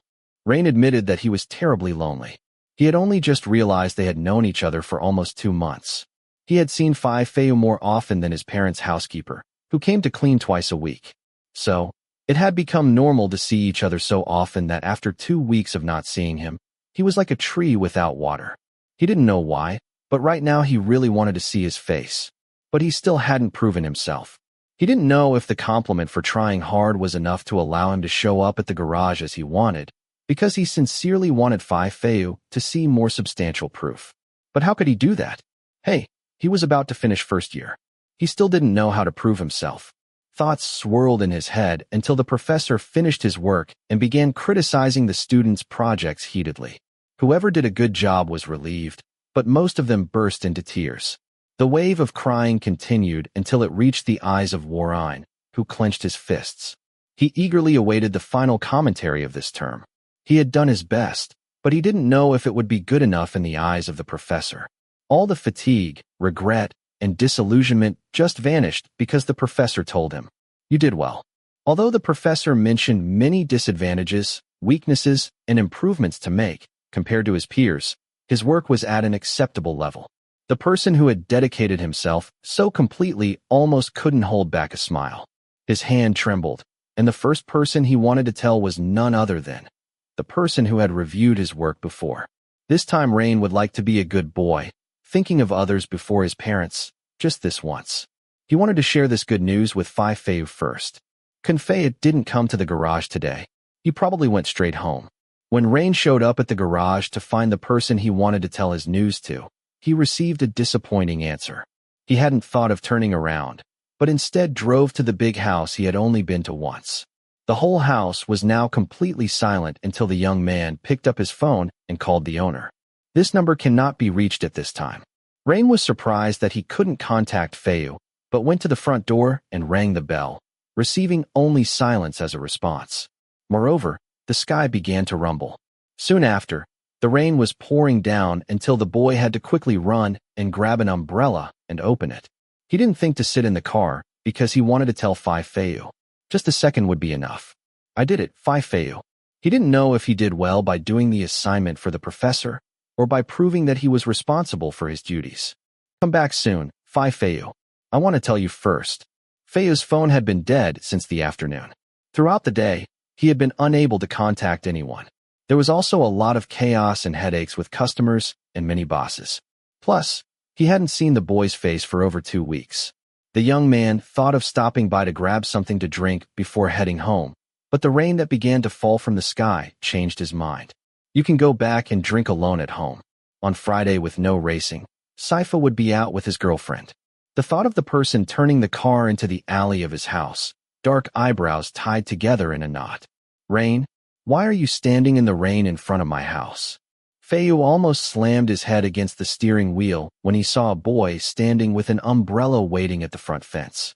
The small umbrella couldn't keep out the rain combined with the wind, so his hair was wet around his face, his shirt was half soaked, but the one who stood there dripping wet grinned, running straight to the door of his car. Phayu, you're here. What are you doing here? Why didn't you wait in the car? He spoke scoldingly, but Rain wasn't sad. He grinned, excitedly talking. Phayu, you said I have to prove to you that I can take responsibility for myself. I can do it. Today the professor complimented me, said my work was good too. I wanted to tell Phayu first. Rain spoke with such joy. He hadn't thought that a few words had already stunned the big man. Tell me, I am the first person you told. Huh? Hey, I came straight from the university and went to see you at the garage, but the guy said you didn't go in. I came to wait for you here because I wanted to tell you first. Phayu, please see me. I did good, right? The boy smiled innocently, just wanting to tell the other party some good news. But all of that made the person who was listening feel his heart beat so fast, it almost exploded. Phayu's patience broke at that exact moment. Come here, good boy. Hey, Phayu. Phayu turned off the engine, stepped out of the car, indifferent to the pouring rain. He took the little man by the arm and pulled him into the house without wasting a moment, leaving the car parked where it was. He wanted to deal with this boy who made his heart flutter like this, right now. If today he doesn't make Rain his, then don't call him Phayu. Chapter 12. As the rain outside drenched and pitted against the windows, inside the bathroom, the sound of rushing water hit the tiled floor, the warm mist fogging the glass until it was white. It wasn't the warm water that made his pale skin flush pink, but the strong palm of the person hugging him from behind. Phayu, I can take a shower by myself. Shouldn't you be calling yourself Rain? Just don't touch me. Warren could only wriggle in extreme embarrassment as the elder whispered in his ear, repeatedly attacking his weak spots, stroking his large hands all over his body. Don't even bother asking if he wanted help with the shower. A dictator. The little boy thought back to when he was dragged into the house. He was confused at first, then that confusion turned to panic when he was pulled into the bedroom. But before he could even get his bearings, Phayu stripped off his shirt and threw it in one direction, then forced him out of his pants and tossed them to the floor in the other. Even his last fortress had held for a long time, but the moment he refused. Phayu, what are you doing? The big guy grabbed his shoulder. He didn't smack his bottom this time, though. He pulled his underwear right off his body. Then he dragged him into the shower until he was in this state. Not touching. How can I help you take a shower then? I can shower by myself, Phi. So get out. Rain didn't even understand how telling his good news had turned into being held captive in the shower. Phayu spoke as if the matter was settled. I got soaked in the rain. If I'm not quick to shower, I'll get sick. So, you take a shower first. I can shower later. The boy, wanting desperately to find something to cover his wildly beating heart, tried to bolt from the bathroom, but was caught firmly by the arm. The other party grabbed the shower head, and sprayed his head until he had to quickly shut his eyes. No, we're both already in here. Besides, who told you to stand out in the rain? I don't know how long you were out there, but you're drenched. You have to shower and wash your hair. He didn't know what to be worried about now, but he should have known that a stubborn, overbearing kid from architecture wouldn't do a single thing to him. Well, I wanted to come and tell Phayu quickly. Then do it right here. Huh. Rain couldn't hear well, and made the mistake of opening his eyes to look at him, just as Phayu started rubbing shampoo into his hair. Ugh, cough. Phayu, the water's getting in my mouth. Then just stay still. Rain wanted to argue. Why don't you just let me shower by myself and be done with it? But experience taught him that struggling against this touchy hold was exhausting. If he grew impatient, the teasing senior would only ramp it up. It was easier to stand still, his hands held protectively over his target, letting the other do what he wanted. Even though his whole body was already burning hot and his heart was about to explode. Since birth, even when he was in the red camp, he had never showered completely naked with anyone before, but this. The little figure opened his eyes and caught a flickering reflection in the frosted glass. He admits Phayu is handsome, but he only just saw the naked body for the first time. Rain didn't know where Phayu found the time to exercise, but the wide chest full of thick muscles, the beautifully sculpted abdomen, and where that waistline led to. Yeah, that's it. He did not dare look below that. Let's just say if just looking at the top half could give him a heart attack, who would dare glance below the navel? Handsome bastard. All of that, combined with the sharp face and the hair falling loose, heart palpitations. You don't even need to let your hair down. Just when you put that smile on your lips. I'm done for. Huh. What's wrong? Nothing. If Rain hadn't been holding his hands firmly over his private parts, he would have covered his face in embarrassment. Because Phayu is handsome, good-looking, and tall. And just look at himself. A plain, thin face, and he's short. Who would dare show off their body next to the man washing his hair for him? No, I'm normal, but Phayu has no shame. Besides that, I feel dizzy. Lower your head. Close your eyes. Rain was quick to follow orders, anything that might get him out of this bathroom a minute faster. As he closed his eyes, a stream of warm water poured over his head, accompanied by a large hand that gently massaged his scalp, so unlike the man who gripped screwdrivers in the garage. He was like a different person. But then Rain grew even more tense, because whenever the other party moved, warm skin rubbed against him. Like now, Phayu's elbows were brushing against his shoulders, his back was burning hot, and he had no idea what was pressed against him from behind. I don't know, and I don't dare to turn around and look. Swiftly. What are you touching? Fine. If I don't touch you, how can I help you shower? Quiet. Rain opened his mouth to argue, but had to shut it. The big man used both hands to smear soap over his body. He started rubbing the soap across his chest. Gee. The boy quickly bit his lip tightly, holding back the groan that threatened to escape his throat, his face flushing bright red. When those foamy palms rubbed over his chest, his stomach tensed every time. When Phayu's palms brushed against his erect nipples, his breath grew heavier and his body heated up, while something that shouldn't have been awakened began demanding attention. Enough. Phayu. That's enough. I'll shower. Let me shower myself. Rain tried to grab the other's hands. Why? So you don't play with my ears. The little boy thought as he turned his head away, the deep voice whispering far too close to his ear, the tip of a nose brushing past his eardrum until he was overwhelmed with heat. And where had that broad chest pressed against his back come from? Phayu, I'm not playing. I'm really not playing. Now his brain wasn't working, his heart was fluttering, and his body was so hot he couldn't speak clearly. This time, I'm not joking.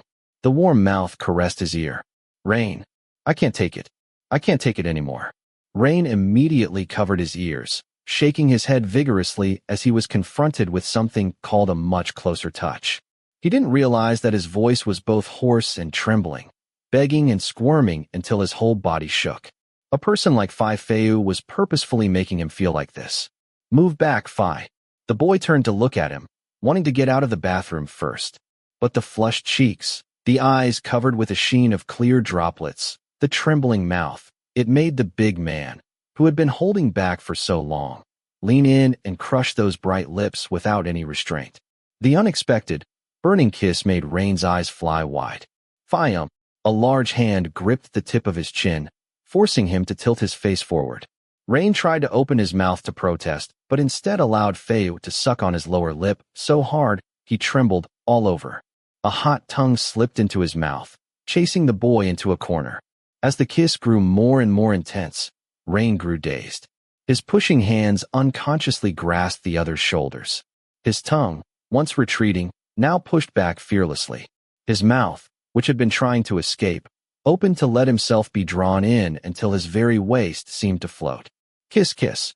Now the little figure could only hear the sound of their kiss echoing throughout the bathroom, raging like madness, tearing away every restraint. But Phayu wouldn't let him catch his breath. He would withdraw the kiss, let the boy who couldn't breathe pull air into his lungs, and then crush their mouths together again and again until the person receiving the kiss trembled, leaning against his chest, exhausted. I'm exhausted, but everything else is so awake. And that's enough. The boy used the last of his strength to push away. Phayu agreed to withdraw the kiss. Because Phayu alone. Because Phi. What's wrong, Rain? Once his lips were free, Warine covered his face with both hands. Phayu asked, a bit shocked, then grew still when the person in his embrace glanced downward. That cute, manly part was now reddish pink and hardening. Because of you. Rain shouted to cover his embarrassment, but it was too late. His cute member was awakening and growing hard. Phayu was still for a moment, then, swiftly. Phayu. Let go. No, I'll fall. Phayu. The big man turned off the water and scooped the boy's body into his arms. Not listening to the dizzying noise, he stepped softly into the bedroom, laid Rain upon the soft mattress, and straddled his body without a thought of wasting time. The small figure turned his head away, lying awkwardly curled up, his eyes closed, both hands covering his face, but still splitting his index and middle fingers to leave gaps. The opening was wide enough for him to see a sight that made him swallow hard. Phayu's face as he had never seen it before. A frenzied face that looked wild, savage, eyes as sharp as fire, teeth clenched, and the hair that was usually tied at the nape of his neck now falling loose around the sharp planes of his face. It didn't soften his features at all. On the contrary, he looked even more powerful, fiery, and fierce, like a predator ready to crush its prey. Phayu. Rain called out to him. Swiftly. Phayu pulled Rain's pale hand and placed it on the clothed, hot part of himself that was no different from Rain's own. Rain, me too. I am hard, just like you. The voice that came out was hoarse. Warren's eyes widened, and he tried to pull his hand back, but Phayu refused to let him pull it away from his hardened length. I didn't come to you for this. I just wanted you to know that the professor praised me. First, the boy tried to explain, his eyes fluttering open. Rain, it's because you act so cute that I can't stand it anymore. The person listening let his other hand fall away from his face. Is Phayu like this because of him? Then, don't stop, Phi. Rain flinched as the tip of a nose slid against his cheek. I can't take it anymore, my stupid boy. Phayu pressed a heavy kiss onto the pale cheek and circled back to his lips. Phayu. The kiss, seeming to continue from the bathroom, was intense and fiery, evoking an arousal the inexperienced man couldn't fight. His two hands lay uselessly on the other's chest. Rain didn't realize that he had wrapped his arms around Phayu's strong neck, allowing his tall body to press down completely, leaving no space between them. Rain didn't know why he didn't resist, but he didn't want the kiss to end. 2 weeks had made him realize that he missed Phayu like crazy, and the touch of his body was replacing that thought, speaking louder than words. Right now, he didn't want to think about it anymore. Oh. The little figure moaned in his throat, looking up at the ceiling as Phayu's mouth trailed down into the pale crevice of his neck. He started as a hot tongue licked the tip of his chin, tracing over his Adam's apple and down to his collarbone. 2 hands roamed over the wet body. The owner of the bed didn't care if the mattress got soaked or not. He scattered kisses over his shoulder, mockingly gnawing at the tender flesh. The caressing that had left him pale was now bringing sweat seeping across his body. Hot breath, 2 legs brushing restlessly against the sheets. Ugh. Phi, don't. Phayu closed his lips over a light-colored nipple, licking it directly. The recipient trembled, his hands flying to Phayu's hair. He sighed, tears welling in his eyes as waves of sensation swept through him, leaving him dizzy. The tall figure continued his chase downward, kissing from the chest onto the belly, pressing his mouth to the flesh beneath the navel, squeezing both nipples with his hands. Rain shook his head impatiently, and the little figure let out a reluctant moan, then flinched, eyes widening as he tried to pull himself away. When Phayu ran his tongue along the sensitive part that was already awake. Phayu, don't arg, please, oh no. I can't take it. The tall figure not only refused to stop, but seemed to want to hear the moan even more. His mouth warmed and licked until that cute, hardening part was wet, devouring it with thirst. The person beneath him wriggled, both hands flying to grab the bed sheets, crumpling them in his fists. It was at that moment that Phayu grabbed his legs and gently parted them. Shoo, it's okay. The red face, shining with panic, made Phayu want to tease him, but he knew this was Rain's first time in anyone's embrace. And judging from that kiss alone, Phayu knew Rain had never even been with a woman. He moved up over him, hugging him fully, bringing their bodies close and slowly moving his hips. Is it good? Ugh, ugh. The scorching heat of the friction made Rain's whole body tremble. He didn't even notice the big man reaching for something in the drawer of the bedside table. Fup. No, Phayu. No. Then Rain panicked and tried to flee. He couldn't escape the arm snug around his waist. Rain kept moving his hips, his manly part rubbing against Phayu's, a feeling so good, while the other hand held his round bottom. What followed needed no words. In the quiet hum of the bedroom, the person who had just finished the battle a few hours ago slowly opened his eyes to the annoying rattle of something vibrating from the pile of his clothes scattered beside the bed. Squinting against the light, at first glance, he couldn't remember where he was until he moved. Ouch! Rain let out a loud cry, gripping his hips as a burning ache spread through his entire body. He lay still in bed for several minutes before realizing he had had sex. Well, I had sex with Phayu. The young man covered his face with both hands, opened his mouth but made no sound, and kicked his legs several times against the bed to vent his embarrassment. But he had to stop quickly when his whole body protested in pain. His brain brought the fresh memories flooding back. In the bathroom and in the bed, Phayu had taken him back to shower again, wiped him clean, and then they had ended up in bed once more. Rain didn't want to admit it, but he had loved it. If things heat up like that again, it probably won't just end in bed. The thought of the one who slowly lowered his hands and searched with his eyes for the culprit, but found only an empty bedroom. He didn't regret that after the battle he had lost his head. Now, let him come to terms with the fact that he had just lost his virginity. And not in the front, but in the back. How can a man with any chest at all give in so easily? Rain announced this to himself, choosing not to look at his own condition. Because he had liked women before and needed some time to settle his thoughts. To refute the fact that he was the one who had set out to flirt with a man and make him fall in love, he wasn't so stupid as not to know that something like this could happen. But he hadn't expected it to happen so quickly. If you ask him if he is sad, the answer is no. But if you ask him if he hesitates, he does. At first, he intended to make Phayu fall in love and then shake him off, to prove he could defeat someone like him. But now, the thought of shaking him off and throwing him away somewhere, just not seeing his face for 2 weeks made him miss him to death. When something good happened, he wanted him to know first. And when he let it happen, it should be clear enough. Rain had really resisted. Or at least he had tried to punch Phayu's face. But instead, between the moaning and groaning, he had said he was already his wife. Stupid. Embarrassing. His heart was enough to accept it, but his shyness didn't care about that. Just thinking about what to do, what to say, he didn't dare face him. A personality like Phayu would surely mock him. So he quickly got out of bed, dragged his aching body to find his clothes, put them on as quickly as possible before finding the cause of what had woken him up. Mama, 8 missed calls. Whoa, that was all it took. Rain's eyes went wide. He had forgotten to call home and tell them he wasn't coming back. At first, he hadn't intended to stay over, just to share the good news and go back home to sleep. Besides, whoever could have predicted this? Well, it was divine, and it was good. At least Phayu hadn't forgotten to use a condom. This time, Rain quickly called home and was met with a ringing sound. If you're not coming home, why didn't you call and tell me? Son, I was worried to death. His father and mother never forbade him from staying elsewhere. During exams, he crashed at the dormitory often, But he had to tell his parents first so they wouldn't wait up or worry.